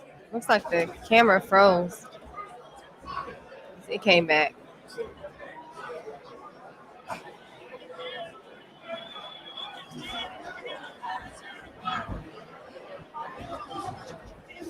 See that overstepping. Mm-hmm. It's causing him to overcommit and miss the mark. Right. Mm-hmm. What do you think that comes from? Anxiety? No. I think it's his stance. Mm-hmm. His feet, his hips are in the middle of his feet. So when you stepping wide because you're standing wide, right? Mm-hmm. So to bring your back foot with you, you got to step wide. And that's all. Like, wow. Nice Beautiful work. Nice. Caught him with a nice right.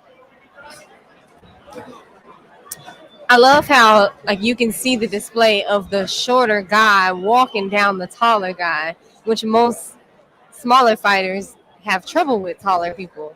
And I tell you, it's just gonna get better for him because when he adds that stutter step, that half step to his repertoire, he's gonna be able to punch in between where he's punching now. Mm-hmm. Yeah, the only way for him is up, because there's not a lot that I see that he can't do. And if he just adds more to his arsenal, it's just going to be that much better.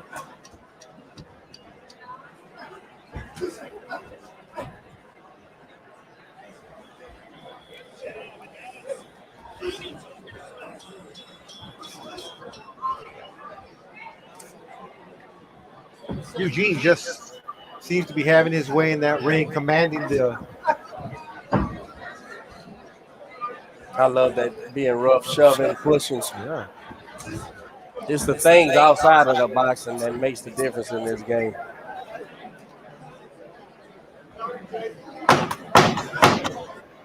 Ten seconds left in the 5th round. Then we go to the 6th and final round.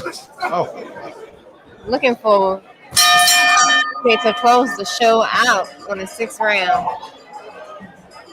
It's been a very competitive fight. I do have EJ winning. I think he's edging every round out. Yeah. But to say it's one side, it wouldn't be fair. No. Because Jones is fighting. He's trying to win. He's not accepting that EJ is the better man. EJ is having to show him. Jones came to fight. He's coming off of a loss from last year, a knockout loss at that.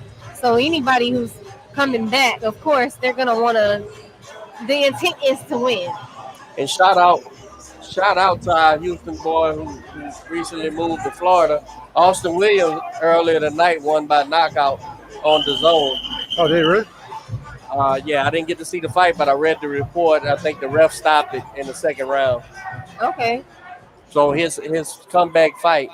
Good to have him back. After a little sabbatical, he's victorious. Shout out, Austin, man. Keep climbing, son. Yes, and speaking of Austin, this is who Isaiah fought last year. He was actually knocked out by Austin Williams in the 1st round. Was it the zone broadcast? Yeah, had to be, huh? Yeah. The 6th and final round. Oh, man, can you imagine a potential matchup with Eugene and Austin? Oh, that's not out of the question at all. Yeah, in the future. They very close with record. They got very similar records. And with EJ being signed to the next fight up, they could easily leverage that fight when Ammo needs an opponent. I wouldn't miss that one for the world.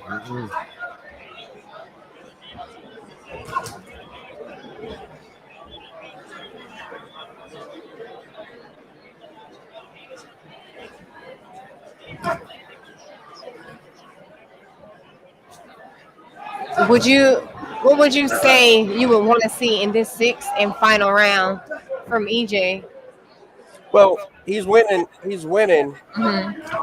And I wouldn't want to see him do anything reckless and give Jones more of a shot at something silly. But just keep on plugging away. Keep fighting, keep punching, keep doing everything you did from round 1. Right. I love his style. I like how he, I'm a fan because he's the shorter fighter and he just keeps plugging forward, chopping down. I might use that.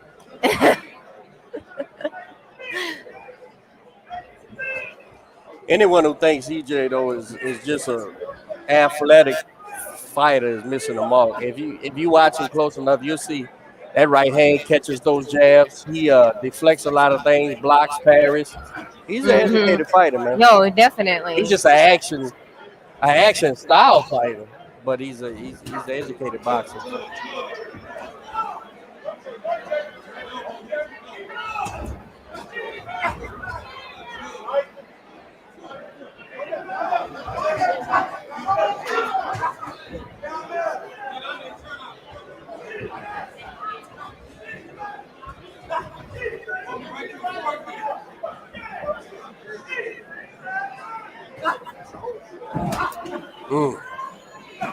That overhand right has been money. I think if EJ would have chalked it a little more, maybe he could have ended this fight early. But again, a dominant performance against a guy who didn't come to lay down, a guy who gave him some resistance. Yeah, it's a good fight. Absolutely.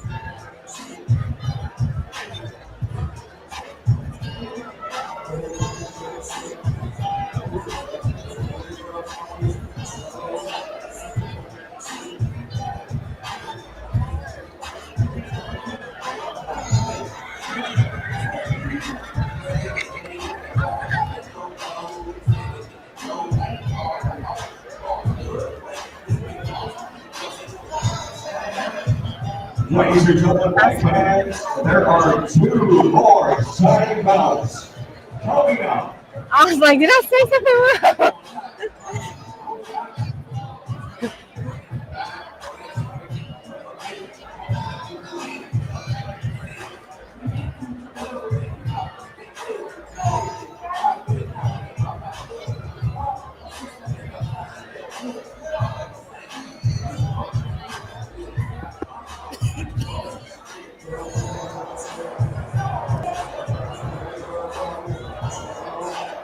There shouldn't be any surprises with who wins this fight. Right, yeah.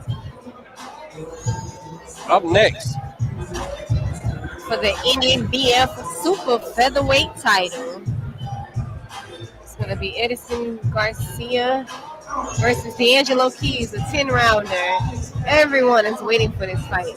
And I expect nothing less but an action pack. Right, than 2 men wanting to win this fight. Right. We know that D'Angelo, he went to Detroit for his camp. Between 6 to 8 weeks, he's been in Detroit.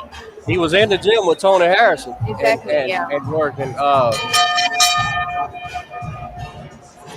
getting some of that Detroit work. I believe his manager, Dr. Stoops, is a Michigan native.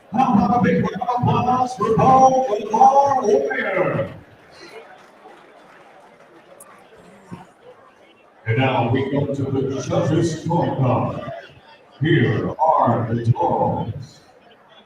Judge Michelle Morales has the bout 60 to 54. Isaiah Jones. Oh, interesting. Judge Randy Russell scores the bout 56. Eugene Hill Jr. Don't tell me they think this is a draw. Dr. Kenny Isaac has the bout 56. Declaring your winner by split decision. From Dickinson, Texas, Eugene. The look on his face, the look on EJ's face made it seem like, I mean, I couldn't understand what the announcer was saying either. But it was like, wait, what are you saying? Well, me personally, I didn't see a split decision. But undoubtedly, the stance that we said Jones was making for himself, he was fighting. He didn't buckle. He wasn't trying to get away from him. Mm-hmm. He was trying to win rounds. One judge seen Jones doing enough to win. Yeah, the only thing that I thought was like the first round, to me it was even, but to me it looked like EJ took over the fight, or at least kept it in his pocket. Yeah, that was a good fight. Good competitive fight. So far, what would you say was fighting tonight?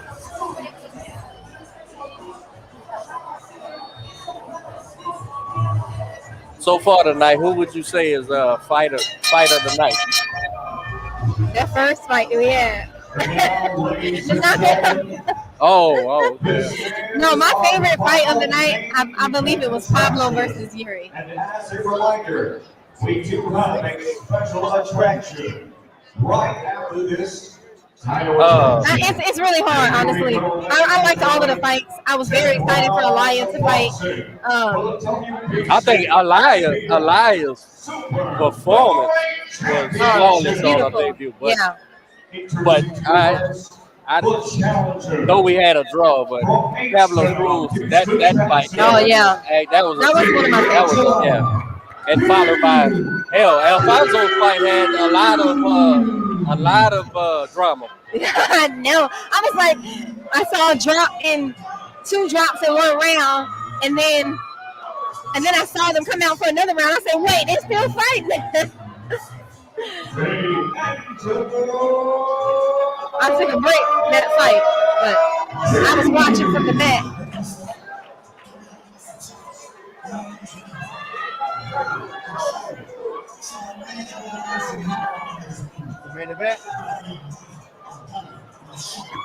Yeah, this would be considered the main event. They put it the 10th fight, right before the last two. This is one judge had Jones winning. Really? That was a split decision for EJ. Yeah, I don't know what they were watching. I believe that was a dominant performance by In EJ. Spanish, we have a word for that. Esos son mamadas. What's that mean? Bullshit. Oh, okay. Yeah. The Dutchman walked over here and said, a split decision. Yeah. Yeah, I didn't see a split decision. All right, so this is my stablemate that's about to fight, Edison Garcia. This is for the super feather weight NABF title.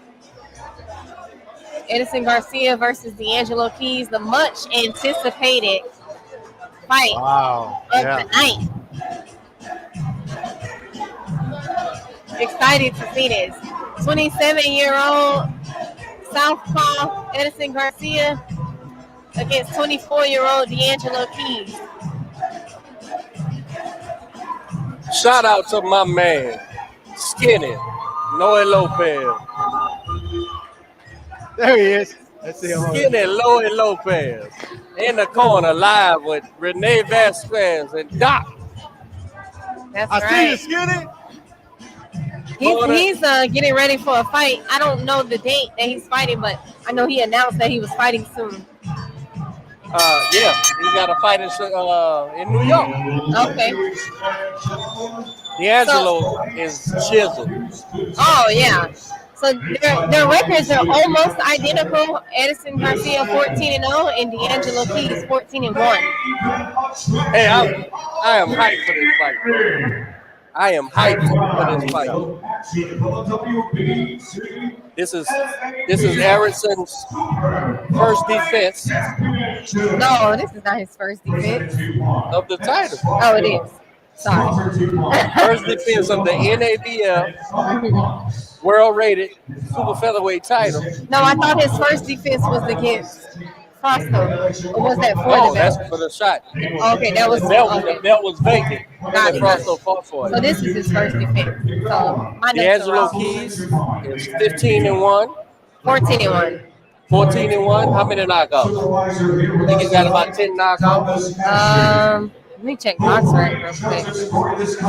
And Harrison is 14-0. Right.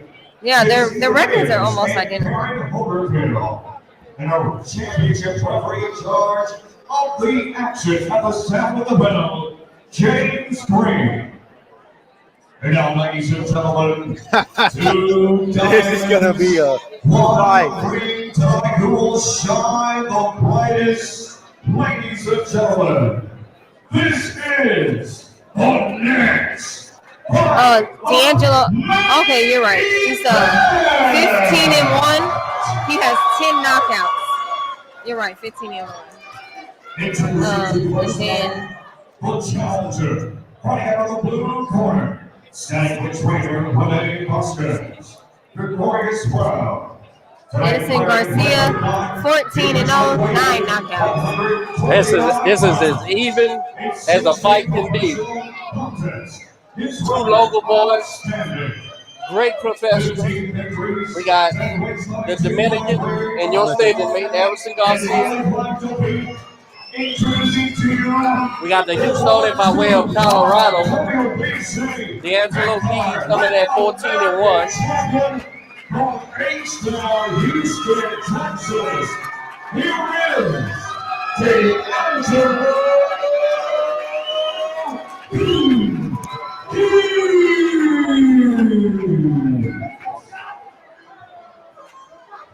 And across the ring stands his opponent, putting him in the red corner, with trainer Carolina and Ryan He officially weighed also at 129 pounds. Tonight, making his first carnival appearance, he enters his championship contest flawless. 14 rounds, 14 victories, with 9 wins. D'Angelo is real. He's sweating. This kid ain't got ready. Whereas we were saying the previous fight, we wanted to see them sweat more when they got in the ring. They warmed up. The champ.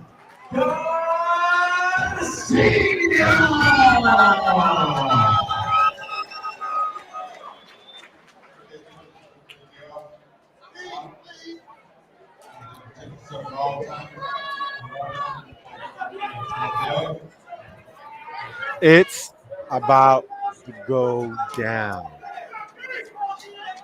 What's up? What's up? I'm very excited. We know that Edison is naturally athletic, very awkward style, southpaw. He gives everybody a hard time, and we know that D'Angelo is going to bring a fight.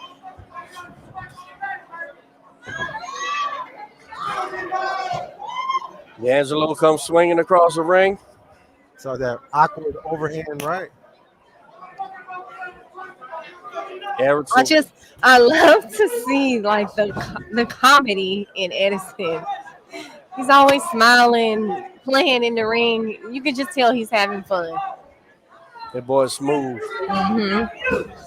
Smoothly awkward. Mm-hmm. And that's why he gives people trouble. Both game guys, man. His confidence usually does something to his opponents.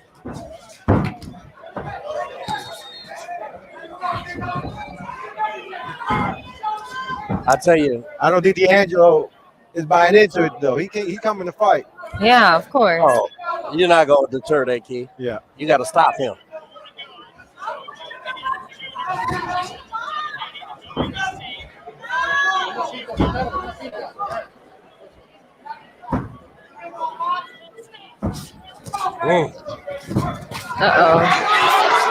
Edison.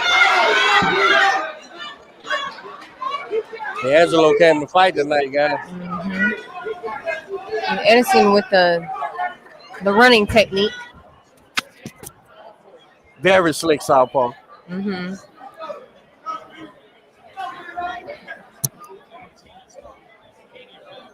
You know, as an orthodox fighter, a lot of us have trouble with southpaws, and it's difficult to find good southpaws to spar. We have Elvis Rodriguez on the Instagram interested in this fight.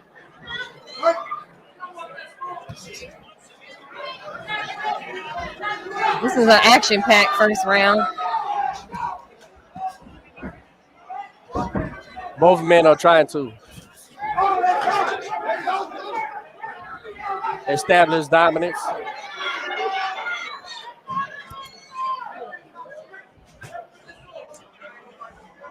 You can just see the smirks on Edison's face.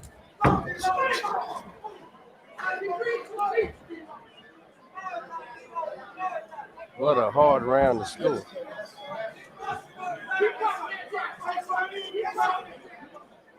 Do you feel like anybody's nervous besides us?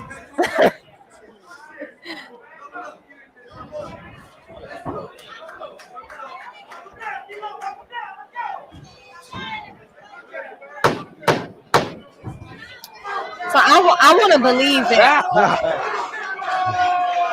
always fun and games in the ring with Edison. I want to believe that Edison is feeling D'Angelo out, and D'Angelo is actually coming to establish himself in that first round. So yes. There's a bit of a difference in the styles. And the thing about it is, when Harrison's hot dogging, that means he's comfortable. Mm-hmm. That means he's comfortable. And D'Angelo was very comfortable in going forward and swinging.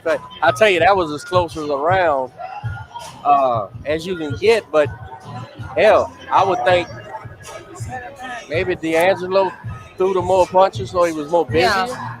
D'Angelo definitely threw more punches, but he also missed a lot of punches because of how evasive that. And let me say this that I'm noticing. D'Angelo has a plan. He's fighting in southpaw a particular way, and I see it. I gave that round to D. Will it be successful? You know, time will tell. The beautiful thing is that it's up in the air, and none of us know. Like, we know the ability of both of the fighters, and I think we both want them to do well, but I think we're just unsure what's going to happen. Beautiful body shot by D'Angelo. Okay, the ref is stopping him from going in with his head.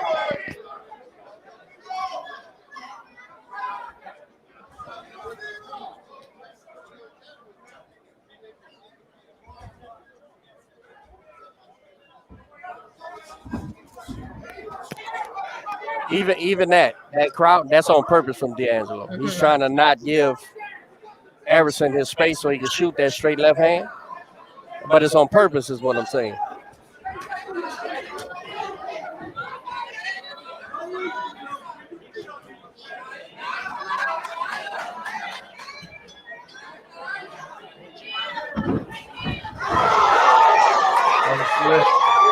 Yeah, their feet tangled up. But he landed a shot, but their feet tangled up.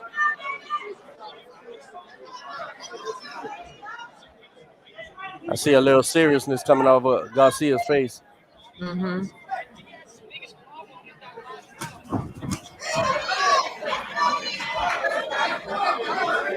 Well, it's a 10-round fight, so absolutely, and is made for Erickson as a distance fighter. Mm-hmm. He's a pure boxer. So there's time for a slow to warm up.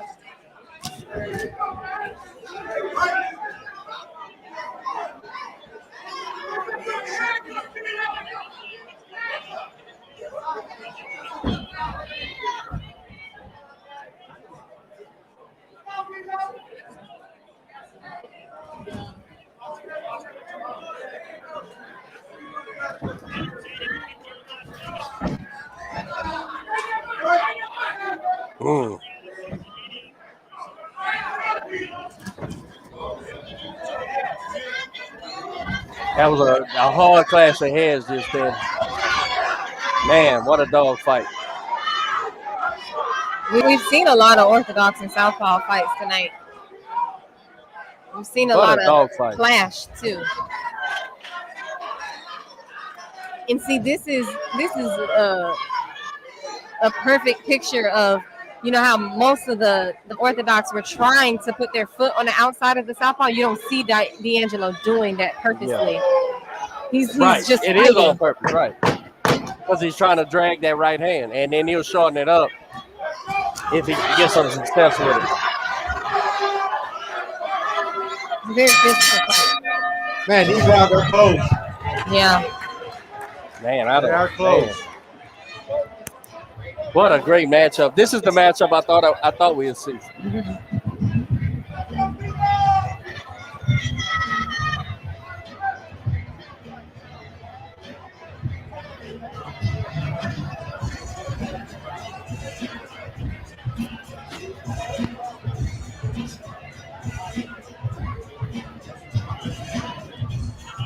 As a trainer of elite amateurs and elite prospects, man, I love to wait to see the adjustment. What happens when they walk out of the corner? I want to see the differences in each man, because it could be as small as going a different direction. You know, you go a different direction, change the dynamic of the fight. Y'all go back to your corners. So the ref is telling them, y'all go back. This ain't bare knuckle. You don't start in the middle of the ring. Coming off with a hard feint, Edison Garcia.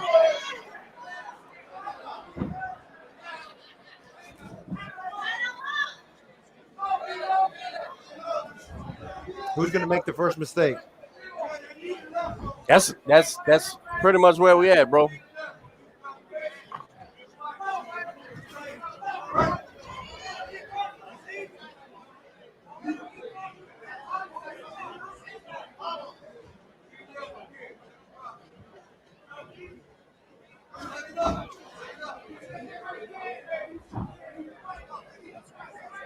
D'Angelo is not as front-footed as he normally fights, neither. He made some adjustments. Yeah. He worked some things in this camp. You know, when you want a title, you gotta train at a wanting title level. Absolutely. And that's why he didn't stay comfortable. That was almost Roy Joynish. You don't have to break it down for the folks. You know, he didn't stay comfortable and stay at home for his camp. He took himself out of his element. He went to another state. You know, he possibly stayed in the Airbnb, not at home, trained at another gym. right. Like, he took himself out of his comfort zone because he wants to be at a level that he's not at. And that's respect. I think maybe D'Angelo's doing a little baiting now. And Everson looks like he wants to take advantage of it. If you're not going to work, I'm going to work.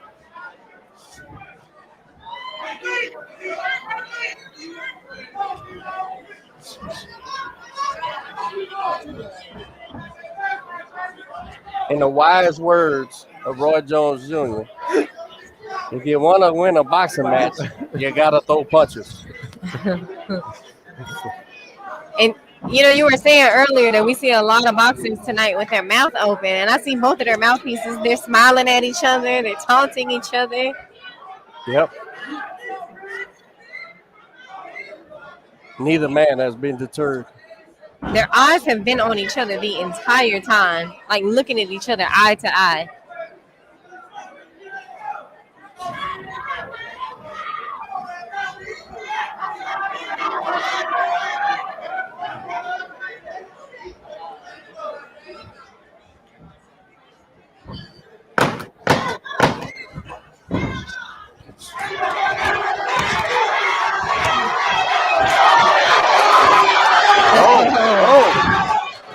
What an action-packed round.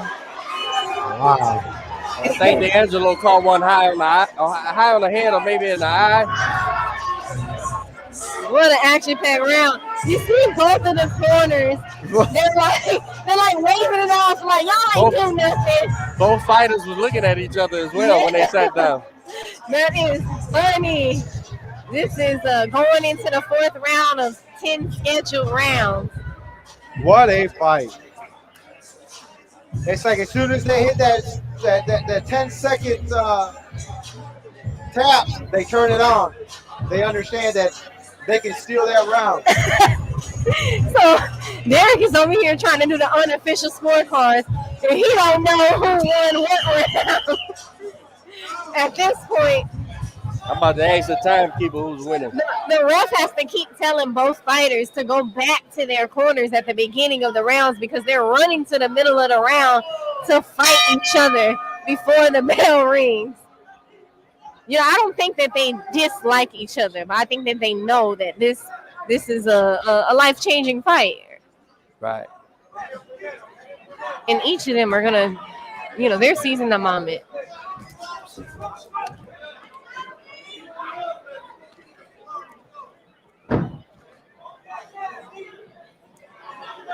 Those hard feints, I always say, sound like, you know, you stomping on cockroaches.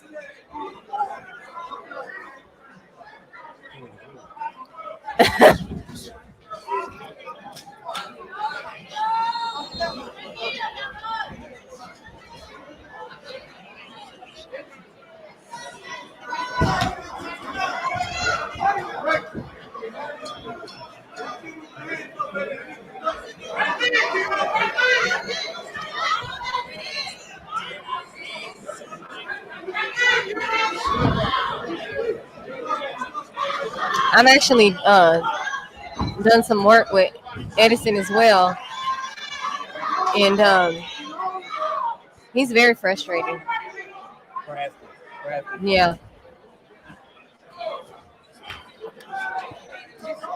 Crafty fight.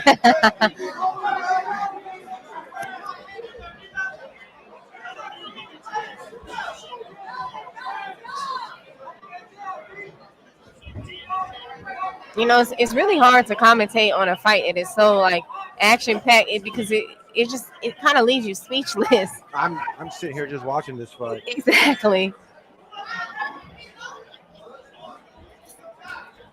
A lot of taunting in this fight, and you got to be careful. We're talking about who's gonna make the first mistake, but either the taunting is gonna frustrate the opponent or it's gonna motivate them.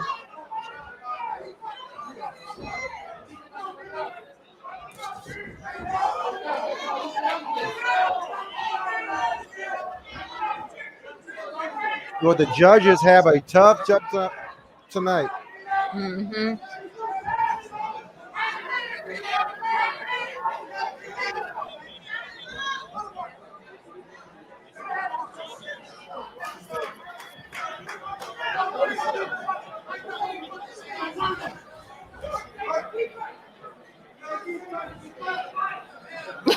The ref has to keep separating them. I think D'Angelo is he's starting to wait too much. He's getting caught up in the weight. Well, it looks like they're starting to mirror each other. Yeah. Like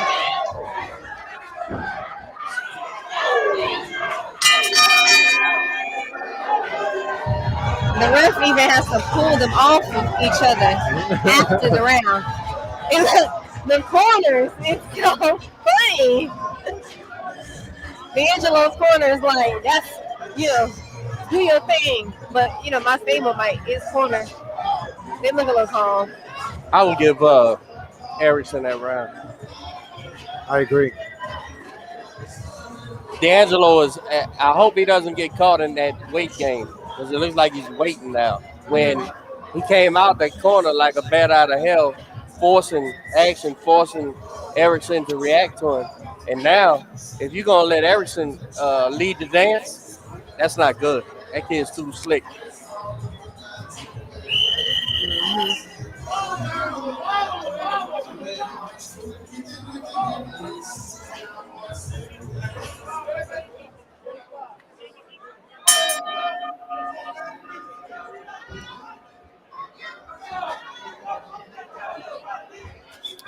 This is a 6th round. 6 of 10 scheduled. Got Edison Garcia in the purple trunks with gold trim and D'Angelo Keys in the black trunks with red trim.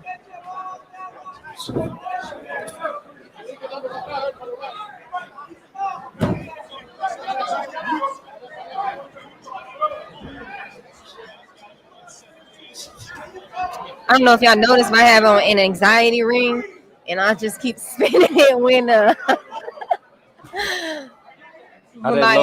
didn't know that was a thing. Yeah, they're like fidget spinners, but they're just rings. They're fidget spinners for adults. The ref is constantly breaking them up, making sure that they fight.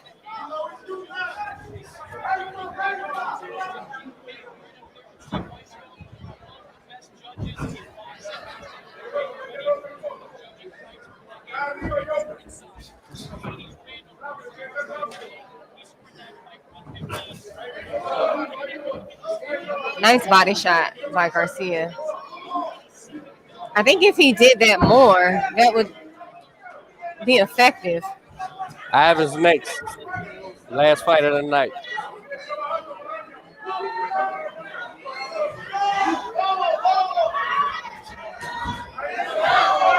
If D'Angelo wants to take this guy's title, he's got to get off cruise control.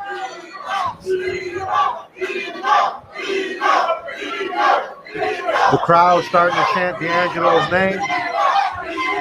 And D'Angelo is the hometown fighter. They both live in Houston, but Edison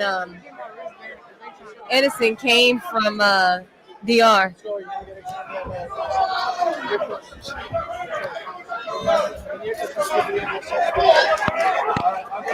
I don't have my go-to. Joe with the green shirt. Is he trying to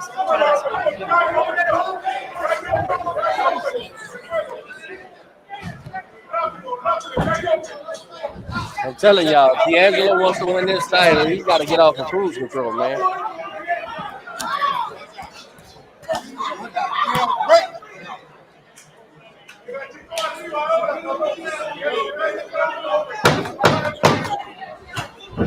$10 seconds left. That's another one. That's another one for Everson. 6 round. Oh, they having fun in this fight. They having fun. I'm having fun. Are y'all having fun? Oh yeah, I'm laser focused on this one. Look, my anxiety is working.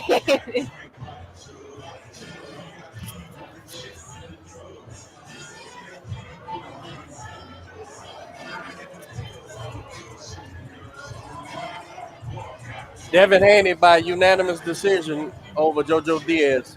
Oh, okay. Really?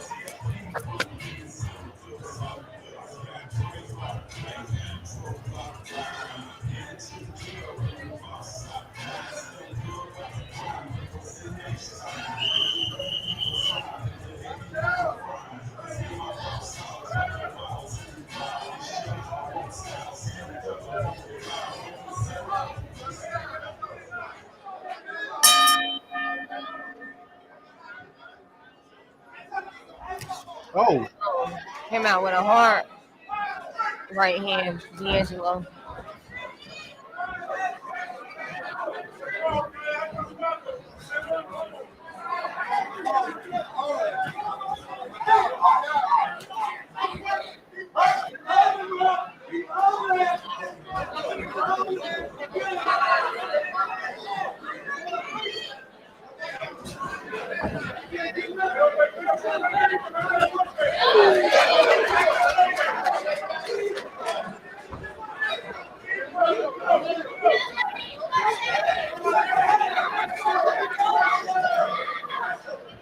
So D'Angelo is putting more on the gas. This round. Mm-hmm.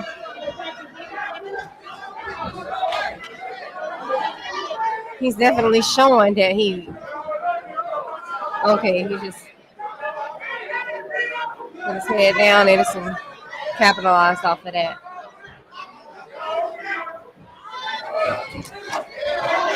Beautiful work by Edison.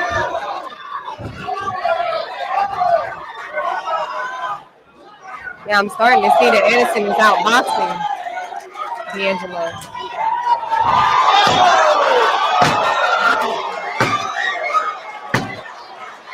He landed a short uppercut. He's hurt. He does look cut. He does look hurt. And Edison, when he sees that, he does look hurt. How many seconds left in the round? He might be saved by the bell. No, he got a minute. Oh, a minute. Okay. He is hurt. D'Angelo's hurt real bad. Well, I don't know if he's hurt real bad, but he was hurt real bad ever since they just didn't finish him. That's all. And now he blowed his wire. Look. Yeah. That's all that was. No, D'Angelo's ankles and shit was rolling. He was hurt real bad. He's a resilient kid, though. He's a resilient kid. Yeah. He's gonna keep fighting.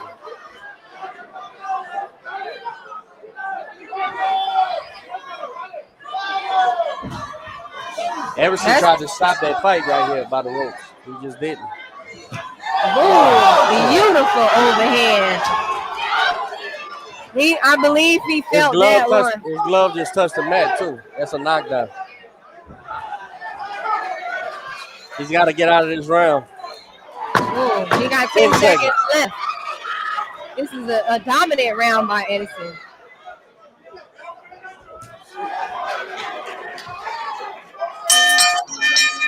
Beautiful round. I'm sitting on the edge of my seat.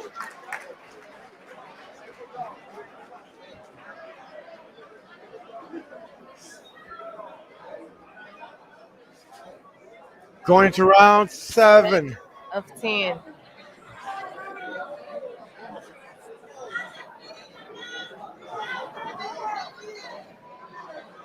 We got Lyncho on the side of the ring telling me to do push-ups. Every time I'm doing something in the gym, he gives me push-ups to do.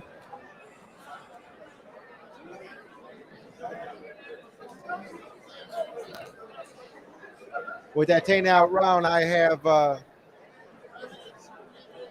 Edison up.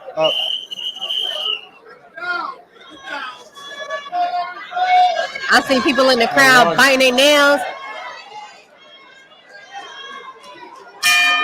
Edison's wife is screaming on the side.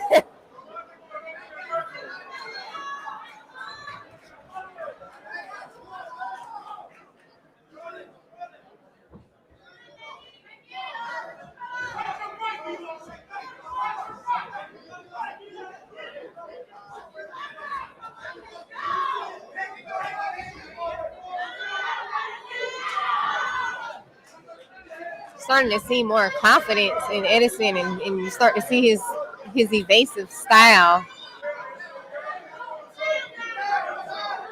You got to stay sharp for 3 minutes of every round, man. Mm-hmm.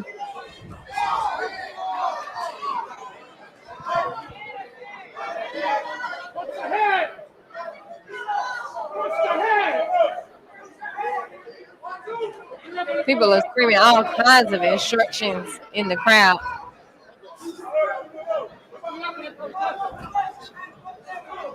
Here in 7, the first 3 rounds of this fight was so close, so razor thin. Depends on what what the judges was doing. But ever since D'Angelo started waiting, Anderson been taking care of business, and then that last round was such a big round.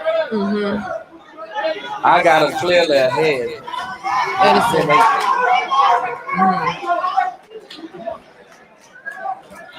But D'Angelo is so relentless. Like, his confidence has not been taken. Like, he's fighting. And Edison, he makes like fighting off the ropes look so good. He makes angling look good. He's very strong and athletic.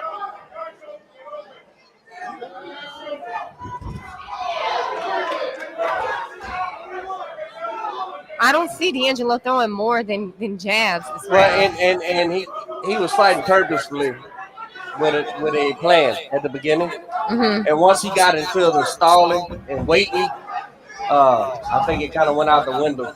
And now he's down a single shot. Right.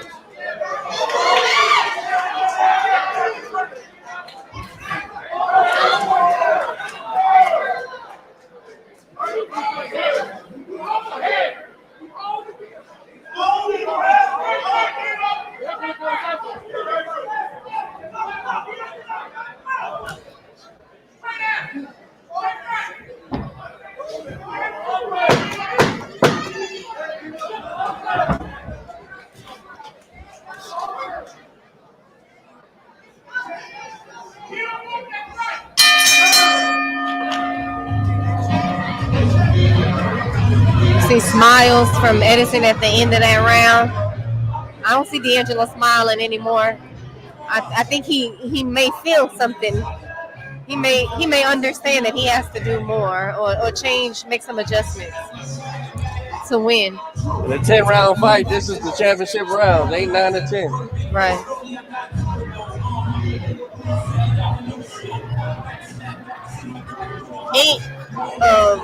Round 8 of 10 schedule. I'm getting tongue tied. Look,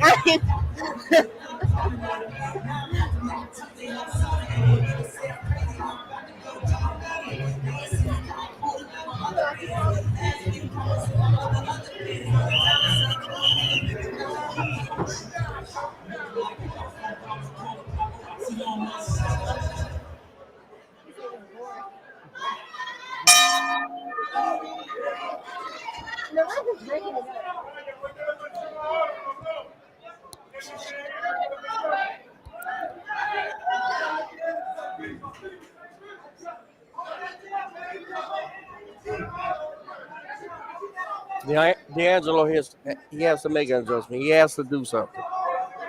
You know, I'm just thinking about the judges that we have tonight. You know, the score's been all over the place. Yeah. So you just kind of never know.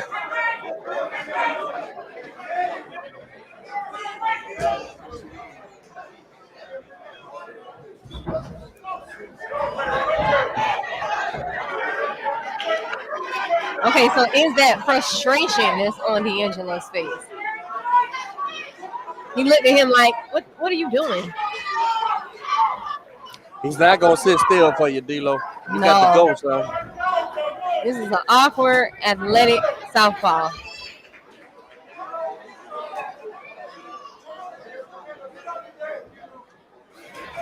Ooh. Beautiful uppercut.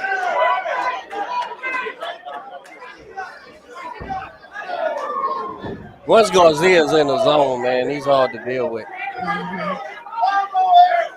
and he's pulling some tactics out that it seems to be affecting D'Angelo mentally, but it's not stopping D'Angelo from fighting.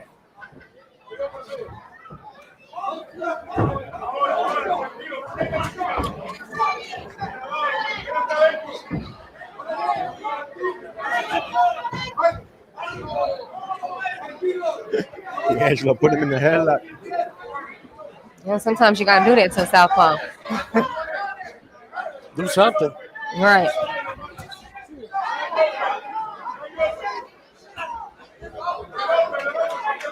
And the way Edison lands his body shots, they're at like such a, I don't even know what I'm gonna say, awkward angle. They look like they hurt. And I've gotten hit with him like playfully. Like he hit me in my solar plex playfully, and I was like, oh my God.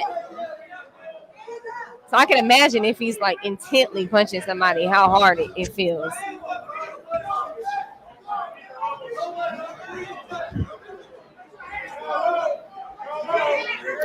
You know, I can't be the only one commentating. Y'all like caught up in the fight? Yeah.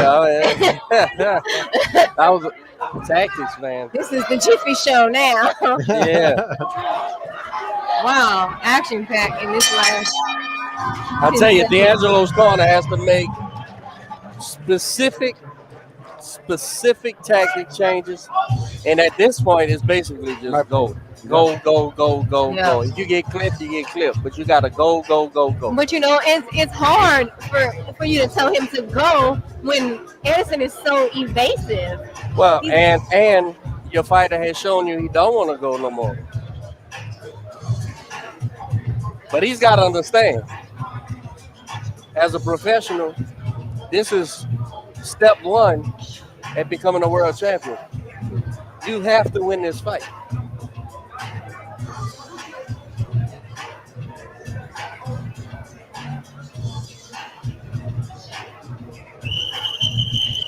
Round 9.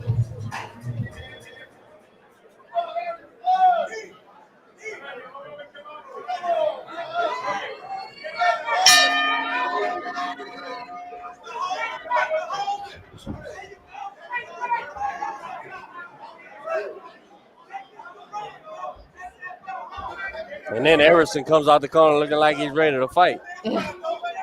Right, and he's closer than he typically is, or that he has been in these previous rounds. He closed the distance a bit. So I'm wondering if he's going to start fighting on the inside.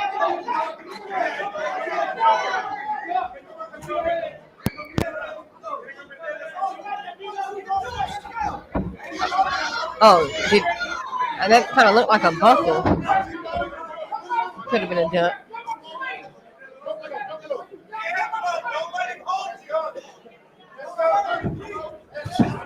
Now I'm getting distracted by the crowd. Son, you got to do something.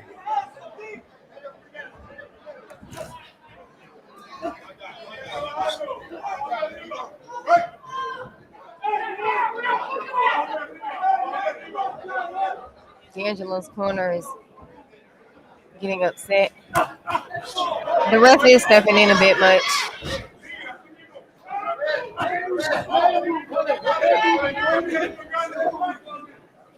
That waiting is killing us. He needs to be first. But I mean, he's been but Garcia's been countering. It's just yes. He waits. D'Angelo waits. Garcia goes first. D'Angelo goes first. Edison counters. He gets countered, right?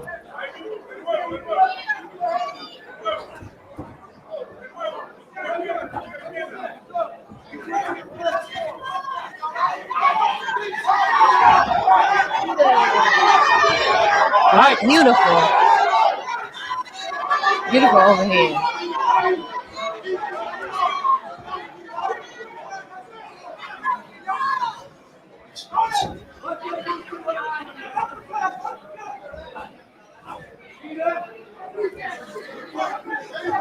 Now, I don't think anybody knew what was gonna happen in this fight. No, not really. But Everybody, the posture is what it is now. I think it's clear. I think we just knew that it was going to be an action-packed fight. We all know that D'Angelo comes to fight, and we all know how skilled Edison is, but we didn't know how well it was going to match up.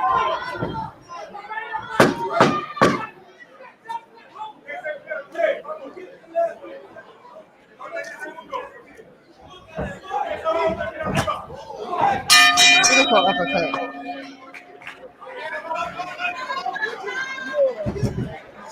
So we're going to go into the championship round. The 10th and final round.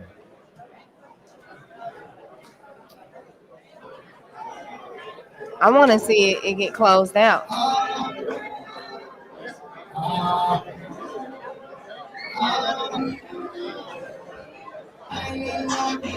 You know it.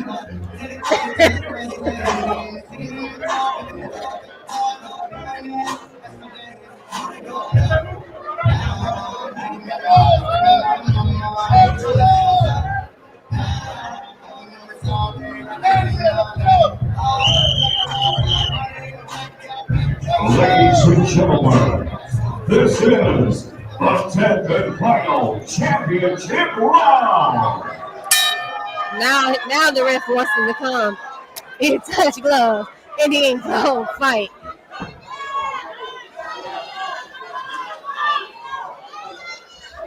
You know, if you're D'Angelo's corner, coming out to the 10th round, what are you telling him? Go. Knock him out. Go for broke. Go. Put your head down, hands up, and go. And if you're Edison's corner, what are you telling him? More of the same. I think those early close rounds were fine, and then second half of the fight, Edison started taking over. The 10-8 knockdown round really changed everything, and then it's been all Edison since.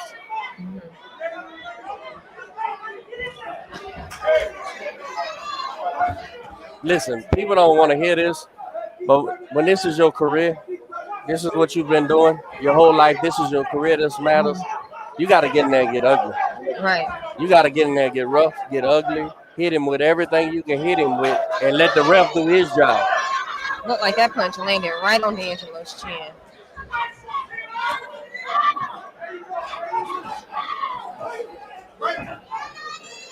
It's getting ugly this round, and I like it. Yeah. Beautiful. Right on the chin again. What you say, right on the button? Right on the button. And the uppercuts from Edison just come out of nowhere. Now he done switch. He's in complete control.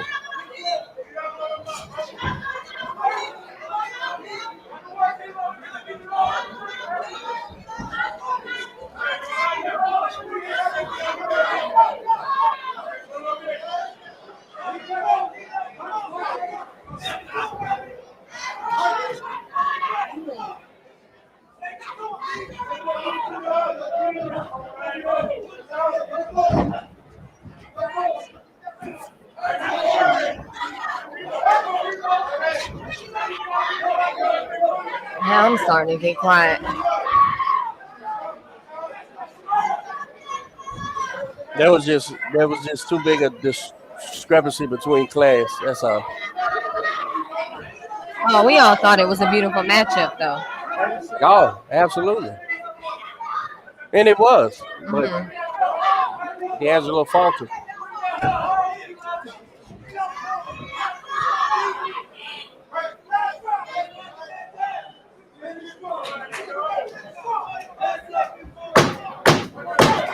Ten seconds in the final round.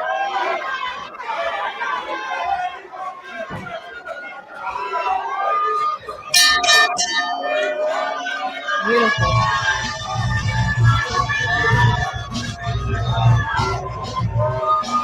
I think that was clear that Edison won that fight.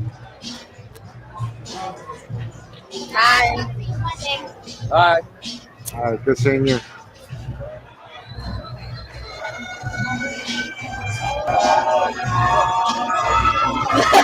Look, so the Renee tried to pick up D'Angelo, but he could barely pick him up. Once he put up a hell of a he's looking for you. Those first 3 rounds were razor thin, but once D'Angelo started waiting, Everson took over, and by the time he stopped and knocked him down, he was cruise control. So the first half, I mean, my score doesn't look like it was close, but it was close for about 4 rounds. One more bout to go.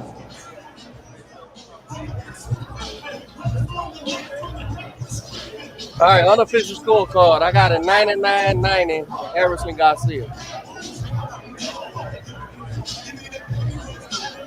9 rounds to 1 with 1-10-8 in the 6th. Now I got it at 98-92. 98-92. D'Angelo could have easily won 2, maybe 3 rounds, depending on what you want to see.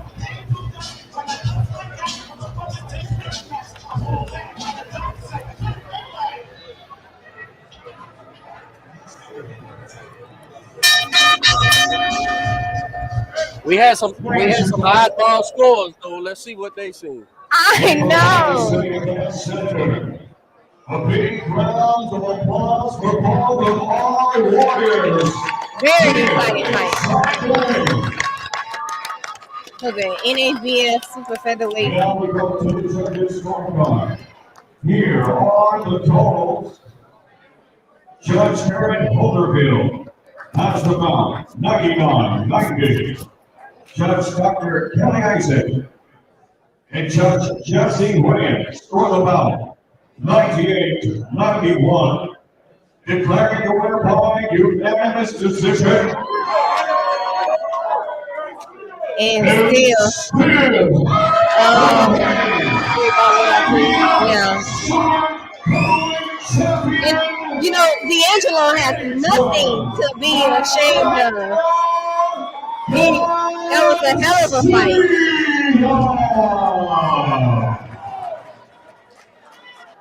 He did what he could do. He did what he could do, and he performed well. He put up a hell of a fight early. Mm-hmm. He has nothing to be ashamed of. It's a good fight. My man. And still. Very exciting. I want to get in that picture because I train with them too. Oh, man. I missed it Didn't too. even get it. I missed it too. Come take a picture. My friend from Jaime Rios from Rios Boxing Promotion from Sinaloa. That's the show that Nagi's fighting on after the WBA. What's Rios Boxing? Yeah, Rios Boxing Promotion. Big shout out to Rios Boxing Promotion. We got Nagi Aguilera fighting for a title at Rios Boxing in Mexico. A WBC Latin title. WBA Latin American belt. Nagi is fighting for Rios Boxing. Shout out to Rios Boxing. Does a lot of work. Miranda fought on this card. December 28th. December 18th. December 18th. We got. Yeah, December 18th. Nagi Aguilera. Also, Jesse Garcia is going to be fighting on a card in Mexico. Rios Boxing. Set to make his way home. Coming to us on the Cartersville, Georgia. Stephen, the Iron Man. On the field.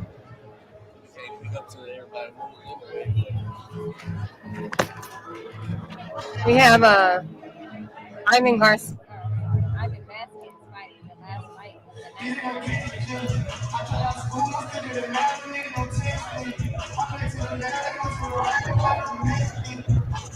Fighting Steven Andrade out of Cartersville, Georgia. Oh, y'all got it muted? I'm over here talking. Don't worry about it. Oh, you were still on. Oh, okay. I'm the only one commentating right now. This is the Jiffy Show.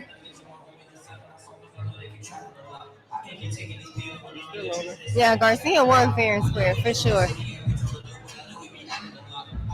So we have Steven Andrade from Georgia.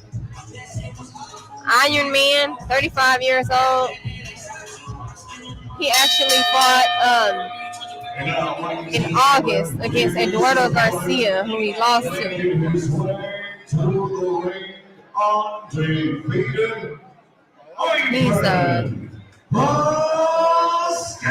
he has 10 fights against Ivan Vasquez of Houston, Texas, out of Athlon Gym. He's 7-0. This is super welter, 154 pounds.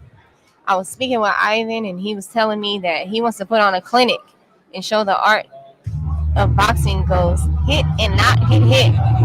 He's had consistent sparring partners with Devontae, a few rounds with Raynar, Alif Ali, and Quentin Quick Draw Randall. 27 years old.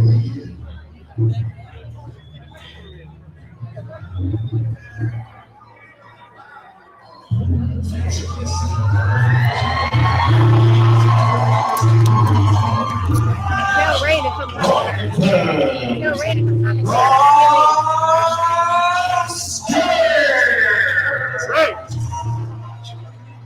I was getting Marty.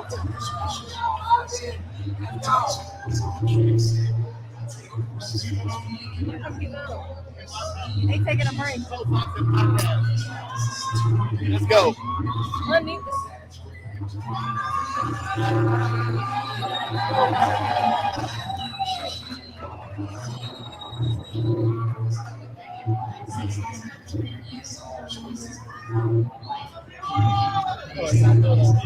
All right, so we got guest commentators Raynar, Alif Ali, Talib, and Marty Too Smooth Allison for the 11th and final fight. Ivan Vasquez versus Steven Andrade. 6 rounds. What's going on, For 6 50? rounds. What's up? So these are my stablemates. Hola, ¿cómo estás? Hola! Nice to see y'all. Y'all joining the Jiffy Show right now. My co-host, they took breaks. The best podcast in Houston. So boxing podcast. For sure. So this is super welter, 154 pounds, scheduled for 6 rounds. Ivan Vasquez versus Steven Andrade. Steven Andrade, 35 years old, 6'1". Ivan Vasquez, 27 years old, 6 foot. How do you see this fight playing out? Well, from what I spoke to Ivan, and he told me that he wants to put on a clinic and he wants to show the art of boxing, shows how you can hit and not get hit. I'm expecting to see a clinic. I've never seen Andrade fight before, but he's been pretty active. He fought last in August of this year, and Ivan fought in September. Georgia, USA. Here is Steven. Ray, you sparred with Ivan. What do you expect to see? I think Ivan's gonna dominate. I helped him out this camp, and he had a strong camp. Out of everybody I was paying attention to, I think he had the most complete camp. He did real good in sparring. He sparred southpaw and conventional fighters. And he's in real good shape. I think he's going to dominate and break him down. Yeah, from what I saw, Ivan is pretty strong. And I think his best punches are his straight right and his straight right. Yeah, he got a straight right. He got a left hook to the body. Real active and strong. It's like he picks the ribs up. And Steven looks pretty intense and with the facial expression. Right? We can say that he's not scared for sure. No, he Iron Man came to He fight. might be scared. At least he's trying to act like it. And that's okay. They say you gotta fake it until you make it. Look, he is very intent with the facial expression in the eyes. And Ivan just looks so relaxed to me. You know, I'm just trying to stay ready. Yeah, for sure. This is the main boxing session. We go round one. Make sure we get a picture.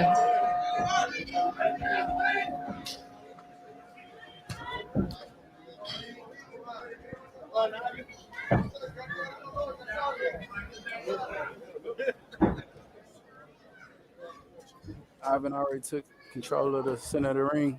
Go, Ivan. Looks like a fill out round, but Look like the looks legs like already shaking. Steven kind of overstepping and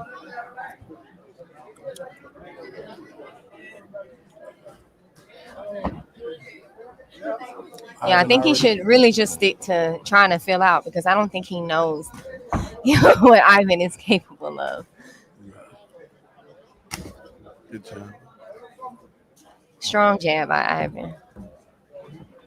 Ivan coming with the smart forward pressure. Beautiful stutter step with the double jab. Eventually, we're gonna see that right hand come in. The right hand very gonna strong. Come. He's already in range. Very much so. Andrade doesn't know it though. So Andrade has 10 professional fights, and Ivan, this is his 8th fight. So this is Andrade's 11th fight.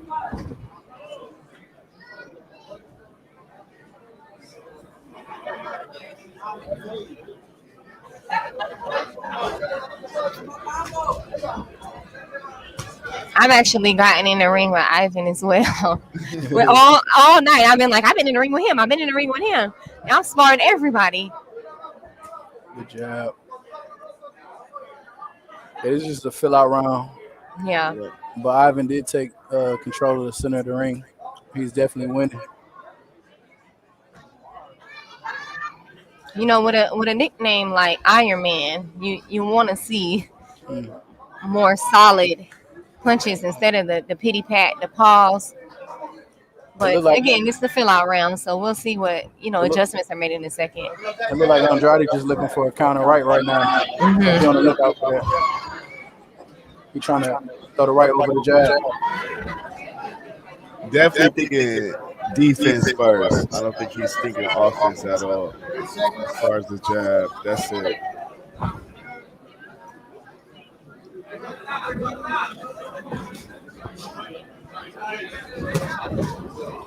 I just love the footwork by Ivan. Good defense. Yeah, beautiful defense. Good hand placement. Way to stay calm on the inside by Ivan. Beautiful footwork. And there's a right hand. I wouldn't be surprised if this ends in a knockout by Ivan. Yeah. That's round one? Yeah, that's round one. Round one of 6 scheduled. You can't do that over here. Hey, I'm biased. I'm the biased commentator.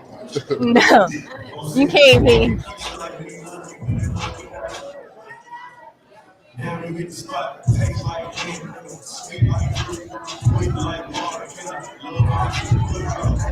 So, looks like we have Ivan winning that first round. Yeah, Ivan won the first round. We have earphones on. Oh, of course, we got Ivan winning the first round. I would like to see Steve Ransom do Steve, what's his name, Iron Man, do more than Paul jab. Well, we want to see. We'll see if he makes some adjustments in this second round. I have a feeling that Ivan gonna get a little bit closer this round and land some big shots. Yeah, I believe he's gonna turn it up. Also, I think he's been fighting 4 rounds. Let me check BoxRec and see if this is his first 6-round fight, because that'll make sense why it's like slow to warm up.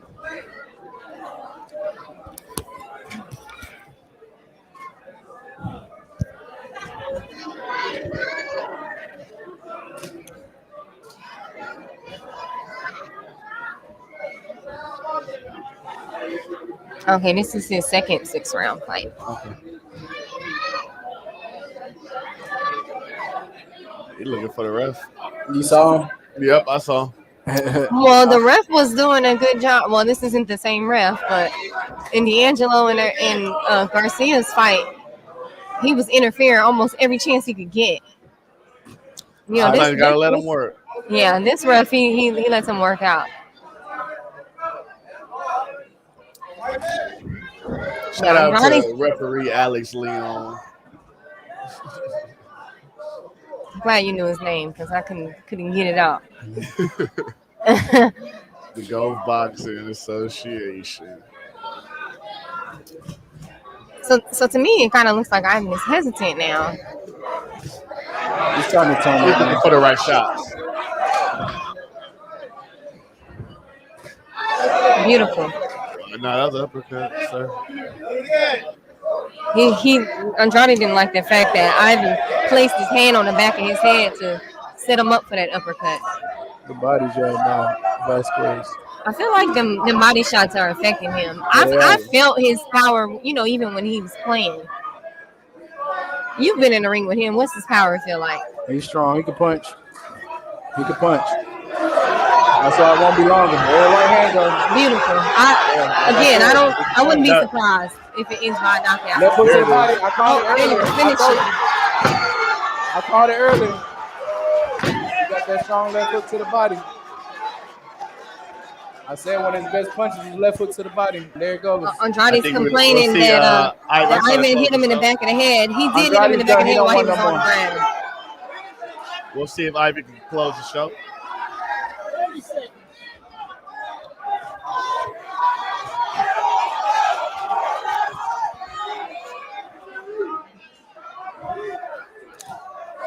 Good body work. That's that left hook that Ray's talking about to the body that Ivan's so good at.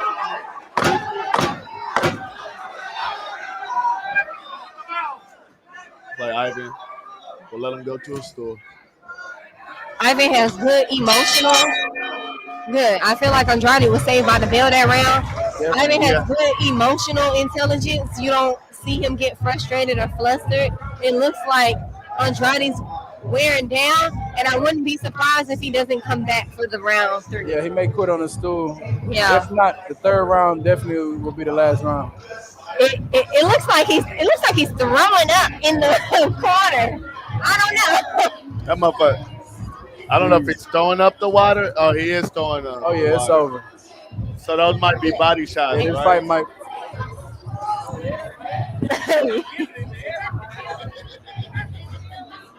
Let his corner do the job. Literally throwing up in the corner. That's the first.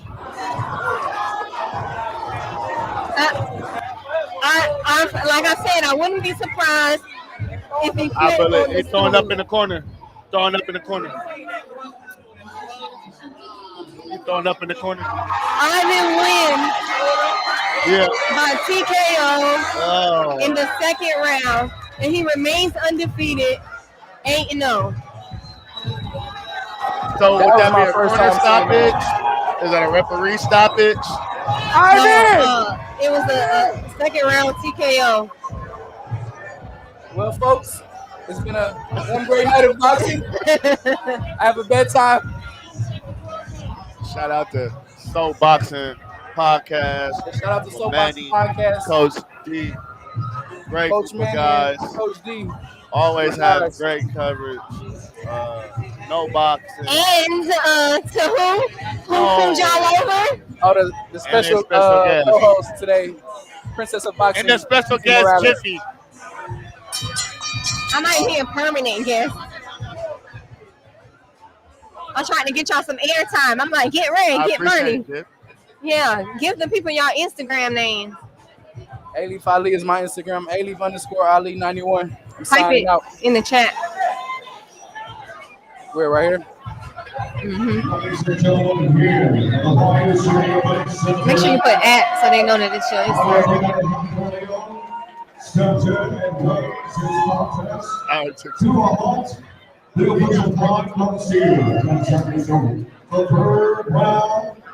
Here, write your Instagram in the chat.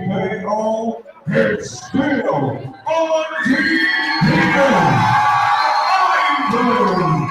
Thank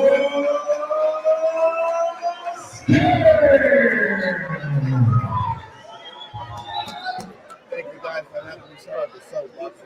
Ladies and gentlemen, we all thank you for coming out for this historic night of professional boxing. Beautiful work by Ivan Vasquez. Two big promoters in each show. Next fighter in Tigre Promotions. And a big thank you to all of our officials, our doctors, everyone here tonight. Enjoy the rest of the weekend. And that's a wrap, everyone.